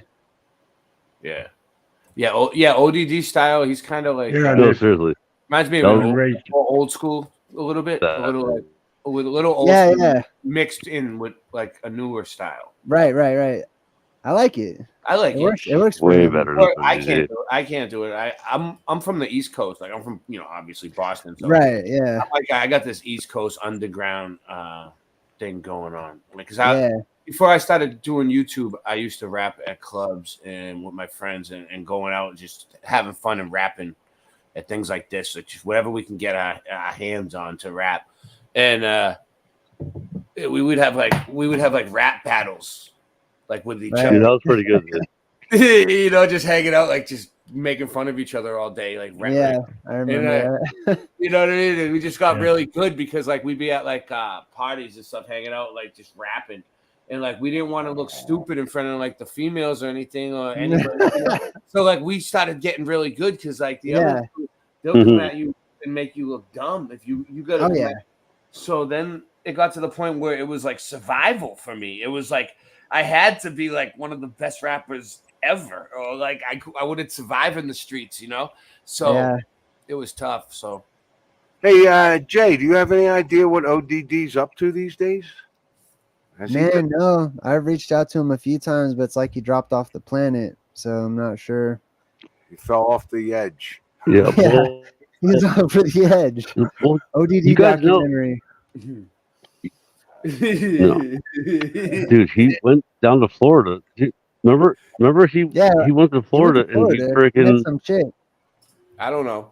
I don't Yeah, know. he met a new something with chick. his that was, girlfriend or something. dude, he fell asleep. He fell asleep and he The last time I remember he was got in a doing car live. accident. He was doing live streams with a girl, with a woman. Yeah. Him and some chick were doing a few live streams, Mhm, and they were getting a lot of views. I watched his girlfriend. but I didn't really have a lot of time. And well, he was doing the Oddcast too. He started that, but then it just stopped. It's slammed on. Yeah, Which he was I doing thought was that. a sweet idea. I love the Oddcast. I'm gonna do a Dreamcast. That'd be sweet. He was doing it with he was doing it with Hibbler. Yeah, Hibbler Hibbler and what's that David other Weiss. dude? Down the rabbit hole or whatever. David Weiss was on there for a David while. Weiss, yeah. Yeah, David Weiss. Yeah. Yeah. That's what I'm saying. But dude, seriously, dude, Jack's what's her name? Jack Streamer? Jay Dreamers. Right? Yeah, that's pretty good, dude. Jack Streamer. Oh, thanks. Jay Dreamers. You've never heard of him before? You've really never heard of him? He has like I know him. Been around for a while. Oh, you do? I've seen him. I'm saying his what he just did was good. That's what I'm saying. Yeah, the rap? Like as a critic. Yeah, what he just did was good, and he knows really that good. there's a little bit of like he can work on it. He's got his own style. He can his work own on some. voice. I used to want to be like a conscious good, rapper. Like that was my goal for 10 years probably. I wrote a whole album actually. Yeah. Just never really did anything with it. Was the album called Jack Streamer? Man, I think it was called Rap City. I bet you it's probably good if you had it still and you went back and listened to it now. It would probably you'd be like, "Wow, I was good back then." You know, I have old albums where I go back and I listen, and I'm just messing around. I was just messing around. I wasn't anything serious. Yeah, I wasn't trying to like go back and hit the classics. Your own little classics back in the day. Yeah, and like I was just making music for myself. I didn't care. I didn't care if anybody else wanted to listen to it. I was just like walking around listening to myself rap all the time. Like, but that way you get better because you hear like where you make mistakes, where you stutter, or whatever, you fix it. Yeah. So. Yeah, Ray. Remember when I told you to do flattered song? Remember The Flat Earth Anthem. I still gotta do it over again. Probably. Scott, I just move forward. I don't want to go back and redo things over. You know what I mean? Like, I don't know. It's not like I have a like. Well, you did though. Remember when you did the first song? What? Remember when you redid the Flat Earth? Yeah. And it was better. It was better. Remember, I told you you could do better. Yeah. I was gonna bring something up. And you did better. I would totally rap battle freaking Bill Nye or like Neil deGrasse or something. Like get somebody on like some AI. That'd be funny. Have someone do like an AI generation of like Neil deGrasse or AI and do like a actual rap battle against them, you know? That'd be sweet. You could I bet Jeranism would do that. That'd be hilarious. Me and Rasta Bear, we're working on a rap battle right now. Yeah, but I don't want to let the cat out of the bag yet. But okay. It's gonna be good. I hope he comes through with his verse because I'm already writing. Mine's already like my verse is fire. He better come. Yeah, this is the thing. He is not gonna get to hear my verse first this time because then I think he like he doesn't realize he's really good, right? Like he has his own thing going on. Like you know, it's different than me, but he's good, right? But I think when he hears like the first song I did with him, I had his verse first, and then I just threw it together, and it came out good. Then I gave him this next two songs. I gave him my verses and everything already laid out on the song, so he could just fit his where it was. Right.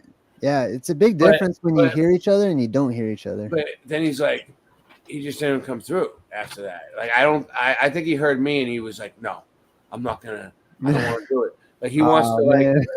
he wants to like I don't know, because he says to me something like I'm gonna have to think about it. I'm gonna have to think about it, right?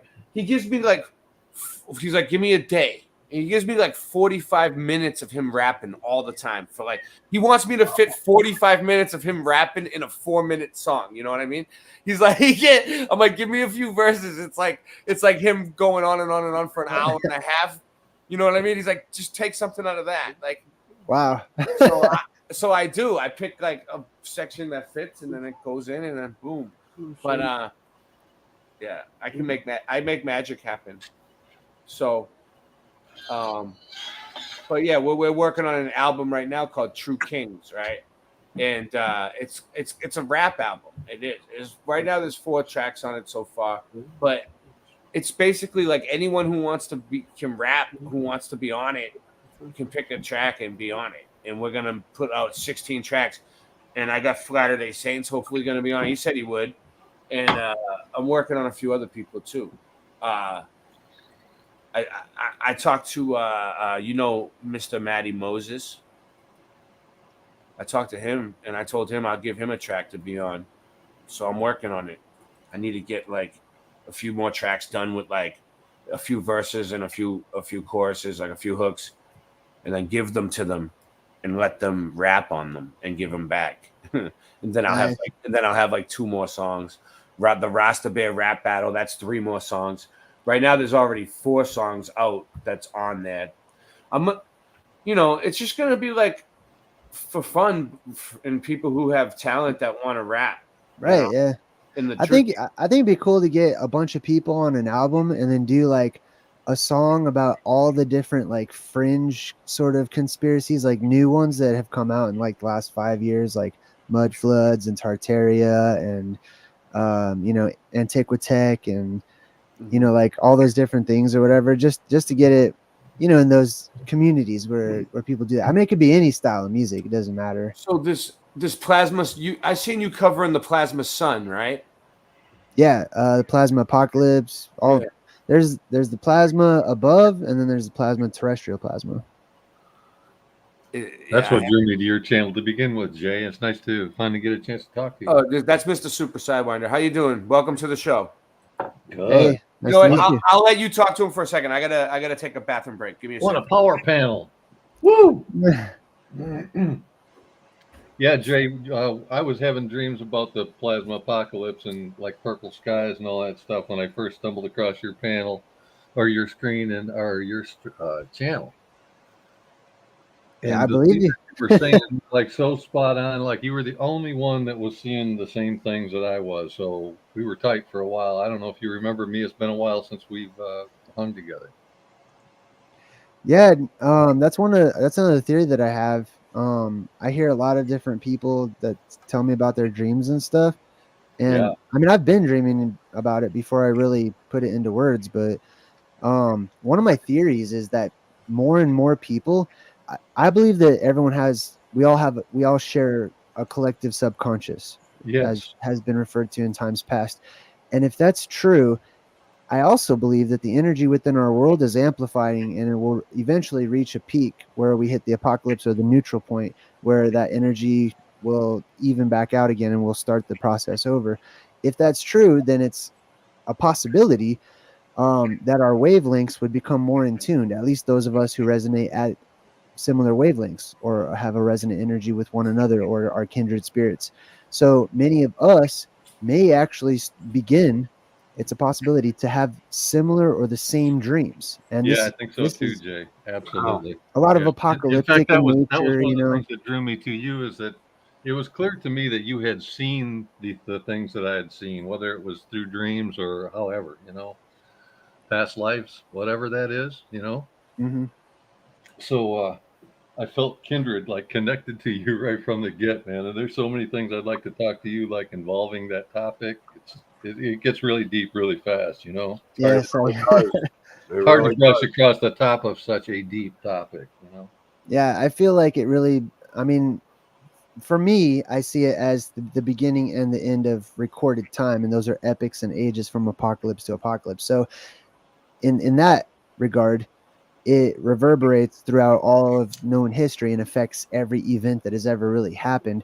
And when you get into, who knows about it and who doesn't know about it and who keeps it a secret and who the survivors are and, nobility and the leaders of the known world and all of that stuff, then it starts to touch into, pretty much every conspiracy or every fringe theory. So I have a question for you, Jay.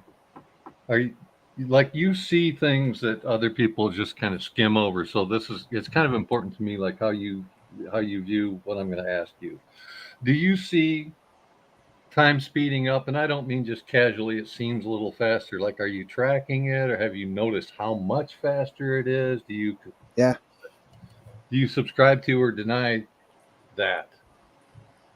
I'm convinced of that beyond the shadow of a doubt because I've tested it myself Okay, on good. many So occasions, and here's my next question: I've seen it. how fast do you think time is running now? Like in respect to when we thought it was kind of a normal pace, 2015 or whatever. Since 2015, Yeah, I think we've reached a certain percentage point, like multiples. How fast do you think time is flowing right now? I can only unfortunately really just speak in like vague generalities because I never really calculated it, and math's not my forte. But if I were to pick like hours and compare it to what it used to be, a 24-hour day, I would say now it's more like a 16-hour day or something, not quite half, but pretty quick. At least that's what it seems like to me, from shaving all the minutes off the clocks and whatnot. So I've been tracking it since 2016. I graphed it out. To me, it's an exponential spiral.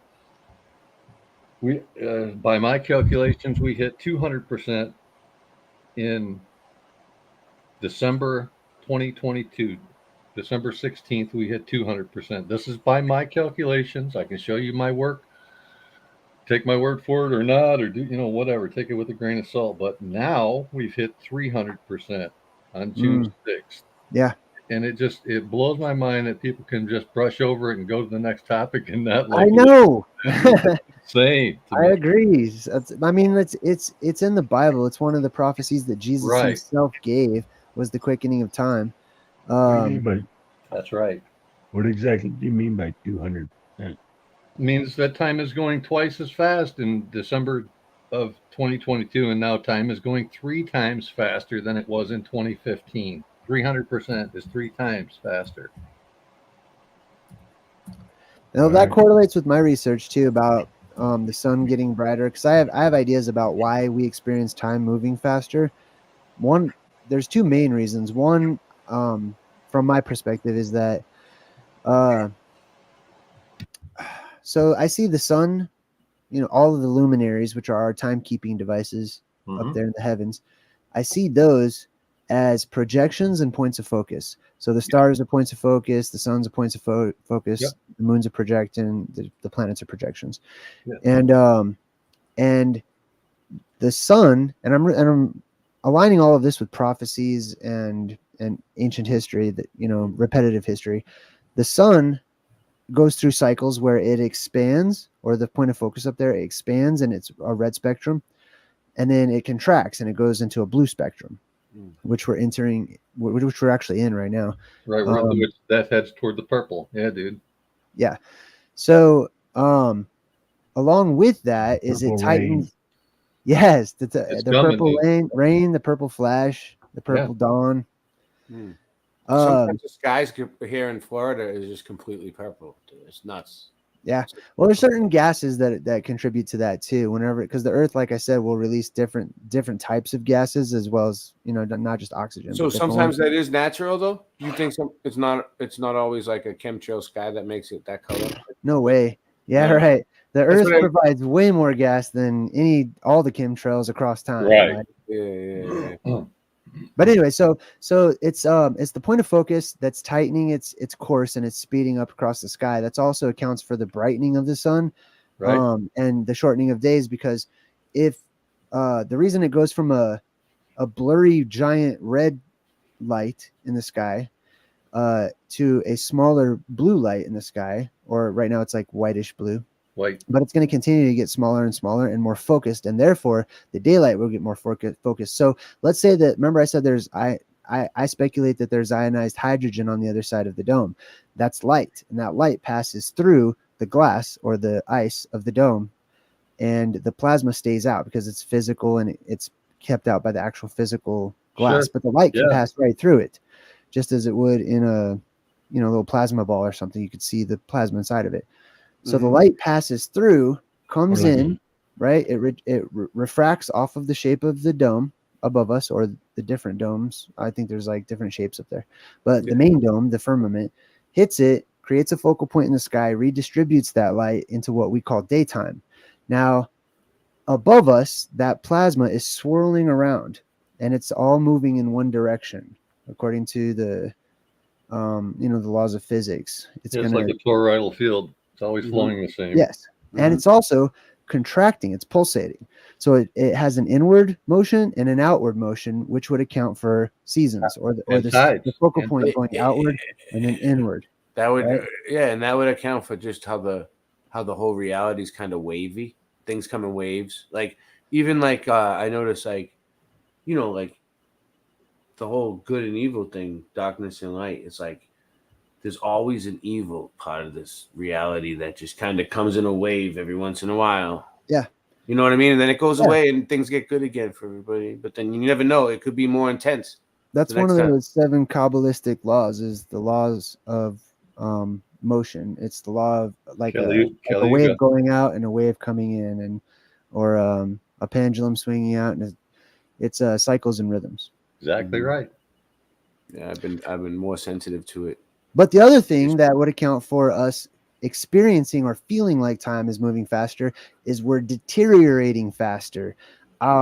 Entropy, I believe, is exponentially increasing along with the pressure, with the added gases, and the lack of resources and whatnot, and us poisons and toxins all over the place. So our shorter lifespans and our actual cellular structure decaying at a more rapid rate than it used to when you go back hundreds of years, right, affects our metabolism, and our metabolism affects our perception of time. So if we have, a longer lifespan, we'll experience time much different than somebody with a really small lifespan, or a faster metabolism as opposed to a slower one, like a dog that sees us moving in like slow motion when it's like on hyperdrive and all bouncing around all over the place, or a fly on the wall, that sees you leave in the morning and then come back later at night. But for the fly, it's 30 years later, or I don't know how many fly years that would be. Right. They supposedly live and die in a day, right? Like, who knows? Yeah, but it's a time differential. So right now we are entering into, I believe, the shortening of days, or the quickening of days. Yes. The quickening of time and the lessening of life, not the quickening of life. But soon it'll transition into a quickening of life and the lessening of time, or the slowing of time, where it's actually fair that we would get to experience, because I believe it leads into a golden age, this apocalyptic cycle that those who survive and get past it, they slide into a golden age on that pendulum. It goes back into a golden age. Would you call that? I hope so. I hope so. Aquarius, the golden age. Would you call it Aquarius? No, it doesn't. I'm not big on labels. Yeah, I hope we get good through vibes. it. I don't know. To the golden age. I think of it more as a not perfect, as but a it's much marker in better. time, because we need some markers, right? Otherwise, we're just floundering around. Right. Yes. Lost. So Lost to tribes. balance of the decay that you mentioned is the regenerative force, right? And I think that we see evidence of that force increasing as well. So maybe we're decaying faster, but we're also regenerating faster. If you look at, like, if I'm right about the time speeding up, right? We used to say our cells would all replace themselves in 7 years, basically a brand new being, right?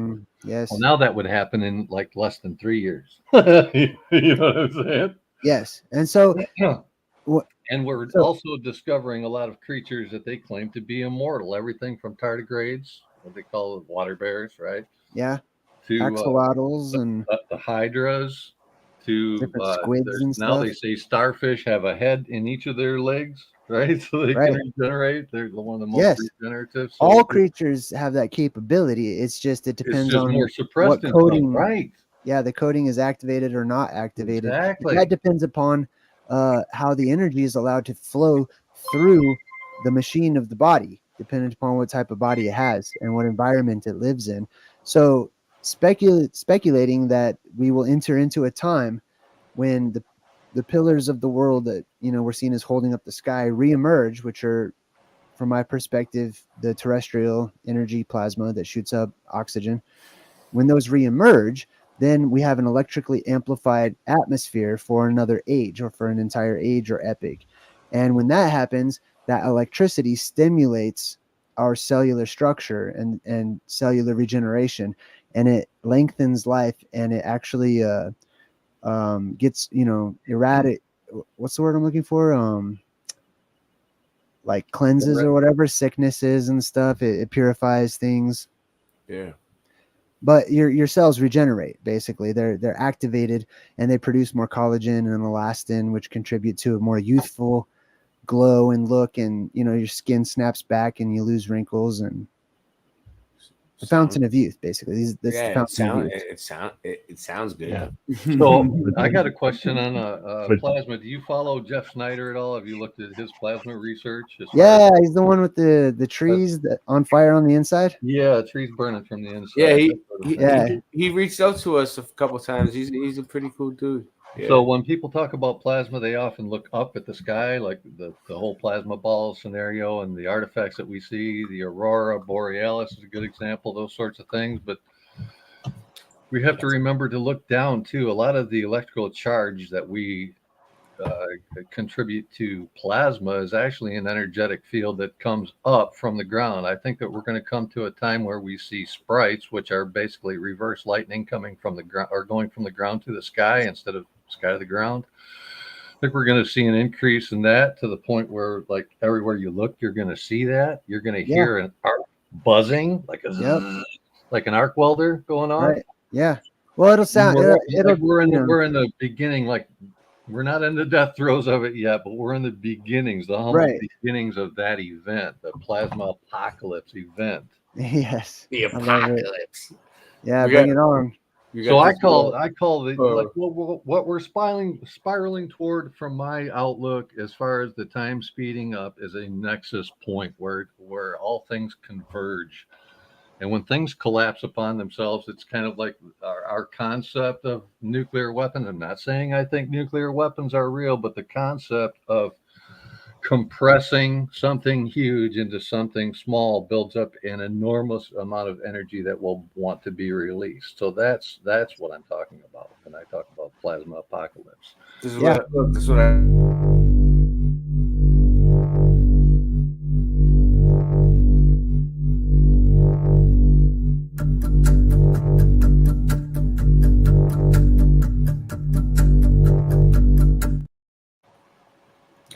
Wow, that was cool. I like that. Singe Man made it. He's my art department. He's pretty good. We are cracking the nut here.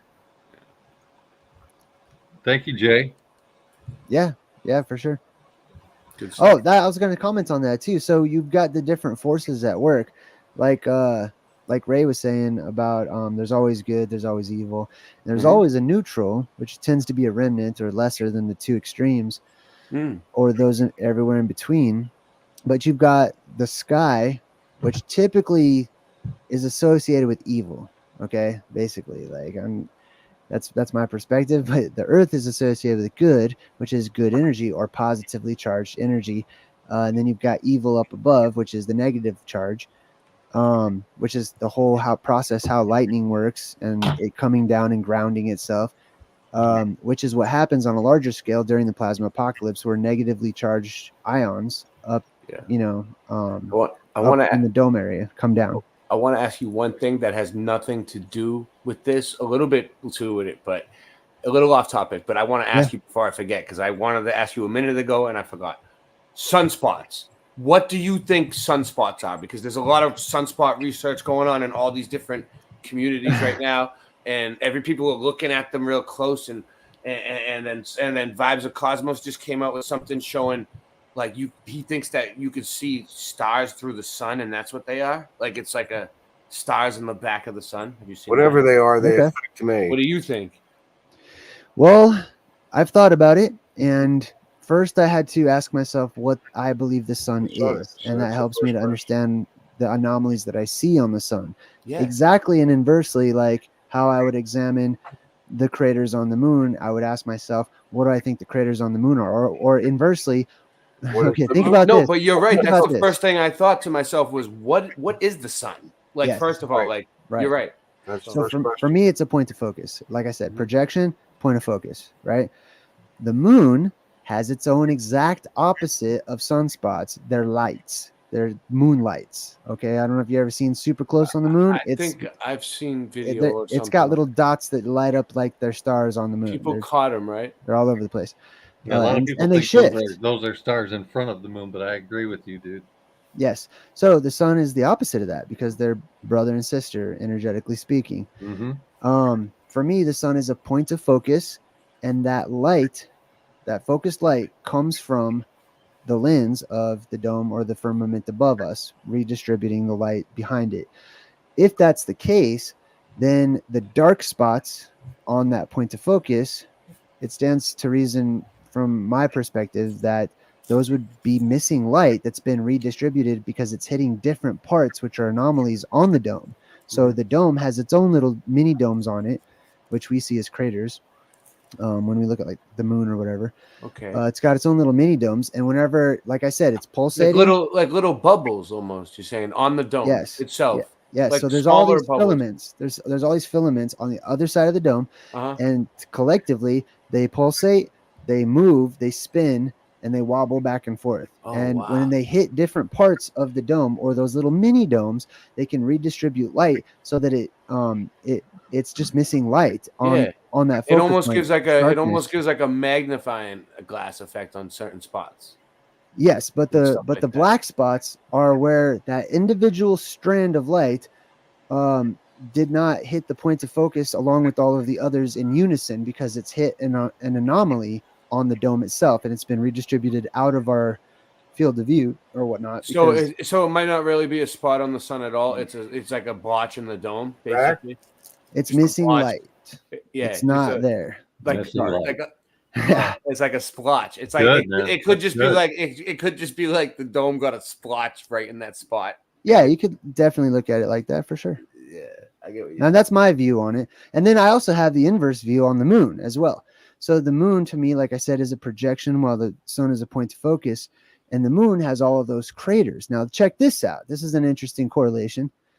I looked up how many stars on average, people can count in the night sky with their own eyes, or how many are viewable with the naked eye, and it's around 10,000 essentially. There's different opinions on that or whatever, but the general. I went to California. When I looked it up and averaged it, it's 10,000. I was in Northern California in September, and so I was with Cynthia, and he pulled over on the side of the highway, and it was at nighttime, and I'm from the city. I've never been out there. Mm-hmm. Where I'm from, there was no stars. I would see the Little Dipper, maybe the Big Dipper, and right On's belt. Not even the full Orion. You know what I mean? Like 10 stars. Yeah, and once I got out there, he pulled over and it was pitch black, and he was like, "Look up," right? And I looked up for the first time and seen all the stars in the Milky Way and everything, and it was nuts. And then you know what else he pointed out to me? He was like, "Okay, you want to see a UFO?" And I was like, "Yeah, all right, I'm gonna see a UFO. Show me." So he like pointed way up, and he was like, "Look, there's one." And there was like these little. They looked like they were. I seen it. I seen like 3 of them. They looked like the same brightness as a star, right? Same height as a star, but a little further out, like really far out. And like they would zoom across the sky in a straight line, almost like a drone or a helicopter. But it wasn't a drone or a helicopter because it was way high up, as high as the stars. You know what I mean? Yeah. And then it would go out, like it was going further out, further out towards the firmament. Yeah. And then they would just kind of like disappear. Yeah. You know what I'm talking about? Yeah, I was just watching that the other night. I was on vacation. I was checking it out. You seen it too? You Yeah. think so? Like I've only seen it over there on the West Coast. So do you think it's like only visible from the West Coast? Maybe. Like, why is it happening over there? I think it's happening everywhere. You just can't see so it. It's just I think clarity that of they're the lower sky. than The What's lack that? of light pollution when you get into certain places, you can simply see better. Yeah. And so my theory on those is, I mean, I've got theory on Yeah. everything. So I don't want to like talk everybody's ear off, but I believe that the highest luminaries are the stars, and that they're what creates the stars are, like I said, the firmament has its own domes on it that are created by the same process that creates the dome. Yeah, I get And the light redistributes within those smaller domes, creating these little points of focus that we see from way down here. The stars are way up high, extremely high, but you have these different layers of atmosphere down below that, and different gases that are layered up. They're layered up higher. Down here is more homogeneous. But in those different layers, you have different currents, electrical currents as well, that are going back and forth, Yeah. and they're following their own paths. Do you mean like the seven layers of the firmament, the 7 layers of heaven, or whatever they say? Almost like an onion, almost like an onion. I'm talking more about the atmosphere beneath that, but I do believe that the firmament does have 7 layers to it. Yes. Yeah, me too. But the atmosphere below that has different currents as well, Okay. and those currents are electrified in different ways, and they have the capability of producing self-contained balls of plasma or ball lightning, which is what we call it when it's down here. And that ball lightning follows those paths and those currents, and dependent upon the gases that are available as it's traveling, it will light up for a period, and then it will disappear once it runs out of like food or energy source or gas, basically, or electrical charge. And that's how I see those things. I also do believe that there's like how they say there's satellites and stuff out there too. And I know some people weigh in, they're like satellites are fake, and then whatever. I have my own view, which is in the middle of the space that is between the surface of our world and the dome itself. On the outside of that wall, whether it be the surface of the ground or the dome itself, is the most pressure. So it's the most dense, and everything weighs the most on the outside or on the ground. But when you get closer to the center of it, then there's less pressure and there's increased buoyancy, which means it is possible, or it could be possible if that were the case, for things to actually float once they get up to the middle space between here and the actual dome. Sure. So if that's Probably the is case, a balance then there point, a could neutral be point. Yeah. there could be things floating up there. You know what I mean? Which is where I think they might be going or whatever when they're up there. They're not Sort like of, it sort of past the points dome. out like a possibility for how the sun simulator would remain This buoyant. is, Because this obviously is some- they couldn't have a noisy propulsion system, right? This is my footage, right? So I was up on an airplane. I was flying over Canada, over Toronto, right?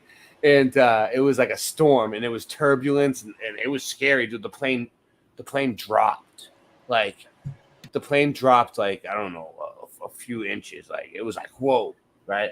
Everyone was freaked out. So but anyway, we were going over there, and then there was ball lightning, and there was sprites, right? Mm-hmm. So I filmed it, and my camera, it was just a cell phone, I see it. you one of Is that a passenger window or is that the front? Yeah, no, I'm on the wing, dude. So you'll see like Okay. a red light blinking down there in the corner. That's the light of the plane. But out there, the one out there is the ball lightning in the red, the sprites. Like you'll see like towards the end is the ball lightning. First it was sprites, like red sprites. Then it was ball lightning. Is that off in the distance or is that close off in to the plane? No, it was off in the distance. Well, no, it was underneath us. We were above it, dude. We were above it. Okay. That's what it was weird about it. Like I'm used to seeing it come from above. That's what I'm saying. We're gonna see more and more of that on the ground and closer to the ground as the polarity changes. And I was like, as soon as I seen it, I was like, I better catch this on film. And it wasn't even that good of a footage, but like I still got it. Like it looked better in real life. It was bright. I bet. Like it was lighting up the whole sky almost, like right there, like right underneath me. Yeah. I'm like, what are we doing? Like Sometimes that's known as St. Elmo's fire as well. And people thought that they were, when it's more, when the atmosphere is more electrically charged, or there's a higher electrical charge in the atmosphere, instead of flashing like that, it will sustain itself and it will last for longer and longer periods of time and even be able to dance about and be seen and stuff. So people thought those were ghosts whenever they appeared on ships and stuff, back during the Dark Ages and stuff. But that's also another reason whenever you're flying with an object like that or in an object like that, it's creating friction in the air between the gases, or static, right? Static electricity. Yeah. So going back in time, if we see examples of whenever people protected themselves with little lightning rods or spikes or metallic spikes that they would ride, or wear leather with like spikes all over it when they're riding through electrically charged environments. Or you see even that a lot in monks. like the post-apocalyptic movies and stuff. What'd you say, monks? Ox. The Ox? devices that the Phoenicians held up, the ox. Oh, the Ankh. Yeah. The thing behind you, the squid, right? So it's kind of like because when you've seen the videos of like the ball lightning when they kind of freeze it and it like pause it and it looks like a squid, like on the outside of the dome. Yeah. Is that what that means? Yes. So this would be a type of sprite. So there's different types of electromagnetic phenomenon. There's jets and sprites and halos and all these different things, that different forms that it takes, right? Or that it can take. It's a shapeshifter. Plasma is a shapeshifter. It can take any shape at all. And the sprites, I have a theory about the sprites in particular because they branch downwards. Yeah. They have a little knotted middle point, and then they branch upwards as well, right? Okay. So if you look at pictures that people have been able to take of sprites, they match the descriptions of the ancient class or rank of angels called the cherubim. The cherubim were described as the same way, as having, these feet and legs and wings and stuff that pointed downward, and then another set that pointed upward as well. They were called the covering angels because they were over particular places of power or holy places. Yeah. So, Jay, do you think all the stars are basically the same distance away then, based on the firmament? It depends on where you are on Earth. So, for example, if you're in Australia, then the stars there above you are much closer because the dome bends downward. So, have you heard about the people that point green lasers at the stars? Green lasers. I briefly heard, but I forgot what happens. They move. Some of them move, but some of them don't. Some of them move, but some of them don't. So I'm like, let's do Morse code and like communicate with these things, right? But you're saying it's just a projection. Well, the stars I think are points of focus. The planets I think are projections. So if it's a projection, where is it projected from? Mount Meru, right? The center. I actually think that it's projecting. Okay, so imagine this. Right? This gets a bit more in depth. Okay, but you have the main portion of this lens above us that we call the firmament. All right, and in general, it's like a contact lens above our world. Yeah. However, like I said, it blows out from time to time during a neutral point in a polarity shift. So when it blows out, there's a hole up there. However, when we pass the neutral point, then the electromagnetic field goes back up. The pressure builds back up there instantaneously, and those gases freeze over. However, because it's a new shape, it's no longer just a bowl. It's a bowl with a hole in the middle. That hole in the middle, when you run electricity through it, will dome out in one direction. And so the gases around that will conform to that new dome shape, and it will be an inverted dome. So you have like an upside down bowl, and then if there's a hole there, and then the gases refreeze, and then you have a magnetic barrier basically pushing the gases away. It will freeze as an upside down bowl that faces us. So that's two, right? You got these different layers to the heavens, right? So we have one layer, which is the main exterior firmament. Then you have a new inverted dome under that. But then if it happens again and you blow another hole in it, it will have a regular dome just above that. And then if it happens again, it will have an inverted dome above that, and it will continue on 7 different times until eventually you have to break one of them. And I think 7 might be the max. I'm not sure. I was going to say, why 7? It just might be all it can hold. I don't know. All what can hold? The Earth. What's it? The Earth. Oh. Well, it is much different than the Earth. It, I think, is people use the word it, and it is always a negative entity. It is a space brain, and it's evil, or it's the. I'm getting like way off track, but no, it's almost like it's almost like they. It's almost like the word they. It's the same thing. Yeah. Well, there's something that can only be described as it because what it is so vast and so gigantic in comparison to us, and we're extremely little specks in the grand fractal verse of all things. It lives all throughout the fractal verse. I just call it the fractal verse, but that's how big it is. It's connected. Basically, it's the red plasma that branches out to all the different earths or worlds or whatever in the fractal verse itself, and it's regarded as, it's personified as a brain in space, and it's known as it, and it is in charge of all evil things, anything that has an evil frequency or a negatively charged frequency or whatever. So it is Stephen King's It. It is also what the knights who say "ni" are afraid of in Monty Python's Search for the Holy Grail. They can't hear the word "it" because they freak out and they're scared of it. Then there's the concept of the space brain. In what was that? A Wrinkle in Time. I don't know if you guys read that book, but there's a book called A Wrinkle in Time, and the main bad guy in that book was a giant brain in space. There's also like Doctor Who references to these space brains or whatever, and it's just it's the mind of God, or it's the mind of the creator, but in the physical it's a brain, just like ours would be the same thing. So you have all these plasma conduits that are out there in this cosmic mind or brain. The physical is the negative force, or what we fight against, which is the illusion or the Maya of separation and things being separate from one another, when the reality is it's mind, right? The illusion is the physical world or separation. The reality is unity, or all being one and all being mind, which is the spirit, the spiritual behind the physical. Yeah, I've been getting into a lot of the spiritual stuff more.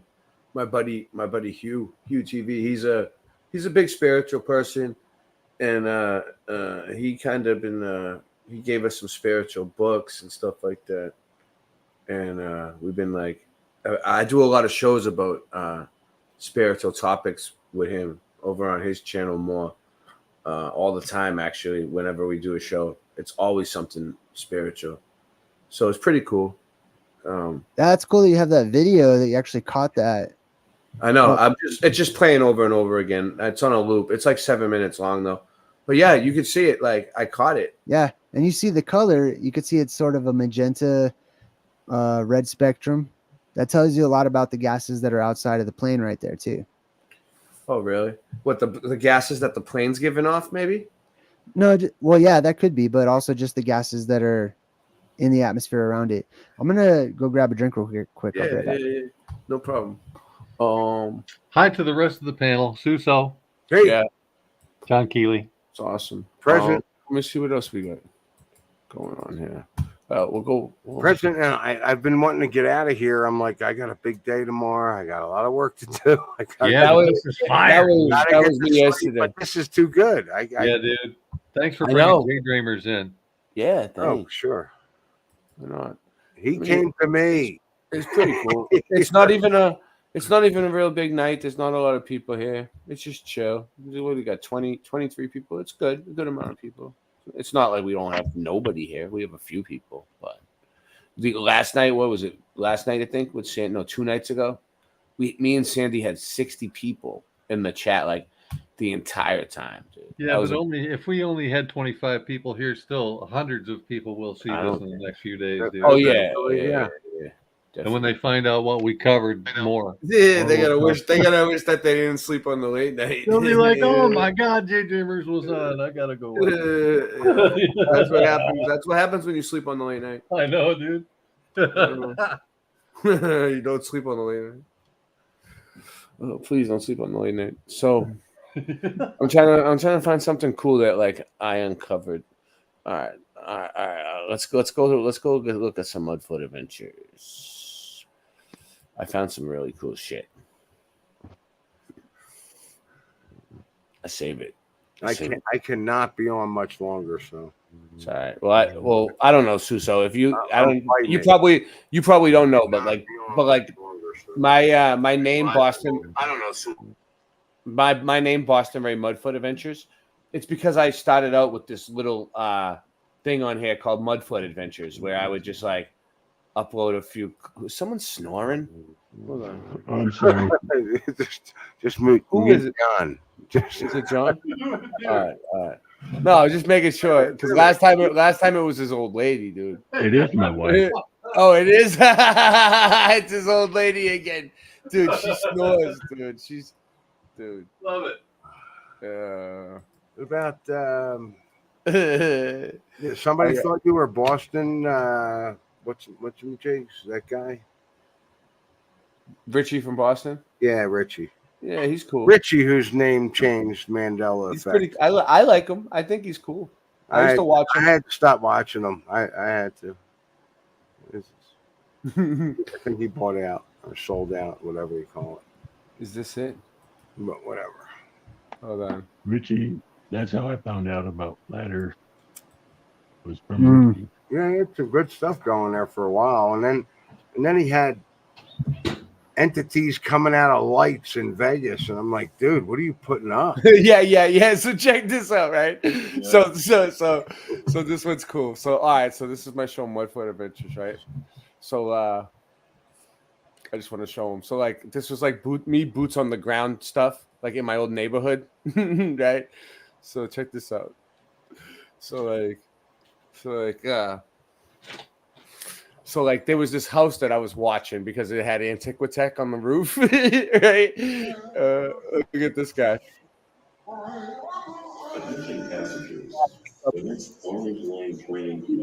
Piece I put in. Completely nuts. He really doesn't want to kill anybody. I don't think it was for real. He was full of shit. He really wasn't blind. He was doing it to get money. He was there every day. He could see me. Watch, I walk towards him and he backs up. Like he could see me.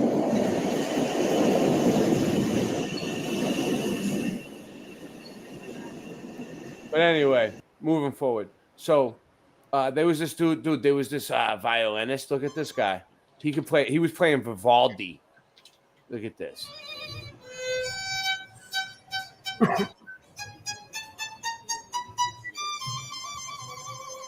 Playing Tartarian music. Beautiful.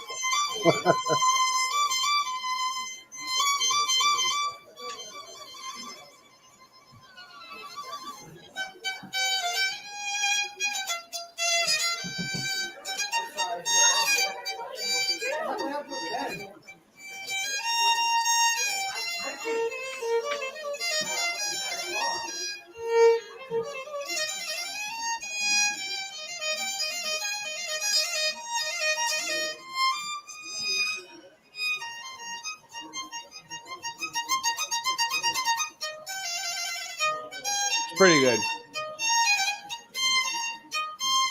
When was this? During COVID.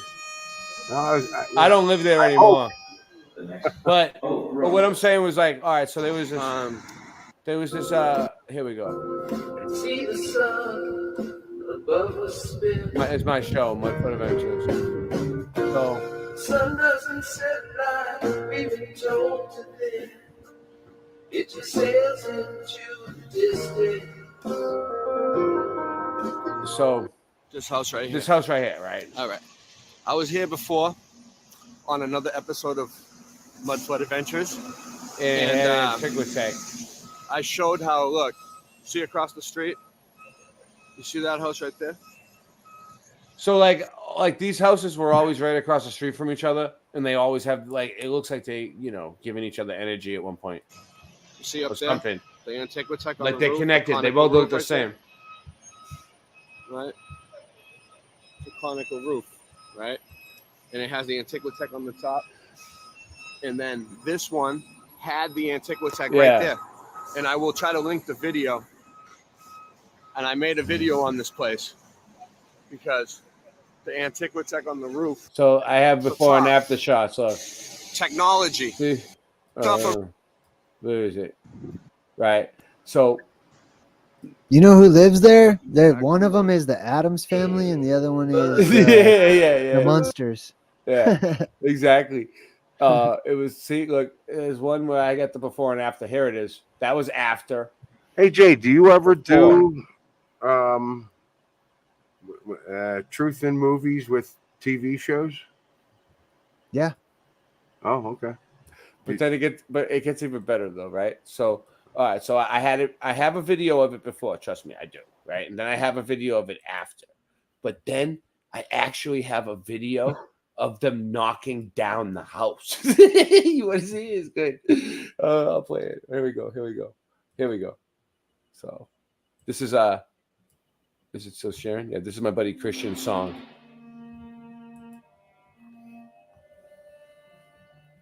This is good.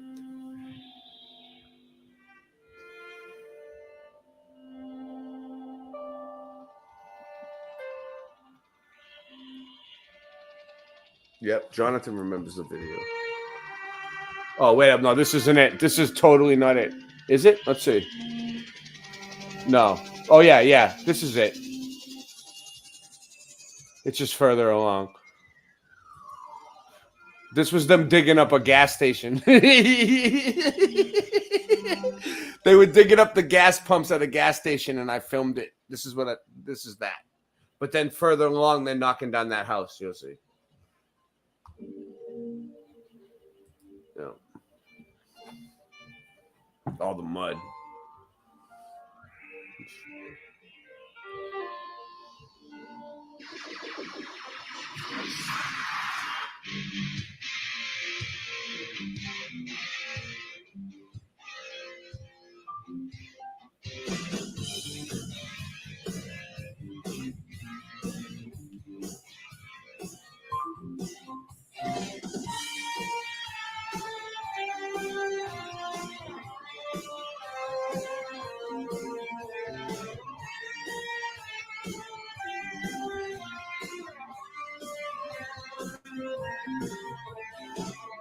Apollo, this feeling when we know it is go.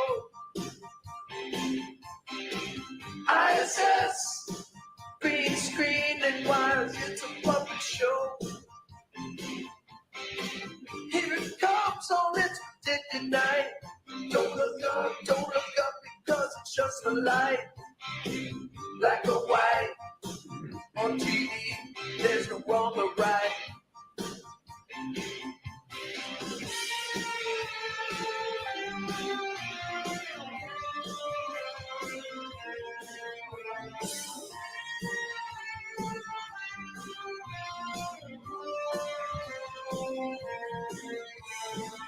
Out of sight, a blind belief called a satellite. See they fan, just take a picture, pass it off to man.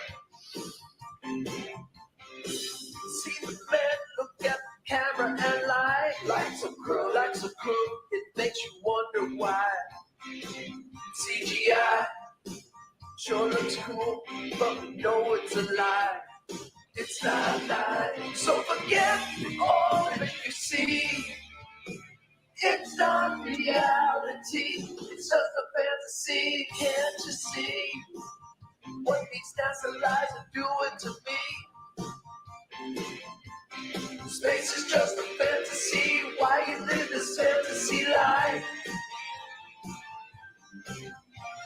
Space is just a fantasy. Why you live this fantasy life?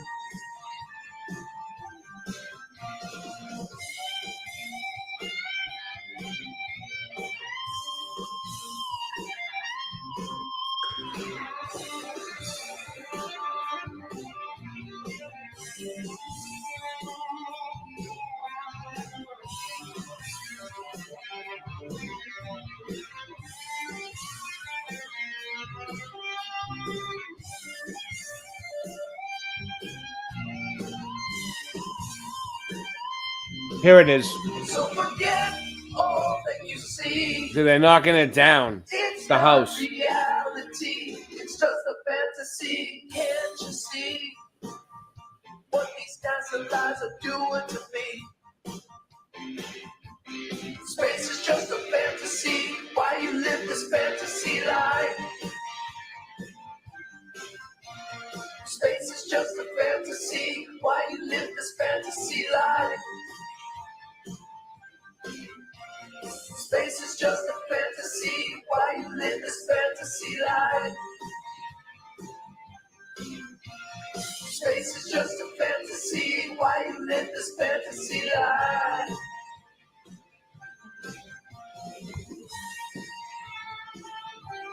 Sherry Ives. Drew Duncan. What's up? Hi ho, Shari.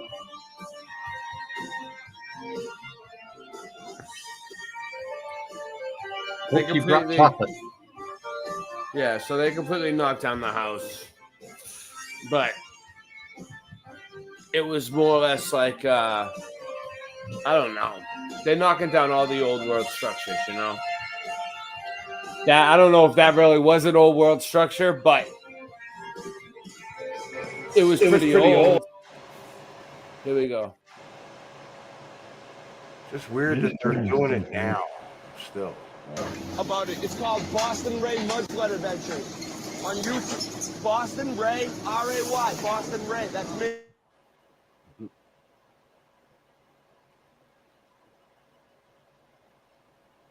Get it out there. Yeah, that house could have been from the 1800s. So, Jay, would you consider coming back on with us sometime? Yeah, sure. So, do you need a way to contact us? I talk to Suso every once in a while. If you want to email me at my screen name, Mr. Super Sidewinder, all one word, at gmail.com, I can hook you up with Ray and we can plan shows or whatever. Okay. I'm not really much of a planning kind of person. I'm more spontaneous. Cool. So, Obviously, you're a night owl, so you're a good fit that way. And I think people like hearing from you, and we've got a lot to cover here, dude. Sweet. Well, I'm honored. Thank you. Yeah, I had a lot of things to say, but I couldn't break in. Oh, go ahead, John. Take it. I forget it after 2 minutes. Oh, shoot. Oh, that's long. Get a notepad. It's laying right here. I finally did. Well, let's talk. What you got? Who, me? He's on mute. Go ahead. Fine, you're on mute. All right. Here you go. Who's talking to me? Oh. No, John. Oh, John. No, I can't. I didn't write nothing down, so.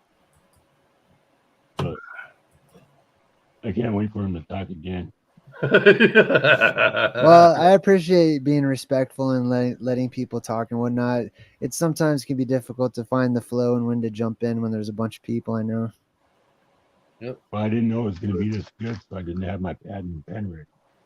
No, I was happy just sitting back watching. Totally.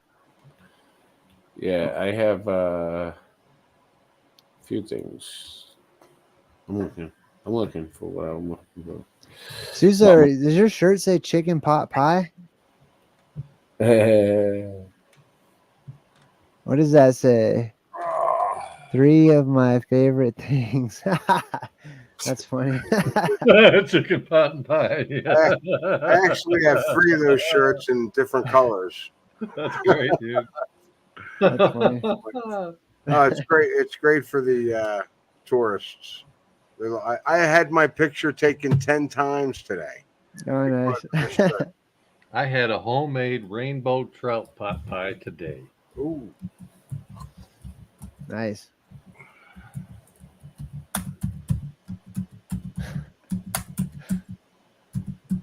Yeah, who don't like pie? Or rainbows. Yeah. Depends on what's in the pie. Yeah. I like apple and strawberry and banana. No rainbows since 75. Oh yeah, speaking of rainbow, so I also think that that's one of the reasons why we see there's a color spectrum shift as well. Is it upside down? Is it upside down? What, the color spectrum? The rainbow is the rainbow upside down? No, but many of them are starting to show up crooked. Mm-hmm. A rainbow is a full circle. But what I'm saying is, I'm looking at this. Okay, purple should be on top, red should be on the bottom, just like the chakras. No. As I recall, it, yes. Yeah, I'm not sure about it being upside down. The colors. Right now, I mean, purple's on the bottom, red's on top. Yeah, if the Yeah, or polarity is purple's switching, towards that would the make inside. sense. That would drive it all. Yeah. It depends on your perspective. If you're looking at it from above, like John was saying, it's a circle. Which actually, in all reality, it's probably a sphere. It just depends on your angle and how you're looking at it. But it's only the outside portion of it that's lit up, and then the inside, you don't see that light. So we see similar things like that up in the heavens with the projections that we're talking about, the planets. They all have a ring. You know what I mean? There's a little ring around all of them. And I think that goes back to the actual physical structure of the firmament, like we're talking about. But I was more referring to a color spectrum shift where as the point of focus up there in the sky goes from that red. Remember how I said like the sun used to be described as much bigger in red and more blurry too. Shifting to white. Yep. Yeah, and then it shrinks over time. It gets smaller and smaller as it focuses. And when that happens, more colors are introduced. So at the beginning, there's said to be a purple dawn or a purple vapor, a purple mist over the world. That's the first. Those are the first. That's right. Yes, those are the first gases that are caught or that activate, that ionize, and they're purple. I think it's argon, actually. Agreed. But they light up, they flash for a few years or decades, or however long it is, and then it eases into a red spectrum, and it becomes a deep, bloody red color.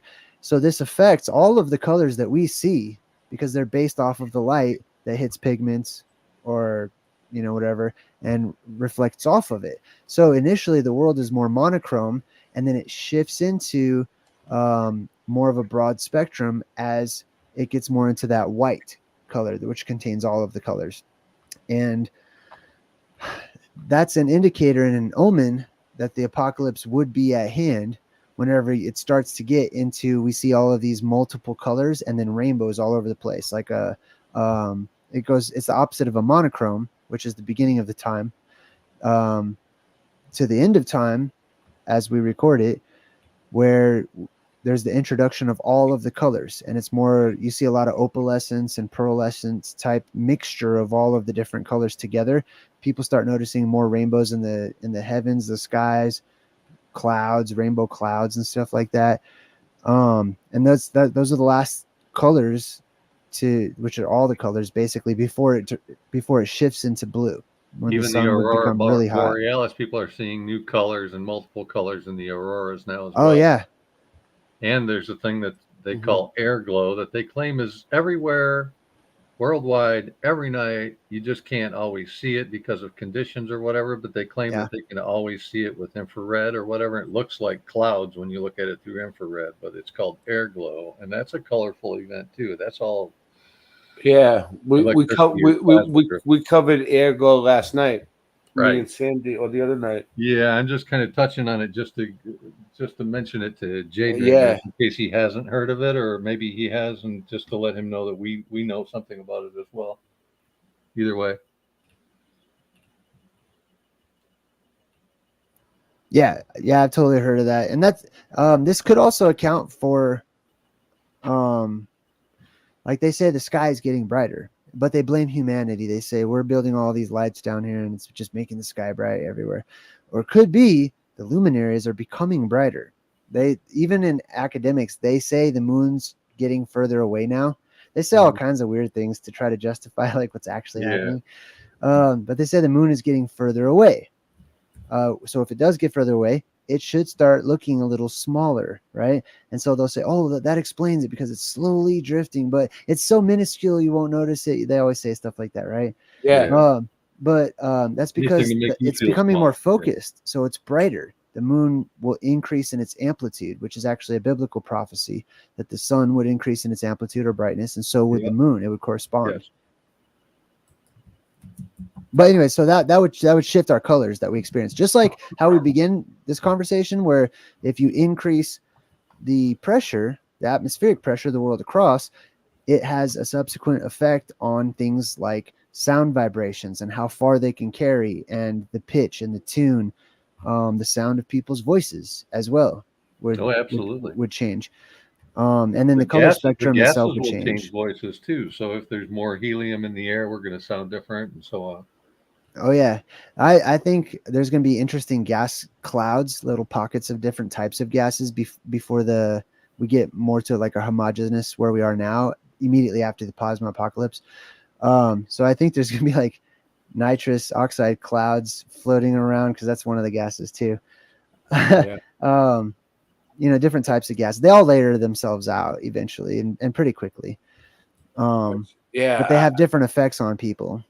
The thing you said about experiencing different colors, I seen like a old, like, well, it was like one of those Outer Limits episodes from like the 90s where they ended up somewhere where the colors were different, and like they showed it, and it was kind of cool. And when I was a kid, I seen it, and I was thinking, that would be weird if the colors were all different, and like if our senses perceived the colors different. And well, that's I had an apocalyptic dream like that, where all the sky was completely purple, just a really thick purple, and all the clouds, puffy clouds, like I remember, but they were all like cartoon blue, dude, like dark blue. It was weird as shit.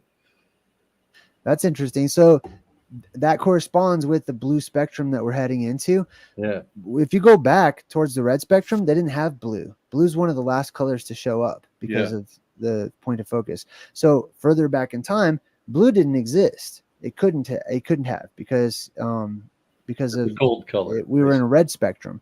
Right. So as that red spectrum shifted more into allowing more of the white light, going to like an orange sun and then a yellow sun, etc.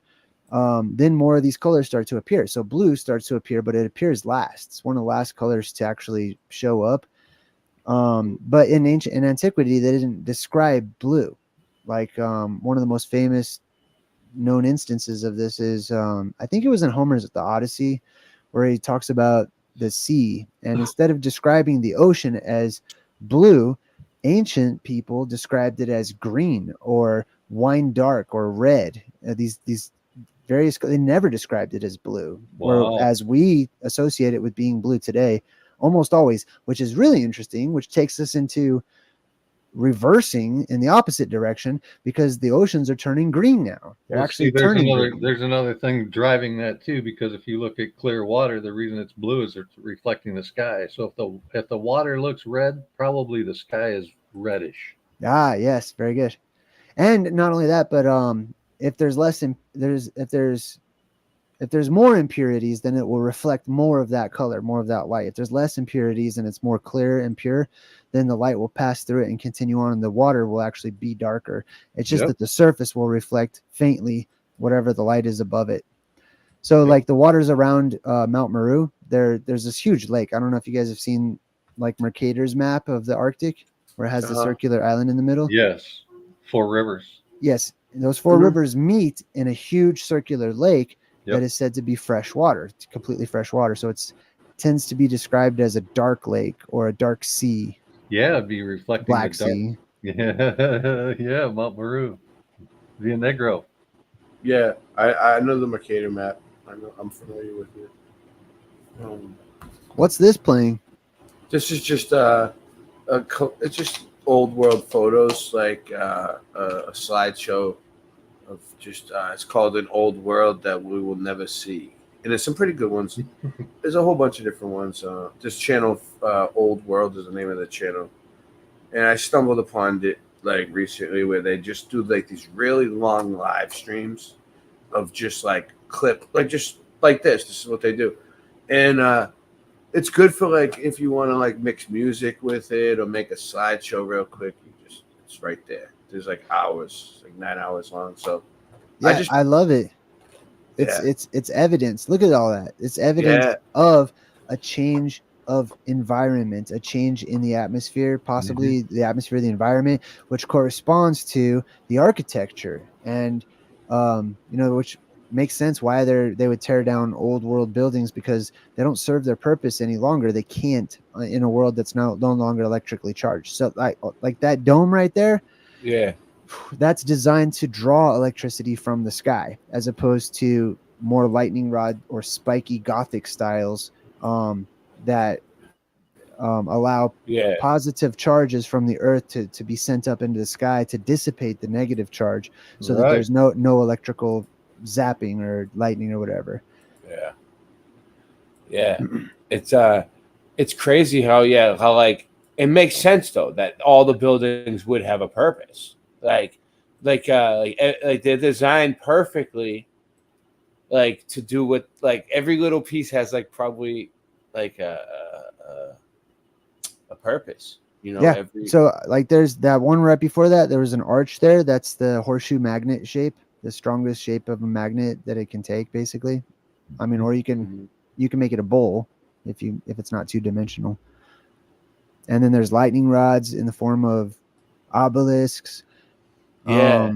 Much of these things are buried under all this mud from liquefaction whenever there's worldwide earthquakes that shake the ground and vibrate it so much that all the water down in the beneath the crust or whatever, the surface, rises up, mixes, and then we get clay forms or clay surface, or a swamp world for a short time until the water recedes again. And then if you combine that with less density because of the pressure being released, pressure corresponds with density. Yes. So if you release the pressure, then there's less density. All objects are less dense. Correct. So the earth itself, whenever you add all these things together with all the water rising up to the top, you have a very wet earth and whatnot, and then that's less dense. Then you have more clay, basically, to work with, and then over time that pressure increases, that clay hardens, the heat rises and stuff. Yeah. And then so you have like things like that where people can just carve into the clay easily, as opposed to how we think of it today where they're chiseling away and meticulously crafting or whatever. It's much easier whenever the material is malleable. They may even have had procedures to soften otherwise hard stones to mold and shape them and then reharden them. There's some evidence and some experimentation that has gone into that. It is possible. Yeah, So electricity something can else that change we the need to bonds. kind of keep in mind when we look at these ancient structures, though, is like if you were going to build a massive building like that, you would first need to find enough matching stone to begin the project, right? You can't just take stone from every different region and have it match in the end. It all came from the same place, dude. Which means they had to transport this stuff no matter what building. If you wanted a red building, you had to find a quarry with enough red stone and then get it all from there, and so on and so forth. These buildings are all matching stone. Yeah, I've got some different theories about that too. So like the red color, I think comes from the oxidation whenever all that oxygen is released terrestrially, like I was talking about. And that's why post-apocalyptic movies, just subconsciously, they make them orange tint or red tint or whatever. There's like that instead of blood red rust, or ochre, which is to rest look. like almost rust like the Mars footage. And then some rocks are created, I think, especially boulders, in the sky when this event happens.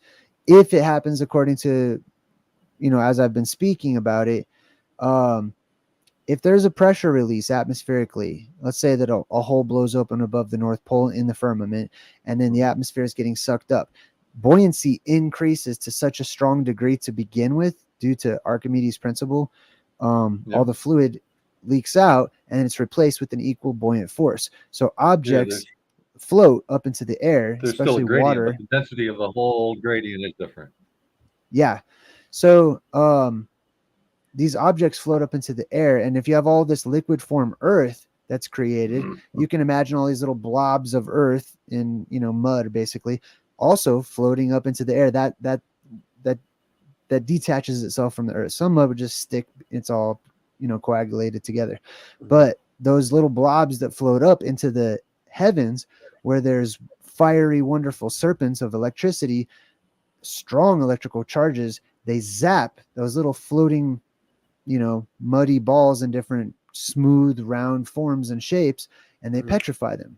They change their bonds and they make them more dense. So the random boulders just rain down from the heavens in different places, and you see random boulders in places that have no business being, basically, you know, like across random fields or on tops of mountains and stuff. Yeah. And then there's also myths that correlate, you know, different gods. There's a really cool Scottish, is it Scottish? It's either, I think it's a Scottish myth. This woman, it's either Irish or Scottish, but it's this woman named Maggie Carlin. She was a witch, and everyone knew she was really powerful. And one day she basically called out the devil. The devil showed up in this form of a storm or a tempest, and the devil was up in the sky sending all these things down to fight against Maggie Carlin. And one of the last things he did was throw stones at her. So he rained all these boulders down from the heavens to try to destroy Maggie. And when that didn't work, he petrified her, which also, you know, is like Lot's wife and different petrification stories of organic life forms in ancient times. Wow. Yeah. So there's all these different stories of different life forms in ancient times, and like on the maps, like you see like the Griffith and like all these, like what was it, the Gleason map has a bunch of them, right? Like, so they must have been like who am I to say that, like, because I moved from north to south and I see different bugs, different animals, all kinds of shit that I never seen before, different flowers that I didn't even know existed. So who am I to say that like there wasn't once those things somewhere on this plane, you know, where you know, so Hey guys, I'm gonna head out. I hate this. I don't want to leave. This is amazing. Jay, thanks for jumping in. Sure thing. No, Had a great time. Nice to meet everybody. We'll talk soon. Yeah. I'm heading out. Yeah. Have a good night. Yeah, good night, Suso. Yeah, I want to stay. I do. Probably go for a little while longer, but you know, not gonna go all night. But no, it's just it's a good conversation. The show's good for now. Like probably go for like at least another 20 minutes or something. And then we'll probably wrap up. Sounds good. Hey, you see those two statues right there? I think. Which ones? There was I like can pause it at any one. There was a guy and another guy, and they both had horses. This one? That one is a type, but it was after that. Okay, let's see. Oh, those little balls too up on that column. You'll see those if you look around on old courthouses and older buildings and stuff. I see them everywhere. Yeah. What do you think they are? Mercury? No, I think they're lightning rods. Basically, they're to detract and keep away the electricity from that particular area. Yeah. But those two, if you ever see, I just mentioned those two guys on this presentation I did earlier. It's Castor and Pollux, or basically there's like another version of them called Romulus and Remus. But Castor and Pollux were these twin brothers, and it's also a constellation in the sky, Gemini. I think it's Gemini. And it's interesting because in Petra, because we were just talking about petrification and the clay and all that stuff. Petra, like the main temple they always show in Petra, right? I've seen Petra. I've looked at Petra before with Jen Truthseeker 69. Like she's in the meltologist, like the meltology. So but I kind of see the plasma sun as something different, don't you? It's not the same thing that they're talking about, or is it? I'm not sure what you mean. Well, like the plasma sun is like actual plasma, right? The plasma sun apocalypse. It's like plasma is going to come down, right? I think so. I think it Yeah. comes down and it shoots up from the earth too. But like they believe that like because I followed them for a while, you know, and I still follow it, but it's a little bit, but it's more or less like they believe that the judgment of fire already came, and it was like fire from the sky. But would fire from the sky still be like plasma, like the fervent heat from the Bible that they're talking about? Is that the same thing as the plasma? Yeah, I see what you mean. Well, when people say it already came, that can come across as very dismissive. If you look at things cyclically, then yeah, for sure, it's already come many times. You know what I mean? Well, they saying like we're in the little season, the judgment of fire. We are. I think you we think are. so? Yeah. So Yeah, for sure. So is the plasma thing the same thing almost, or a little different? Yes, there's one by water and there's one by fire, and they take turns for one another. The next one, the oceans will leave. We'll have no oceans. There will be extensive deserts and land where the oceans once were. Whoa. And the fire comes down from the heavens, and it basically lights a lot of stuff on fire, all the different forests and stuff that we have, you know, all the infrastructure and stuff. So many fires. The good news is that's easier to survive than the deluge. It's easier to survive than the waters. But you have one by water and one by fire, and it's an ancient prophecy that was, you know, said to have been passed down from Adam to his firstborn and their firstborn and their firstborn. And the story goes, biblically speaking at least, that I think it was Seth. Somebody informed Seth of this, and they commissioned him to make two structures to keep all the world's knowledge. And one was to be made of clay. In case the fire came, it would just bake the clay and preserve the writings or the hieroglyphs or petroglyphs that were on the wall. And then if the other one was to be made out of stone, in case the waters came, that they would stand the test of the waters. And each one was a form of an earthen library that had all the world's knowledge. And so anyways, one comes by water, the flood, one comes by fire. We already have the oceans, so the flood has already come, and we must then therefore be waiting for the next one, which is the removal of the oceans and the introduction of the fire to come down. And the longer it is between periods, then the more pressure will be released and the greater, you know, destruction, basically. Wow. Yeah. Oh, but anyways, like I was saying about Castor and Pollux in that temple in Petra, right? If you look at that temple in Petra and you look it up, they'll tell you that that's Arabic and that, you know, ancient Arabs made that. But that's neoclassical architecture and design with the columns and the triangle on the top. And even they have Castor and Pollux.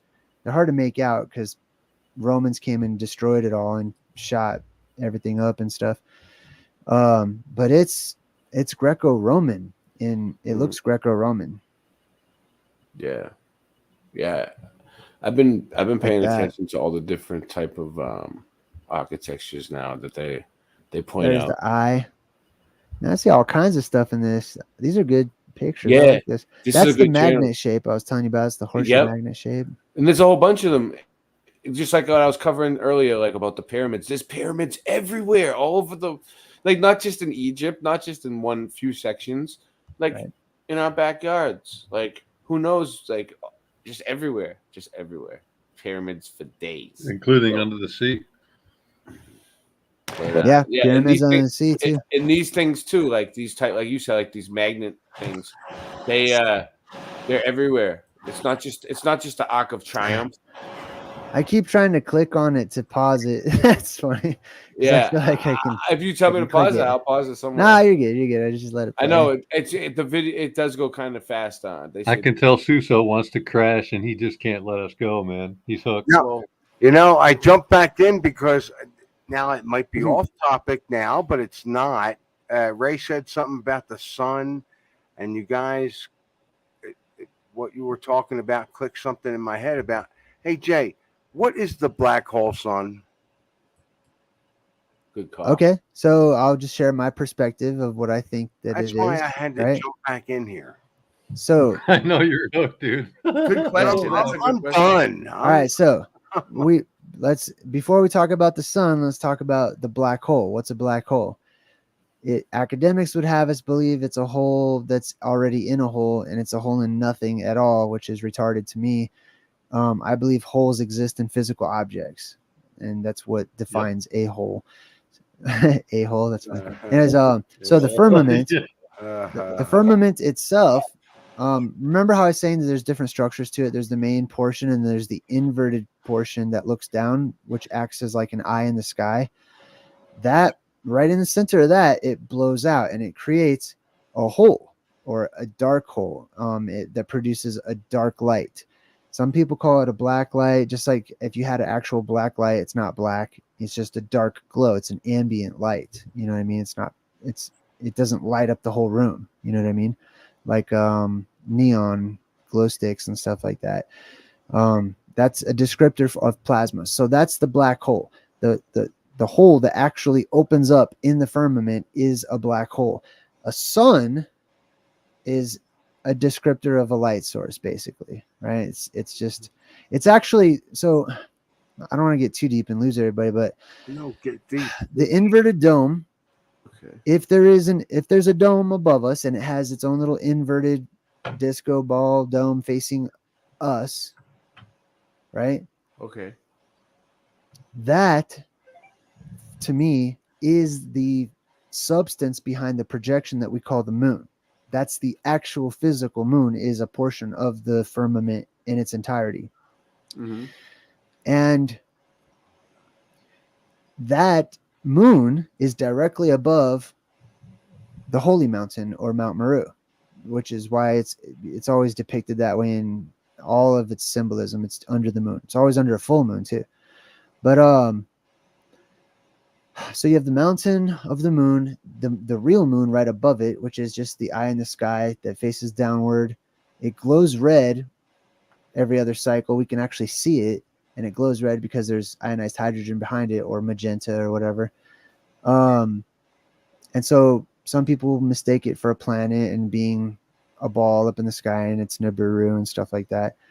But if we're dealing with just the moon and just the ancient Akkadian, Sumerian, Babylonian concepts of antiquity of the moon itself, the moon originally was called Shin.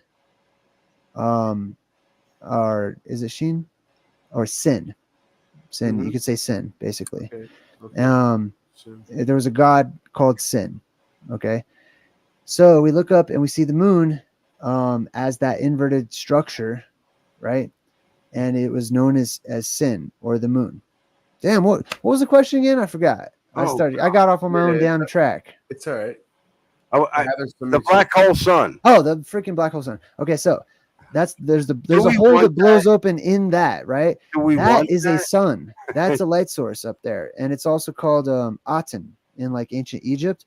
They'll show you this disc that has these little hands that stretch out of it that provide life to, all things below. But it's not the sun. It's not the one that we see up in our sky. It was a different light source. That one was fixed. That light source was seen by all, and it was at where it is now the North Star, basically in position. And it was seen by all. It was immovable. Some people speculate that it was Saturn, and there's different theories and whatnot. But for me, it's fixed because it's a part of the dome that does not move. It's just sturdy. So it's like, I think the stars are like within some of the layers, right? Like this certain layers, like 7 layers. It must be like, I don't know what layer the stars would be, but it must. I think they're all kind of within different layers, because like, you know how like people say like, well, if the Earth is flat, well, then how come Mercury goes in front of the sun, right? But like, who's to say that Mercury does go in front of the sun? Like, I don't have a telescope. I can't look myself. But if it does go in front of the sun, if there is video, if you look it up, Mercury go in front of the sun, it's all NASA. It's hard. I haven't found anything real, like, but it's probably out there. If it is, well, then like maybe it's because the stars are like within different layers, so they kind of go over each other, overlap. Yeah. You know, biblically, the stars are in the firmament as are the sun and moon. That's what I've been thinking about lately. Like, it may be best to describe the firmament as the entire space between the surface and God, really, rather than to think of it as a shell above from now, I'm thinking about it like it must be really thick. And what Jay Dreamers was talking about earlier about there being like almost like little bubbles on the outside of it. Like I can picture that where it would be like that would reinforce it and make it even stronger because now you have like. Yeah, it'd be like a golf ball, like a blister, like a golf ball, like a like a soccer ball, but geodesic dome would be a good way to look at that too. Yeah, awesome. Listen, I gotta go again. I know. You'll still be listening though. I know. And then I'm gonna jump back on because you're gonna say something I want to talk about. No. Put it in chat. We know you'll be awake. No, I really gotta get to sleep. I know, dude. I gotta go. You will, Suso. Thanks for coming on, man. Of course, Jay. Yeah, we're gonna talk soon. Yeah, bro. Who's ever we missing done this, yet. Who's ever missing this show is slept on the late night for sure. So, all right. Well, what do we got? What do we got, Mr. Super? Any more questions? Any more good questions? Where you at? Oh, my bad. I was saying, so we have the stars and the planets, points of focuses and projections. I see them as all being under the actual dome itself, and existing at different points in the space between the surface and the actual dome itself. But the planets are a bit different than the stars, and therefore they're allowed to act differently. The light sources all move in the same direction, with the exception of the planets, which sometimes move in retrograde and they go back and they make these weird curvy lines. It's a bit like a spirograph, basically. Like you know what I mean, where you put the pin down and you move it around in a circle and it draws these different designs. So it's all still going in the same direction. Really random, right? Yeah. It's going in the same direction, but it's kind of like going around, like they're all going around each other in the same direction. Yes, and then you have those lights, those projections, the planets.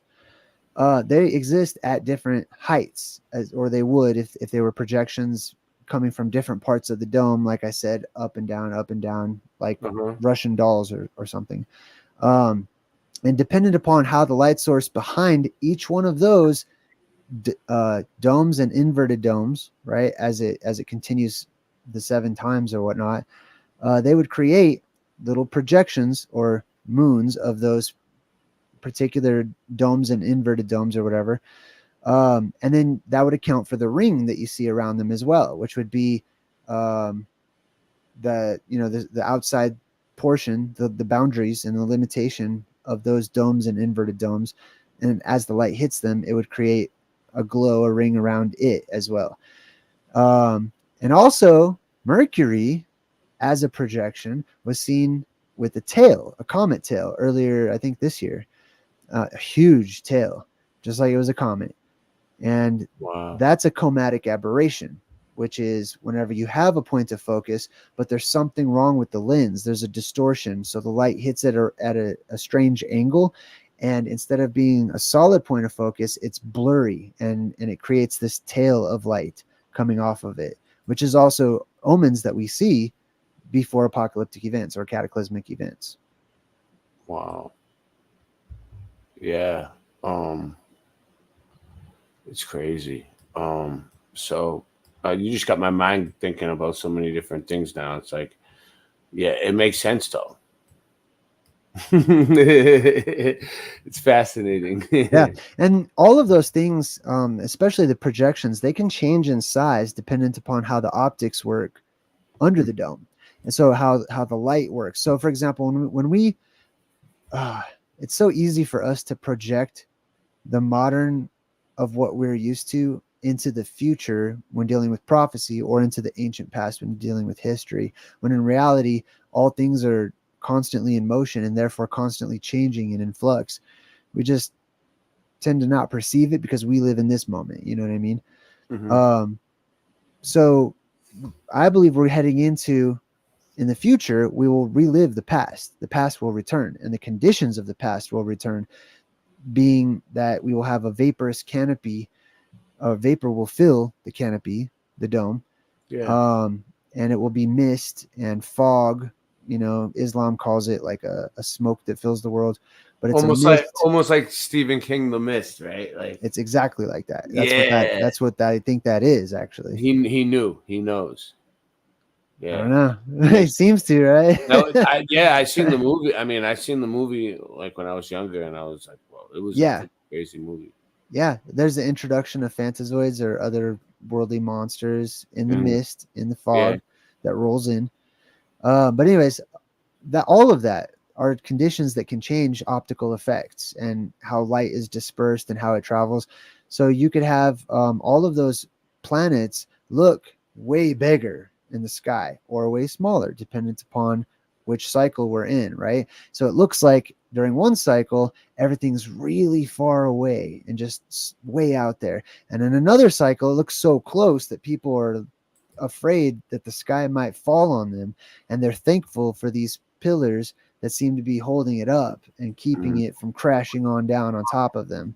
But over time, especially in native cultures, you know, their stories indicate that I mean, not just native, but Asian, Polynesian, etc. The sky slowly lifted over time, that it got higher and higher and higher, and the canopy seemed to raise up. But it's optics, and it's the atmosphere changing and going through change as the pressure increases and whatnot. That makes sense. Yeah, like no matter what, we're in a container because of the pressure thing. You know what I mean? Yeah, it's got to be.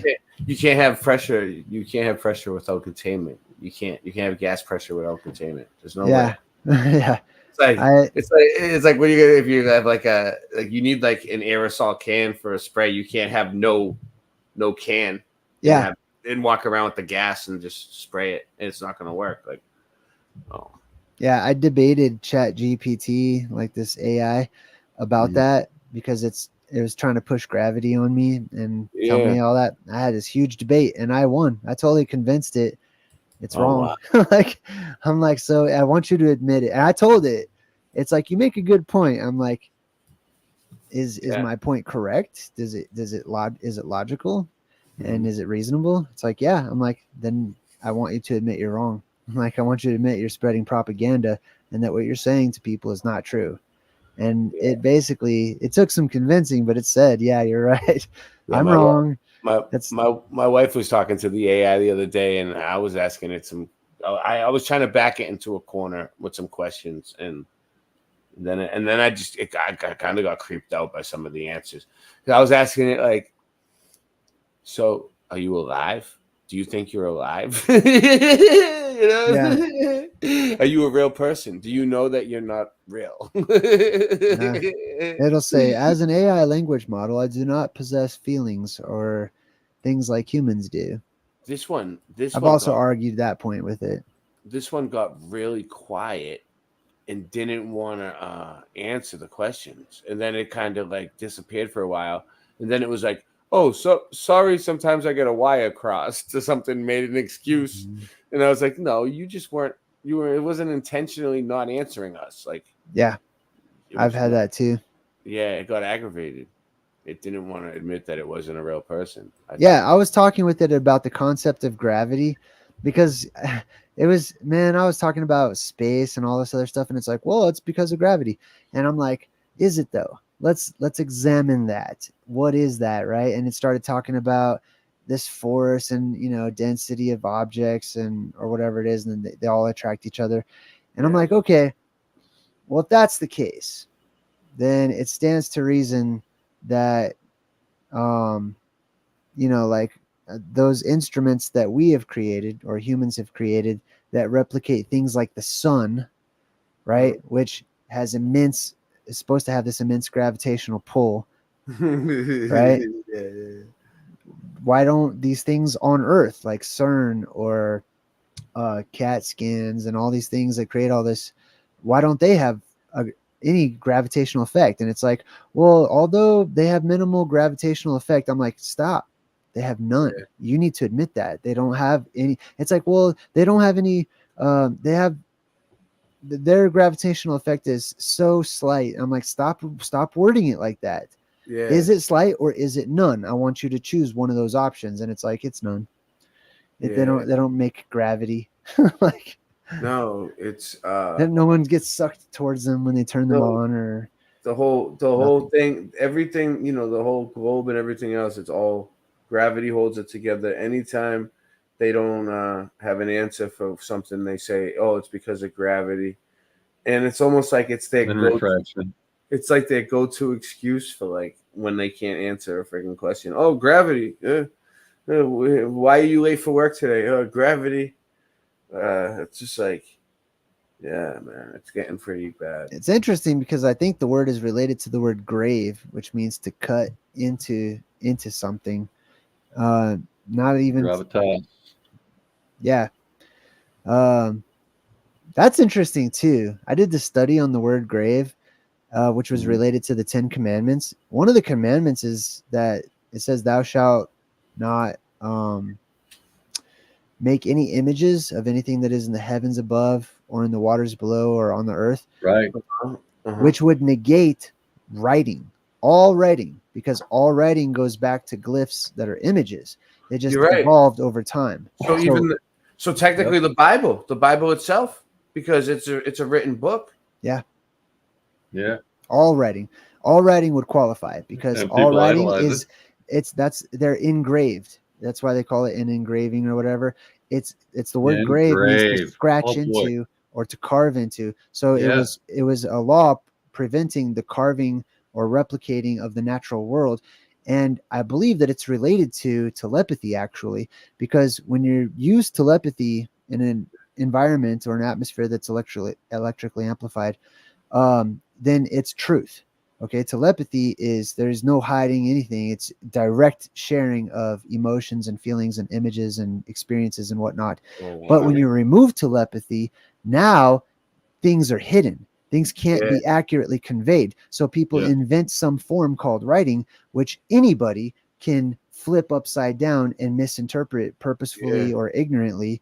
And then you get strife, and it leads to strife and division and anger and manipulation. You know what I mean? Yeah. And they could like easily take things out or put extra things in to change the story, spin it whatever way they want. They could just emphasize a word differently. Before me. What's that? Thou shalt have no graven images before me. Yes. Graven, engraven. Like they show this on that movie Stargate. Have you guys seen that? I've seen some of it, yeah. Yeah, so there's this part where the people go through the Stargate, which for me is basically that hole up in the sky. They go through the Stargate, they enter into a desert world, basically, which is the world without the oceans. And then they're trying to communicate with these people, but there's a language barrier. So this guy wants to start drawing in the sand, and the priest is like, "Oh no, it's forbidden! Don't do that!" You know, like the God up there in the sky has forbidden us from writing anything like that. You know, might be related.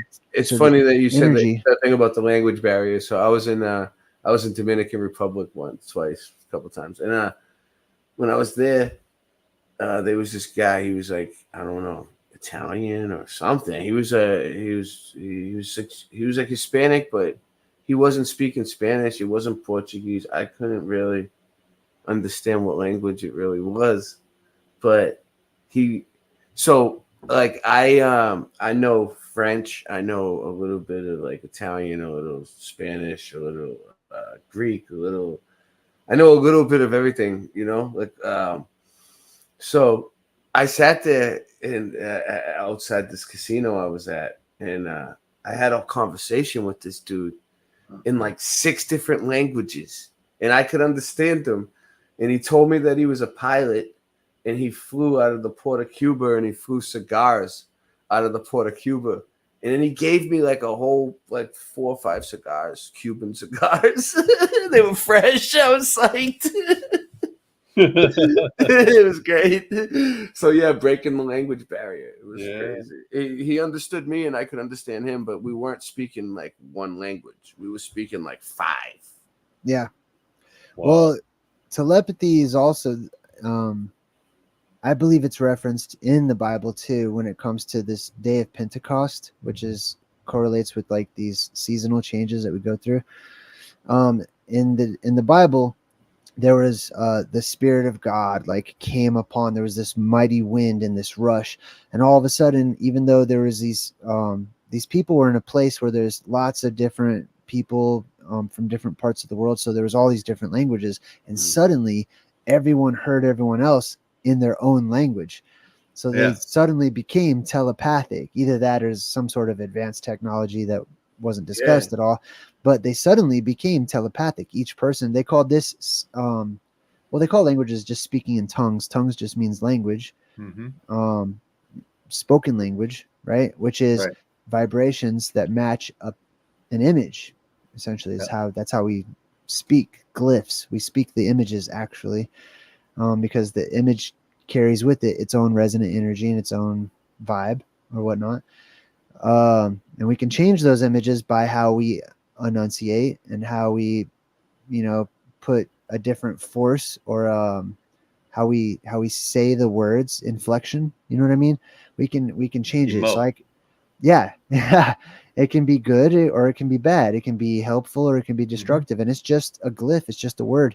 But that frequency and how it's shot out or how it's delivered or how it's presented or given, it can be given as an attack, as a forceful weapon, or it can be given as a gift.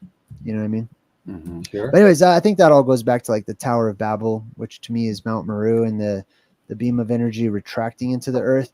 And therefore all of that resonant energy that used to be shared with others, and they're amplifying their auras and chakras and their souls and their spirits and even their synapses and how the brain works, and how much of the brain that we can use dissipates over time as that energy siphons down into the bowels of the earth, and people lose their telepathic ability, and there is no longer one world language. People begin to try to, draw pictures to one another and use hand signs and match images with what they can hear, because now that's the frequency that works, is auditory.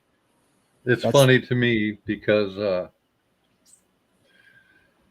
obviously they would not want us to see the remnants of the real Tower of Babel. And I've seen a lot of people do research into where they think it was and all that sort of thing. But you're the first one I've ever heard, besides myself, that thinks that it was probably Mount Meru. And guess what? They don't want you to see it. Yeah. Well, it's, I believe, okay. Have you ever heard of Sir John Mandeville? I've heard of him, but I don't know who Or he is. there's a book. A book that was written in medieval times. It was basically a travelogue, and it was a reference book, one of the most widely used reference books in the Middle Ages and the Dark Ages. It was written allegedly by a knight who had traveled the world. And he talks about, and when he references Babylon, he says Babylon the Great or Babylon the Lesser. There's these two different ones, because there is a quintessential Babylon. That island country at the center of the world has 4 different quadrants, or countries, you could say, or continents, or whatever, however you want to see it. But each individual quadrant would have its own, cities and towns and villages and whatnot. So there is a quintessential Egypt. There's a quintessential Indus Valley, you could say, or what is that? India. Basically, there's a quintessential Ethiopia. There's a quintessential all of these things. Those were the greater. So there's a quintessential Babylon, which was the gate of the gods, which was an opening where the gods came down from the sky when the sky was open, or when the gods or the interterrestrials came up, because there's also openings within the earth, just as there are above the earth or at the dome.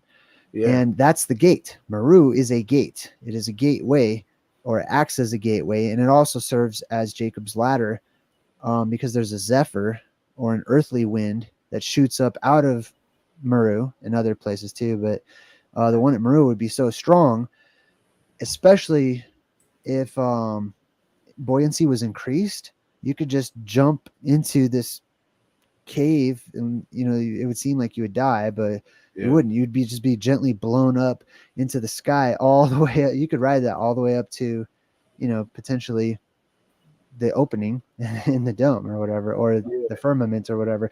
And this is Jacob's ladder because it's electrical in nature. There's little electrical arches that go up and down. The tree of life, or Yggdrasil, and Jacob, when he had this dream of this ladder, he said that there was angelic beings that were ascending and descending upon it, and these are the currents from cold plasmas that come up out of the earth. And you could touch it, you'd be totally fine. Yeah. Mojo, one of my subs, Mojo Shop, posit. He has a guitar called the Tree of Life, and it's cool, dude. It's from the 70s here. I'll look it up, dude. I'll show you a picture of it. But Babylon, Babel just means the gate of the gods, or the entry of the gods, right? Yeah. So that's the place. That's the entry point. The mountain in Enoch is called Mount Hermon, which is Har, and then Mon, which is moon, the mountain of the moon, which is the mountain directly under that real moon that I was talking about. Mount Hermon. That's where the fallen angels came straight down onto Olympus or Sinai or whatever. You see that design on the neck? Oh, can you see it? No, I'm not sharing. Yeah, I'm sharing. Oh, right here. Oh yeah, that's the Tree of Life guitar. The design. It's that's nice. Cool. Yeah, it's nice. All right. Anyway. Oh, Mojo Shop. So, but yeah. So I don't know. I think I don't know. This is a good spot to end it. I think this is a good spot to end it. Mr. Super's here, but I think we're good because I want to get some sleep tonight. But thank you for coming on, Jay Dreamers. This is awesome. Come on again if you want. I mean, we've been doing this. We've been going every night, like every other night. We've been doing Mandela effects, mud flood. Yeah, I asked you about the sunspots. Oh, I wanted to ask you one more thing, and this might be a little off topic, but have you ever seen the moon map stuff? Mm-hmm. Yeah. What do you think about the moon might be a map? Like, I know you said you don't think it's a reflection. You think it's more of a projection than a reflection. Yes, I think it's twofold. So the firmament, I'm about to do a video about this topic, actually. I mean, not the moon map topic per se, but if the firmament is made out of crystal clear ice with no impurities whatsoever, because it's just gas that's been frozen, then right now I believe light and energy is on its way down from the heavens. But when we go through that polarity shift, that energy will rise up, and the light in the form of terrestrial energy will light up the heavens, and the firmament will be revealed. When that happens, it stands to reason that the firmament itself will be a mirror that will reflect our world below it, and we will actually see a reflection of our world below, which could help to explain why ancient people that hadn't traveled the entire world could draw out accurate maps just by looking up at the sky and drawing what they saw up there in the heavens. And if that's true, we would expect in the exact middle, we would expect that little inverted dome, which is the moon basically, to have a cross on it, or to have an X on it, because of those four rivers it's reflecting directly below it. Yeah. I like when I seen the moon map stuff, it really resonated with me because, like, when I was a kid, I used to look up at the sky, and like I used to think, like, sometimes I would see the craters on the moon, but like, I used to think like, I used to believe in outer space, the planets, everything. So like everyone did. So I used to think like, what if the moon isn't really the moon? What if the moon is another planet that we can see the land? Because I could tell that the craters looked like land masses to me. when I was a kid, right? But I just didn't think much of it and just went on with my life. But now I'm more or less like thinking, yeah, it makes sense. Like the craters are kind of shaped like land masses, you know, like when you can see them, Yeah. even with the naked eye sometimes. Not Yeah. all the time. I see the firmament when I look at the moon, basically, but I also believe that the moon or the firmament reflects our world, and our world is, you know, I mean, our world is slightly lit up. You know, Yeah. it's possible that the sunlight that comes down lights it up, and that can be reflected all the way back up dimly. So I could see that there may be some truth to that. Yeah. Moon actually means realm. It means world, basically. It's related to the word monde in French, like, you know. Yeah. It is a part of our realm. It's part of our earth, but it is also a realm in and of itself, especially if there's little inverted, you know, domes going back and forth at the middle, like I said. It's possible that there's life up there that can exist on, you know, the ice or whatever. It doesn't have to, you know, there could be other aspects to it. And there's also a possibility of like floating cities and stuff that we really haven't got into. Because the dome is a superconductor. So because it's a superconductor, it can there's a possibility to cause physical objects to actually levitate. If there's Absolutely. ice near it, you can actually put soil or, you know, other things on top of that, and you can have floating cities or whatever. Wow. It would be cold though, brother. But that would be cool to live in a floating city, though. Yeah, not if it was 450 degrees below. Hey, if you guys can hear me, I'm going to drop out. My internet has been dropping me out 3 or 4 times, and it's stuttering real bad. So I really enjoyed having a conversation with you. Yeah, I really enjoyed this too. This was epic. I can't believe it. And thank you, Jay Dreamers. Ooh, I'd like to spitball something real quick on my way out, dude. Go ahead. Since we haven't seen the North Pole, the Mount Meru with our own eyes, well, it's fair to speculate about it. So my speculation is that it's pyramid shaped and it has the top knocked off it by God as like a sign to don't try this shit again, right? Well, that goes along with the pyramids. So, but all right. Well, let's just give them one last shout out. Daniel Becker. These are all the people that hung out till the end. Mongo McD, Creek Mary, Sherry Ives. We couldn't have done this without you. All of you. Drew Duncan, Suso, Little Wing 6 was 9. Little Wing. We love you all. We love you. Kim Ray Hall, Twilight Nights. Twice. Did I say Creek Mary? Creek Mary. Mongo. Is there anybody else? Julio Luo. It's Lua. I always pronounce his name wrong. Julio Jonathan Campella. Jonathan Campella. Chosta Deluxe. Daniel Becker. I couldn't have done this without any of you. I couldn't have done it. FR333. Freeman. FR333. FR3333, man. And Rock at the very end. I'm gonna make Travis Joe. Late Night Live channel. Sub the Late Night Live channel. John Keeley. Okay, that's all I see. Let's see. Is anyone up front?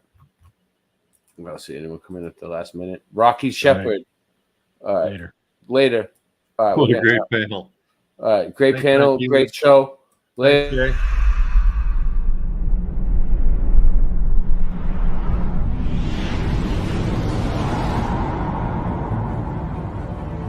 In the beginning, God created the heavens and the earth. And God said, "Let there be light." And there was light.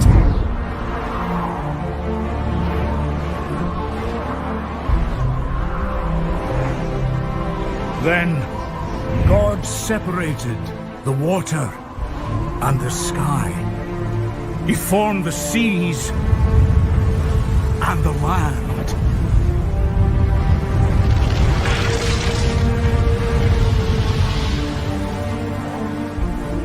Then he covered the land with trees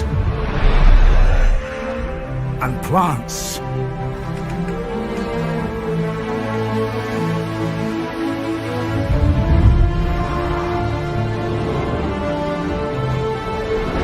Then he filled the world with all the creatures of the sea.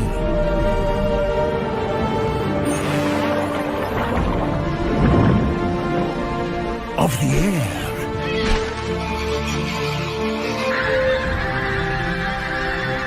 And all the creatures of the ground.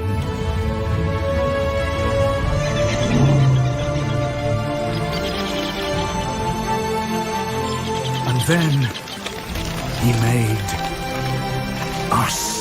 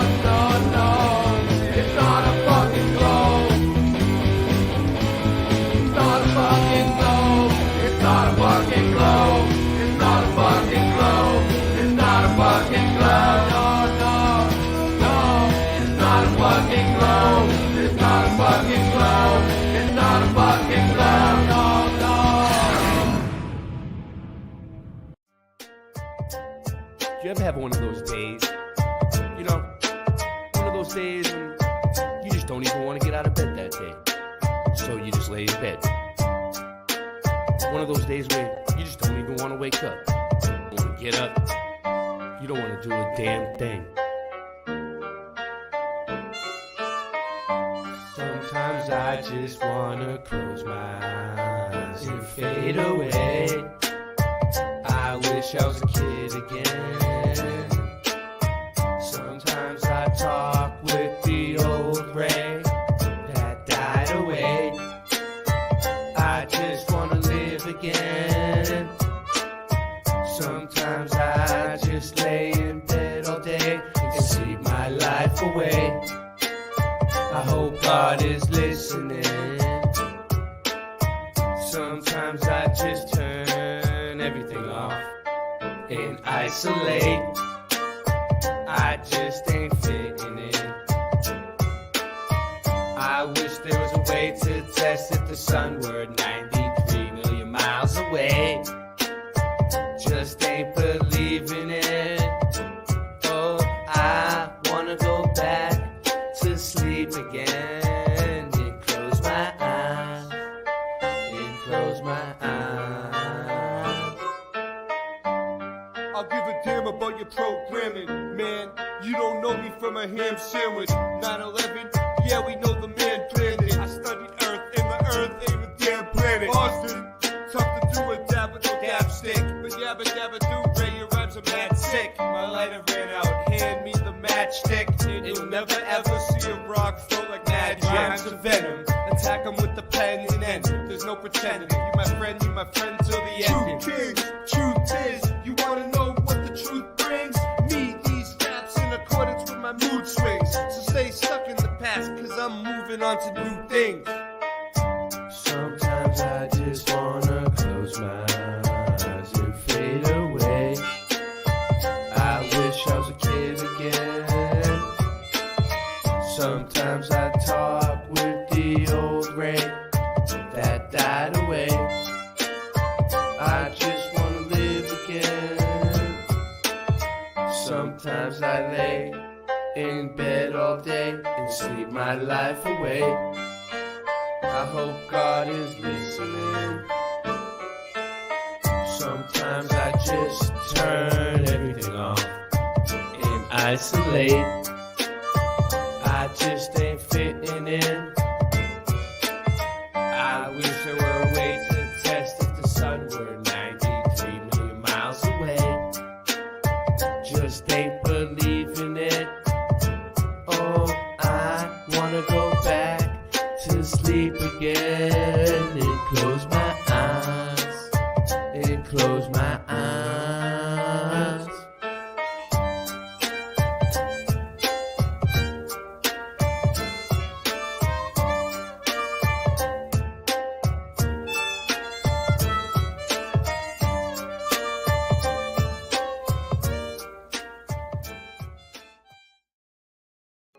True kings, it gets lonely at the top.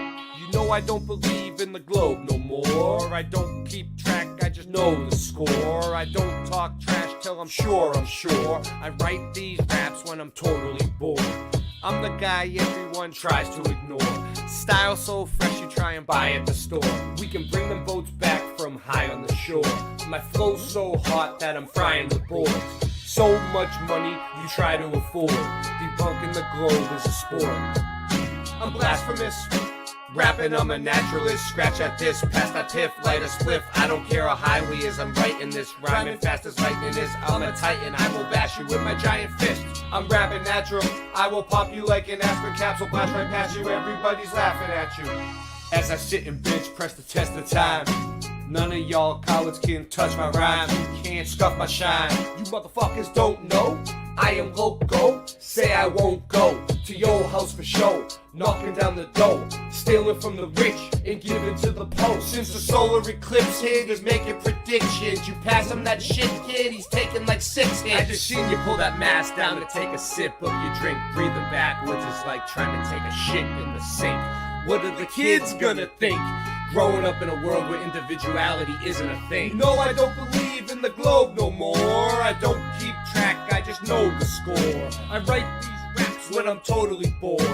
I'm the guy everybody tries to ignore. My style's so fresh you try and buy at the store. We can bring the boats back from high in the shore. I'm worth so much money you could try to afford. Debunking the globe is a sport.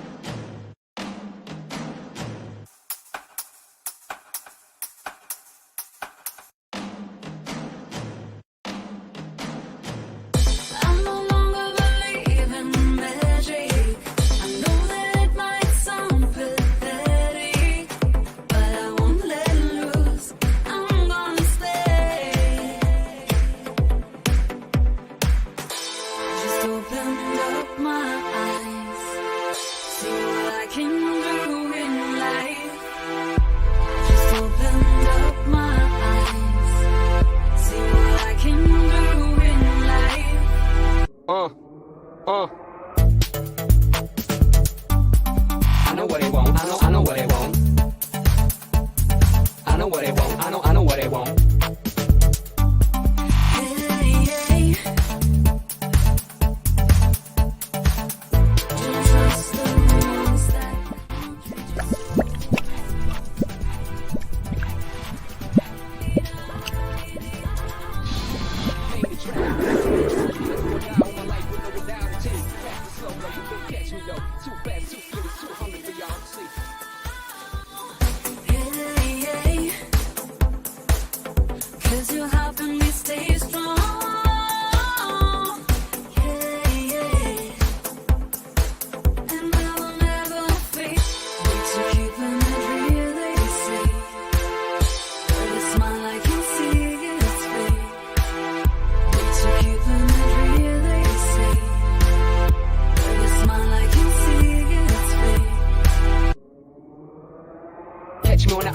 Weekend getaway, plus a shorty that knows how to make it stay. All these jewels on me, I stay iced out. Keep it chilly during summer when I ride out.